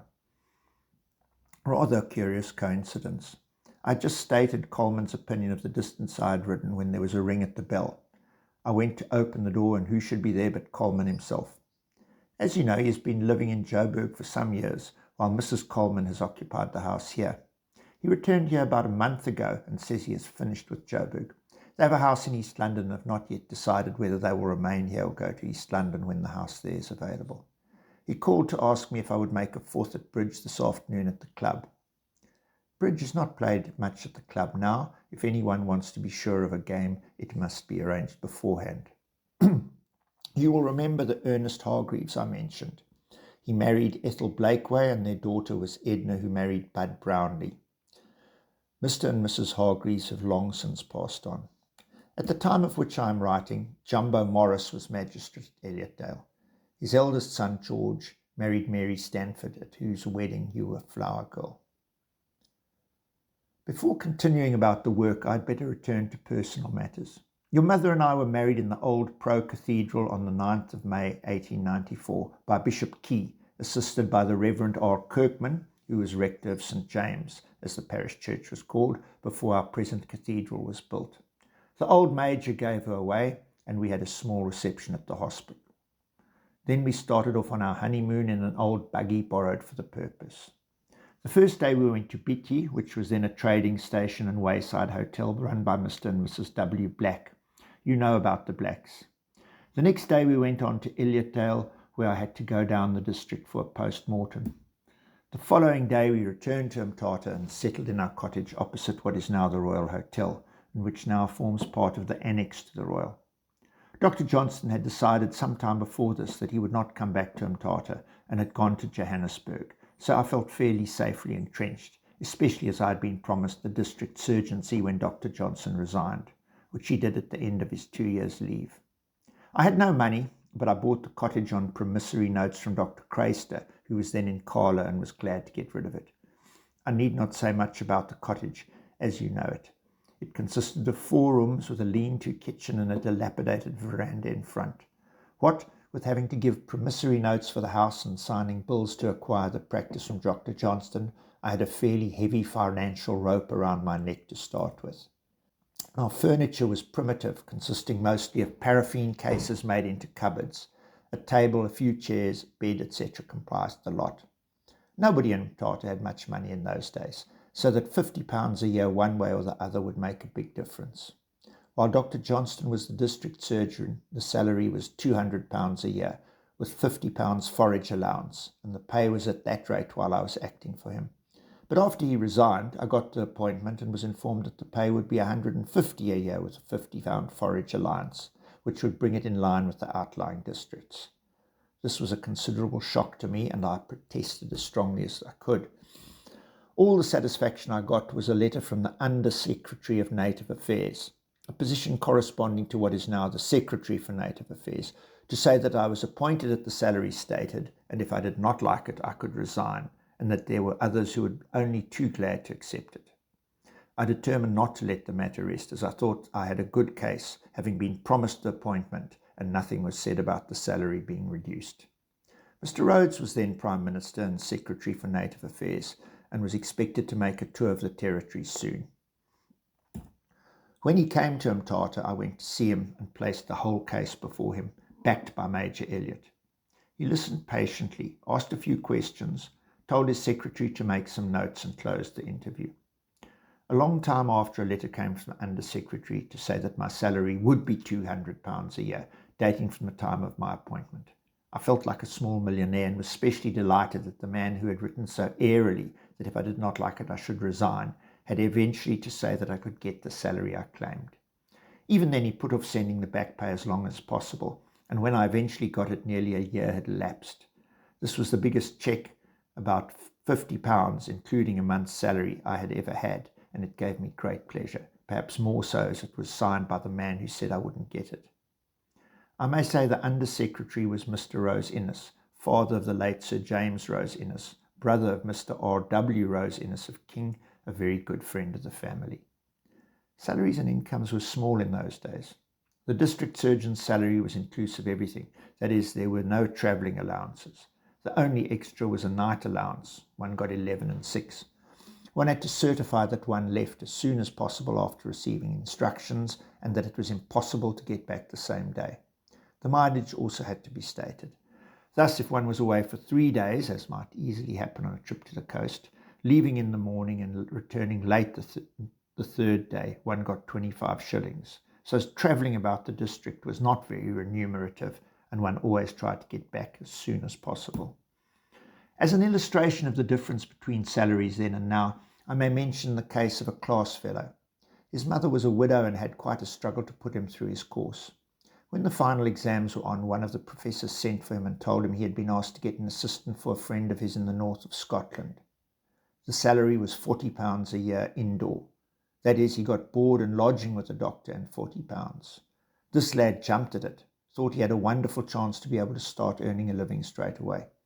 He eventually succeeded to the practice, spent his life there, and died a few years ago, quite a well-to-do man. Compare that with the salaries assistants and locums demand now. One of the great differences is that then there were more applicants than jobs, whereas now there are not enough applicants to fill the jobs. It would be too tedious for you if I went into details about the life here. Moreover, you have heard already of the early days, and the latter ones you have personal knowledge of. As I said, some of my trips into the country were not free from adventure. Often one encountered heavy storms, and you have heard how in attempting to cross a full river to get back, the buggy was washed away and the horses drowned. I still think if the native was with me had sat still, we would have crossed safely. He was sitting in the upper side, and when the buggy began to float, he got the wind up and jumped out. I was so intent on watching the horses that I did not notice what he was doing until I heard a splash and felt the buggy tilt over. I was deposited in the stream. It was one of those little streams which had only a trickle of water when we crossed it earlier in the day before the storm. I managed to keep hold of the reins, but the buggy bumped against the horses, who got thoroughly frightened and began to plunge and struggle. I soon realized it was hopeless trying to save them, and had better look after myself. I was hampered by my wet clothes and a mackintosh which I had on. I managed to scramble to the bank somehow and got out on the same side I had entered the stream. Meanwhile, the buggy and horses were going downstream until the buggy got jammed between the high banks. I went to see if I could do anything, but by this time both horses were drowned. In less than half an hour the stream was quite low. The storm was of course past. I hired a horse from a native kraal nearby and rode the 5 or 6 miles home. I need hardly say that what a fright your mother got when she saw me dripping wet and muddy. Fortunately I was none the worse for the adventure, but the loss of the horses was really serious. I had not had them long, and they were a very fine pair. Several times while riding about the country my horse came down with me. This was sometimes caused by putting his foot into a hole and coming down suddenly and often heavily. The grass was long then and would often cover a footpath, so that one could not always see a hole in time to steer clear of it. One often rode across the veld where holes would be quite hidden. I remember on one occasion I had just left Nkisi Mission, Ross Mission, and was cantering towards the road. I took my watch out of my pocket to look at the time. I felt a sudden jar and found myself sitting on the ground facing the direction from which I came, with watch still in my hand. The pony was standing alongside me, shaking with fear and nervousness. He had put a foot in a hole hidden by some grass and turned a complete somersault. When I mounted him again, I found that the pommel of the saddle was badly scraped by the earth. Some people prefer the word Somerset to somersault or somersault. There was one particular native policeman that I got to go with me whenever he was available. He could not speak any language but Xhosa, but he was a marvel for finding roads, or should I say tracks. He knew the district thoroughly, and on the darkest night would guide one unerringly. At night he would ride in front, and I followed him with perfect confidence over the veld along footpaths, through dongas, rivers, etc. He never let me down. He considered himself responsible for me and was always close at hand and most solicitous for my comfort and safety. On one occasion it had been raining, and so it was wet and slippery. Going round the side of a hill, the horse suddenly seemed to slip with all his feet at once and came down on his side. I think the horse got a bigger fright than I did. He kicked and struggled and was up in no time. Somehow the stirrup halter got twisted round my leg, and I could not disentangle myself and began to move off. What could have happened but for my faithful policeman, I do not know. In a trice he was off his horse, got hold of the bridle of my horse and stopped him. He then disentangled me, and with the exception of being well spattered with mud, I was none the worse for the adventure. One of the most trying parts of my duties as district surgeon, in addition to the long tiring journey, was making post-mortems at the end of them. As you know, the natives were quite raw in those days and full of superstitions. It was in their view a great desecration to interfere with a dead body, and the idea of opening up a dead body was most revolting to them. Only certain near relations were allowed to touch the body, and after doing so had to go through a process of purification. All sudden or unnatural deaths were supposed to be reported to the magistrate by the headman. If the magistrate thought necessary, a post-mortem was ordered. Communication was slow. The messenger reporting would come in on foot or horseback, so that often the death had occurred several days before the PM was made. You can well imagine the condition of bodies several days later, especially in summer. Plenty of maggots and bluebottles. As the operation usually took place in the open, the heat in summer was overpowering. This, combined with the odour, made the operation a most unpleasant one. Sometimes the body was already buried and had to be exhumed. This was often strongly objected to, and all kinds of persuasions had to be adopted to induce them to help. I usually depended on the help of the policemen, but some of them objected strongly. There was usually a crowd assembled for the funeral. Once I remember finding a crowd, and many of them armed with assegais. They appeared to be very sullen, and when I asked for help to get the body out, no one moved. The policeman with me, not my favourite one, was too scared to do anything. At last, by threats and bribing, I induced him to consent to give a hand, and we moved towards the grave. Then one of the crowd got up and said the first person who touched the grave would get an assegai in him. A long palaver followed. I pointed out that I was only doing what was ordered by the government, and if I were put out, others would be sent to do the works, and those responsible for the outrage duly punished. The headman, who had so far taken no part in proceedings, thought it time to intervene, and at length we were allowed to go on with the work unmolested. I put a strong report in about this little episode, and after much correspondence got the principle established that it was not part of the DS's duty to exhume bodies, and that if he had to make a PM, the body must be provided for him. Further, that any policeman assisting in exhuming the body was entitled to a fee of 5 shillings. After this, some of the police were quite sorry when they found that the body had not yet been buried. Once I meant to make a PM on a woman when I got to the kraal. I found the body had been buried in another place, and the deceased husband flatly refused to say where it was. So I had to return without doing a post-mortem. On reporting to the magistrate, he refused to take any further steps on the ground that there was no law to compel a man to reveal where he had buried his wife. During the time I had 6 districts to attend to, there was a big proportion of old post-mortems, especially in the wild parts of Ponderland where the country is rugged, mountains and deep valleys, and where it was quite a new thing for the Pondos to have a PM at all. It must be remembered also that rubber gloves had not yet been invented. either for PMs or ordinary operations. Those who have been accustomed to gloves will find it difficult to realize what a difference it makes. I remember with what glee I put on my first pair of PM gloves. No matter what disinfectant one used, it was sometimes impossible to get rid of the odor from one's hands in a reasonable time. It seems to hang about indefinitely. Sometimes one felt ashamed to approach a patient with the odor still hanging about one, though probably in most cases the patient did not notice it. I don't think I need worry you with further details of the DS work. You are familiar with the ordinary routine, and you know what the conditions were existing in that part of the world then. You have heard and know about your mother's serious illness a few months after we were married.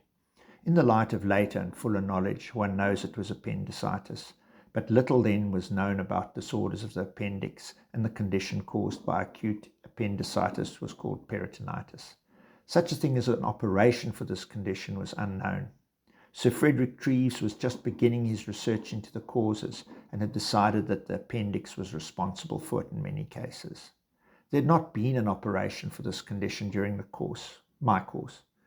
In fact, abdominal surgery was in its infancy, and one rarely saw an abdomen opened. It was considered too dangerous. So the treatment was mainly palliative, morphia for the pain and hot fomentations, etc. The illness lasted several weeks, and her life was despaired of. Dr. W.A. Sorger, the father of present Dr. Sorger, was then a medical missionary in the Elliotdale district. He was good enough to come to Mthatha for some days to do my work and leave me free to attend to your mother, and also to share the responsibility of looking after her. We were very much afraid that even if she survived, she would lose her baby, who was then 4 or 5 months on the way. After a long struggle, she began to improve, but remained weak for months. To our delight, the baby was also saved, but was born prematurely on the 20th of January 1895. A wee little thing, but apparently quite healthy, and pronounced by all who saw her to be a perfect little lady. Of your mother's subsequent illnesses you know, so I shall pass over them. Meanwhile, my father had been transferred from Herschel to Seymour. Father came to Mthatha for our wedding, but I had not seen my mother since I came out in January 1892. So when Sandy was a baby, a few months old, we decided to take a holiday and go to Seymour. Your mother was very weak and run down and in need of a rest. Colonel E.B. Hartley, V.C., was then PMO Colonial Forces and surgeon to the CMR, whose headquarters were at Mthatha. He had lately come here. There was no other doctor in Mthatha at the time, and I arranged with him to do my work. So off we went in a cart and four. We took a Griqua lad named Moses with us to do the driving and look after the horses. It was a long journey by cart, occupying 5.5 days. The first day to the Bashi. The following night we slept at Abika, and the third day made for Komcha. The next day to King, and the fifth night we spent in Alice. The next day we got to Seymour around 1:30 p.m, and very glad we were to come to the end of the journey. By the time we got to Alice, Sandy had become so accustomed to the movement of the cart that he woke up as soon as the cart stopped. This night at Alice he would not go to sleep, but kept crying out, evidently for the cart to be on the move, and he kept on keeping us awake. We were tired and wanted our sleep, but it was no good. He would not settle down. At last, in desperation, we gave him a good dose of brandy, and after repeating it, he settled down to a sound night's sleep, as did we all. I think it was the day after we arrived in Seymour that I had an urgent wire from Colonel Hartley to say that smallpox had broken out, Percy Dorian being one of the patients, and asking me to return at once, as he could not undertake to look after these cases. And so ended for me the first holiday. I drove into Alice the following day, got the postcard to King, and then one to Mthatha. Mother, you and Sandy remained at Seymour for some time. I could not get away, and so Moses brought you back. Mother had no previous experience of paying for forage for the horses. When she came to settle the bill for the first night's accommodation, she thought the amount charged for forage was rather high. However, she paid the bill, and after leaving the hotel told Moses how many bundles of forage we had been charged with, and asked him if the horses had really had all of that. His reply shocked her horribly. He said, "Yes, ma'am, they had all that and more too." "What do you mean, Moses? You don't mean to say they had more than I paid for?" "Oh, yes, ma'am. If that stable boy doesn't attend his work, that is our chance." I don't think she queried the forage bill again. Holidays were few and far between. Transport was a great difficulty, and arranging for work another. The next holiday for your mother was when she went overseas with you, Sandy, Dick, and Aunt Bessie. You spent some time, you'll remember, in Aberdeen in Switzerland. On the way back, she went to Seymour to see your grandfather and grandmother. Your grandfather died about a year later, so that was the last time you saw him. Boer War. You came back soon after the Boer War started. I was attached to the Mthatha volunteers and was called out with them. I was not allowed to leave Mthatha as my services were required there. A force of natives with some Europeans was raised and placed under the command of Major Elliott, who made his headquarters in Ngobel. The object was to keep the territories quiet and guard the border. The CMR had all been sent to the front, so there were only volunteers here. No actual fighting took place in the territories, though a small force of Boers came over the border at Maclear, and some were captured and sent to a POW camp via Mthatha. There was great excitement on the day they arrived, everyone anxious to see a Boer prisoner, and that was all Mthatha actually saw of the Anglo-Boer War. Apart from my experiences as district surgeon, I've not said much about our life in Mthatha in the early days. The old major was chief magistrate for about 10 years after I started practice here, and was a very good friend to us. As you'll remember, they lived in huts down near the river, a little above the place where the bridge is. He and Lady Elliott did not enter much into the social life of the place, but devoted themselves to their family, which was a large one. They were very good patients of mine, and though they required more attendance than any other family, they gave the minimum of trouble. Never sent for me at night if it could be avoided. It was Sir Henry's habit to call at our house on his way to the office in the morning and ask me to see whoever required attendance. Amongst other good friends was Mr. J.H. Scott, who came here as magistrate and assistant chief magistrate. He was a remarkable man in many ways. In his early days he had been a Methodist missionary, but gave it up and joined the civil service. He could turn his hand to anything: carpentry, plumbing, blacksmithing, mending jewellery, etc. It was a common sight to see him go home in the afternoon, laden with old pots, kettles, umbrellas, and other things requiring mending. He installed the first electric bell we had. You were a small baby when he came here, and he frequently used to come in about your bath time and give your mother a hand with bathing you and putting you to sleep. Mother was not strong at the time and welcomed his help. Before coming here, he had been for some years living in the wild part of the northern border of the colony as a special commissioner. When there, he not only discharged the duties of magistrate and government representative, but also parson, doctor, tinker, and general advisor to the scattered community. He afterwards went to Kokstad as chief magistrate of Griqualand East and eventually died there. Henry Scott, who lately retired from being president of the National Native Appeal Court, was his son. Mr. Scott was a mechanical genius. In early life he wanted to become an engineer, but was persuaded to enter the church. As an engineer, he would probably have become famous. The Stanfords were prominent people in the territories in the old days. I think you know about them all, so one need say very little about them. The one longest resident here in Mthatha was Arthur Stanford, as magistrate and succeeding his brother Walter as chief magistrate, when Walter, afterwards Sir Walter, became Secretary for Native Affairs. You knew Mr. and Mrs. Stanford and all their family. Although I used to scrap with him on official matters, privately we were very good friends, as also were the families. Then there were the Lukens, Fieldings, and others whom I need not write about, as you know them also. The social life, though simple, was pleasant. We had to depend on ourselves for entertainment. There were no pictures then, not even telephones, no electric lights, no water laid on. Drinking water was collected in tanks from the roofs of the houses, while water for general use was brought from the river in barrels. Cocktail parties were not known then, but we had supper and dinner parties, dances, socials, concerts, etc. Many forms of sports were involved in. These were greatly fostered by the CMR, and there was always keen rivalry between the town and camp in football, cricket, tennis, gymkhana, sports, etc. Polo was in vogue for a time, but your mother did not like me playing as she was afraid of my getting hurt and having no one to attend me, so I gave it up.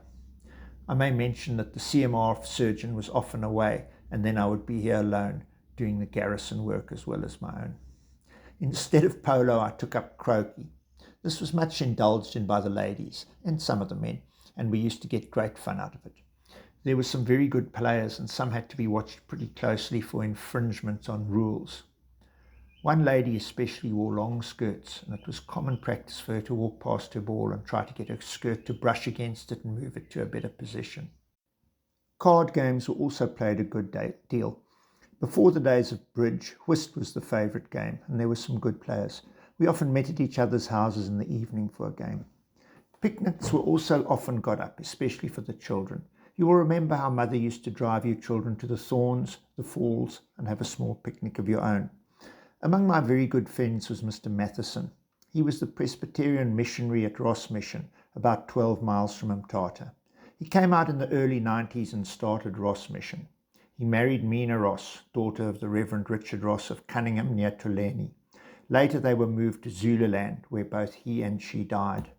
His work is carried on by his son Dugald. They used frequently to come and stay with us. Mother went to stay a few days with his people when you were in Aberdeen. They lived in Tain in the north of Scotland. His somewhat early death was a great loss to the mission. It was he who baptized you all and who started Presbyterian services in Mthatha. At that time I had not yet joined the Anglican Church. That was after he left these parts. I don't think I need say more about matters generally in Mthatha in those days. You were old enough after your return from overseas to remember a good deal about life in general here, and what you don't have personal recollections of, you have been told about. There are a few things, however, that might be mentioned. Few children really know anything about their father's work. It is the habit of children to discuss their parents with their playfellows. None of them really know much about their parents, and so distorted ideas of work or the related positions of different people and worldly possessions get about. I have mentioned about the emoluments of the district surgency. As time went on, these improved. A travelling allowance was introduced, and this made a big difference. This and other allowances about doubled the income. Eventually the salary was also increased, until finally the district surgency was quite a paying job compared with what it was at first. Also, each district got its own district surgeon until the area became limited to the Mthatha district. One great grievance was vaccination. One was supposed to do a vaccination tour of the district every year. This would take several weeks, and when there was no travelling allowance and no detention allowance, except 11 and 6 right away, you can really see that it was not a paying job. What made it worse was that in the Free State in Natal, the DS got so much per head for each person vaccinated. At one time this was 2 and 6 per head in Natal and produced a handsome income for the district surgeon. Finally, a detention allowance of 7 and 6 an hour, not to exceed 45 shillings a day, was introduced, and also a travelling allowance of 7 and 6 for each 6 miles travelled. This, of course, made a great difference. Ultimately, I got the district divided into 3 and did 1/3 each year. You will no doubt remember my setting off on some of these tours on horseback, riding one horse and using the other as a pack horse on which to load the things I required: clothes, blankets, food, etc. Whenever possible, I would make for a trading station for the night, where I was always most hospitably treated. Where this was not possible, I would sleep at the kraal, generally the headman's. Some of the headmen were very fine men and treated one as they would a chief, killing a sheep or a couple of fowls, and there was always a mass as well as beer. As always, I had a couple of native policemen with me. They fared well. After I'd eaten and quenched my thirst, whatever was left went to them. This was in accordance with native customs. The natives still remembered the first big epidemic of smallpox which swept through the colony in 1882. This was before vaccination was introduced among them, and the death rate was enormous. Some locations were practically wiped out. For many years thereafter, most adult natives had smallpox marks on their faces. The introduction of vaccination finally stayed the epidemic, and seeing the benefit of it, parents were very keen on having their children vaccinated. So eventually it was rare to see a bad case of smallpox. Not many living natives remember the ravages of smallpox and are consequently not so keen on vaccinations as they were at the time. I was with Dr. Johnston at the time of the great epidemic and helped him with the vaccinations. During those tours it was quite ordinary to vaccinate 800 or 1,000 a day, and on more than one occasion as many as 1,500. One would start early in the morning and keep on till dark. During the First Great War, the tours fell into abeyance. After the war, one had to organise a tour of the whole district. By that time, motor cars were in use, and naturally they were a great help. Not all parts could be reached by car, so one still had to do a good deal on horseback. This tour took 6 weeks. I vaccinated at various centres on 3 days a week, Mondays, Wednesdays and Fridays, doing my work in town on the other days. Over 20,000 were vaccinated on this occasion. After this, one fell back on the plan of doing 1/3 of the district each year, when the numbers would be from 5,000 to 8,000 more or less. I'm wandering about again. I mentioned about the distorted ideas of position, work, possessions, etc., getting about. In those early days, as I've said before, there was not much in the way of private practice, but there was always great responsibility. Then I had 6 districts to look after, and later, when I only had one, for years at a time, there was no one to consult or seek advice from. I was actually responsible for both the official and private work. There were no specialists to send cases to, and if there were, transport difficulties rendered it impracticable, so one had to tackle anything that came along and do the best one could. Operations had to be undertaken under circumstances that would make the hair of one teacher stand on end. Tribal fights were common and knobkerries and assegais freely used. One has had to do trephanies and other operations in a xhosa, a hut by the light of a candle on a mud floor, with the usual condition of the xhosa hut. When anaesthetic was required, it was not uncommon after one had put the patient under to hand the bottle of chloroform to a raw native to pour more on when told to do so. So one's attention was divided between the operation and the anaesthetic. Asepsis was, of course, under the circumstances, out of the question. Still, it was wonderful how well most of them did. Complicated midwifery cases gave one great anxiety. Often the mother was already almost in extremis when one got there, and all the old wives had had a try. Why they did not all die of sepsis is a wonder. They must have become more or less immune. You can imagine the difficulty of using forceps under these conditions. One had to turn one's hand to all that came along. There were no dentists then, so one had to draw and stop teeth and also take impressions to be sent away for plates to be made. Eyes had to be tested and glasses prescribed. Ear and throat operations performed, such as removing tonsils, etc. I remember on one occasion being sent for late at night to see a big child said to have a violent earache. After a 3-hour ride, I got there sometime after midnight and found the patient delirious and a well-marked mastoid abscess. With the mother holding a candle with one hand and pouring chloroform with the other, I did a modified mastoidectomy to provide free drainage of the cells. The patient recovered and later took part in the Great War No. 1. The question naturally arises, why not bring the patient to hospital? First, there would be great difficulty in obtaining any kind of conveyances. There were no motor ambulances or cars. A buggy or cart might have been obtainable, but that would take time. Beside the difficulty and danger of controlling a delirious mastoid patient, a big boy, in a 3-4 hour drive in a cart over rough roads. A tent wagon would do, but then there was the time factor. A wagon would take the best part of a day. So in this, like in many others, one had to do the best one could under the circumstances and take what would now be considered unwarrantable risks. I shall not weary you with details of other journeys. How, while your mother was still at the hospital, we set out for Khumbu in response to an urgent telegram on a hot summer day, on horseback, a distance of nearly 40 miles. How we encountered a heavy thunderstorm at Nkwadu Mountain, which made the track through the forest and beyond very slippery. How we got thoroughly wet, got fresh horses at Solo and pushed on. How the case terminated satisfactorily, and we returned to Mthatha early on the 3rd day. Of course, there was no trained nurse in attendance, and they wanted to keep mother there, but that was impossible. The infant born now is Dr. Charles Brownlee, whom you know well. On another occasion, we went into Ponderland to attend to a native woman. A heavy storm came and filled the rivers, and we had to spend the night in the house of some coloured people beyond the Korana Morrisons. One could give many more instances, but it is not necessary. Mthatha Hospital. Having a small hospital here was a great attraction and source of great pleasure. When I took over from Dr. Johnson, I was appointed Honorary Medical Superintendent, a position I occupied for 37 years. I was young then and full of enthusiasm for hospital work. I've already referred to the primitive conditions then existing. These added zest to the work, and one had a long struggle trying to improve conditions. The The idea of building up a hospital that would worthily serve Mthatha and the surrounding districts was a great factor in deciding to remain here, and an incentive to carry on when circumstances seemed all against one. Owing to financial stringency and at times apathy of people, and even the active opposition of some, more than once the board threatened to close the hospital down, but each time the difficulties were somehow overcome and we carried on. For many years there was no salary attached to the office of medical superintendent.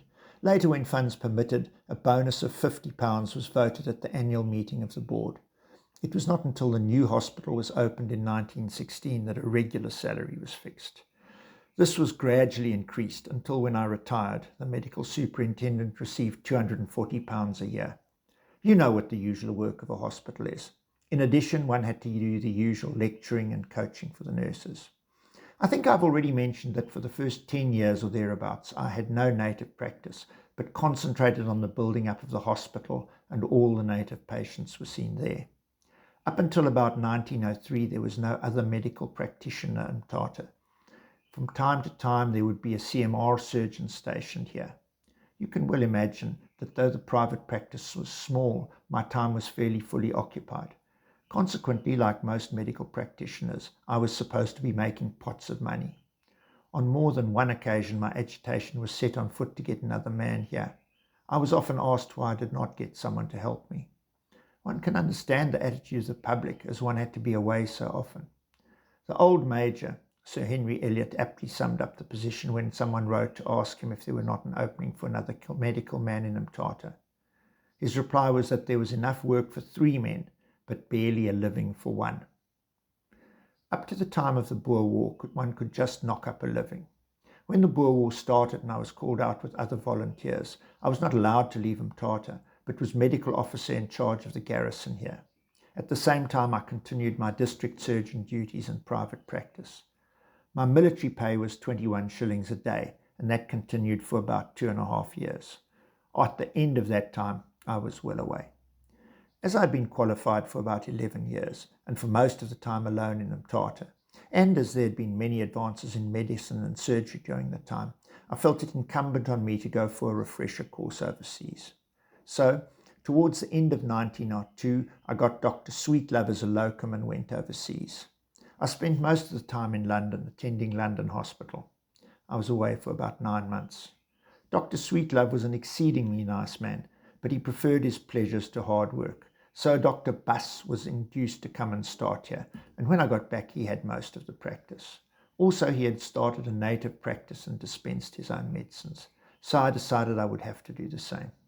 A small room at the back of the house was converted into a dispensary, and I started my native practice. It wasn't long before most of my old patients came back. It was ultimately necessary to make another decision. With a growing family, 5 children, and the practice at the house increasing with the dispensing, etc., one had to decide whether to move to a larger, more convenient house or start a bigger place. After long discussions with Mother, we decided to remain here, and Madeira House was acquired, where we lived until I retired from my Mthatha practice. I'm often amazed at the ease with which young practitioners get about and the amount of work they can get through in a given time. This is perhaps more noticeable in country trips. A trip that used to take a whole day's hard riding and entailed much physical strain is now easily done in 2 or 3 hours. For ordinary calls now, one jumps in the motor car, presses the stealth starter, and one is off. In those days it meant saddling a horse or inspanning a conveyance. The latter took considerable time and was almost impossible to do it alone. One had to get a groom to help. He might be out of the way and cause delay. This was especially awkward at night. Then on arriving at a place, one had to find a post to hitch the horses, or in a cart take a groom with one to hold the horses. In wet weather, the horse and saddle would get wet, and sometimes one had to ride about on a wet saddle for hours. Night trips were very trying. No proper roads, no efficient lights made it very difficult and dangerous. And now I think I've written a long enough letter, the longest by far that I have ever written. I've told you chiefly about my early life. You wanted my own personal history, not an account of the doings of the whole family. You will see about my mother and father in Jack Carson's memoirs. I've strayed at times into byways about mother and people that have come to mind while writing. No doubt some of these will not be of interest and may even be tedious. If so, you can skip them. There are many things omitted and many incidents which have been forgotten. As I go on, things occur to me that might have been mentioned, but some I forget about again and some seem not worth putting down. For instance, I might have told you how I got the various scars I carry about with me. One on the left little finger from a sickle, one on the bridge of my nose from the edge of a bedstand while making a sudden dart to hide her under bed, and so on. But this would all take too much time and space. Then my memory is not very good now, and I have forgotten many things. This is, of course, only for your children and for the information of your grandchildren. It has been written snappily from time to time during the last few months. It should be revised and all written over again, some things added and some deleted. It would have been better if I had started long ago, and also if I'd kept notes or a diary. But I didn't. So, oh dear, you must take it as it is. If there's anything you want to know about, just ask and I shall do my best to supply information. Perhaps I've made too much of some incidents, as the murder of Mr. Hope and our time in jail. Our experiences pale into insignificance when compared with the big sieges and wholesale murder and slaughter in modern warfare. But each individual is the same, whether done singly or in the mass, and that must be my excuse. I'm stopping now on the 31st of October 1946, the 66th anniversary of our rescue. Memories come flooding back of the journey from Tsolo, and especially of the storm which we encountered at Kokongo, which undoubtedly saved all of our lives. It would look like a special intervention of Providence to save us for work still to be done. Yesterday I was asked by the Chief Magistrate to accompany him and Lord Haley round the hospital. I could not help contrasting the present hospital housing some 250 patients with a little tin shanty where the first hospital patient was operated on in 1882 and at which I was privileged to assist. I noticed that the foundation stone was laid on the 23rd of September 1903, but the building was not started until 1914 and then finally opened on the 29th of April 1916. I also remember that we left Witbank on the 23rd of March 1946 to return to Mthatha where our life's work had been, the most important of which was perhaps the building of the hospital. So the number 23 comes up again. And now, dearest Tup, I must really stop and hand this over to you with all my love, Dad.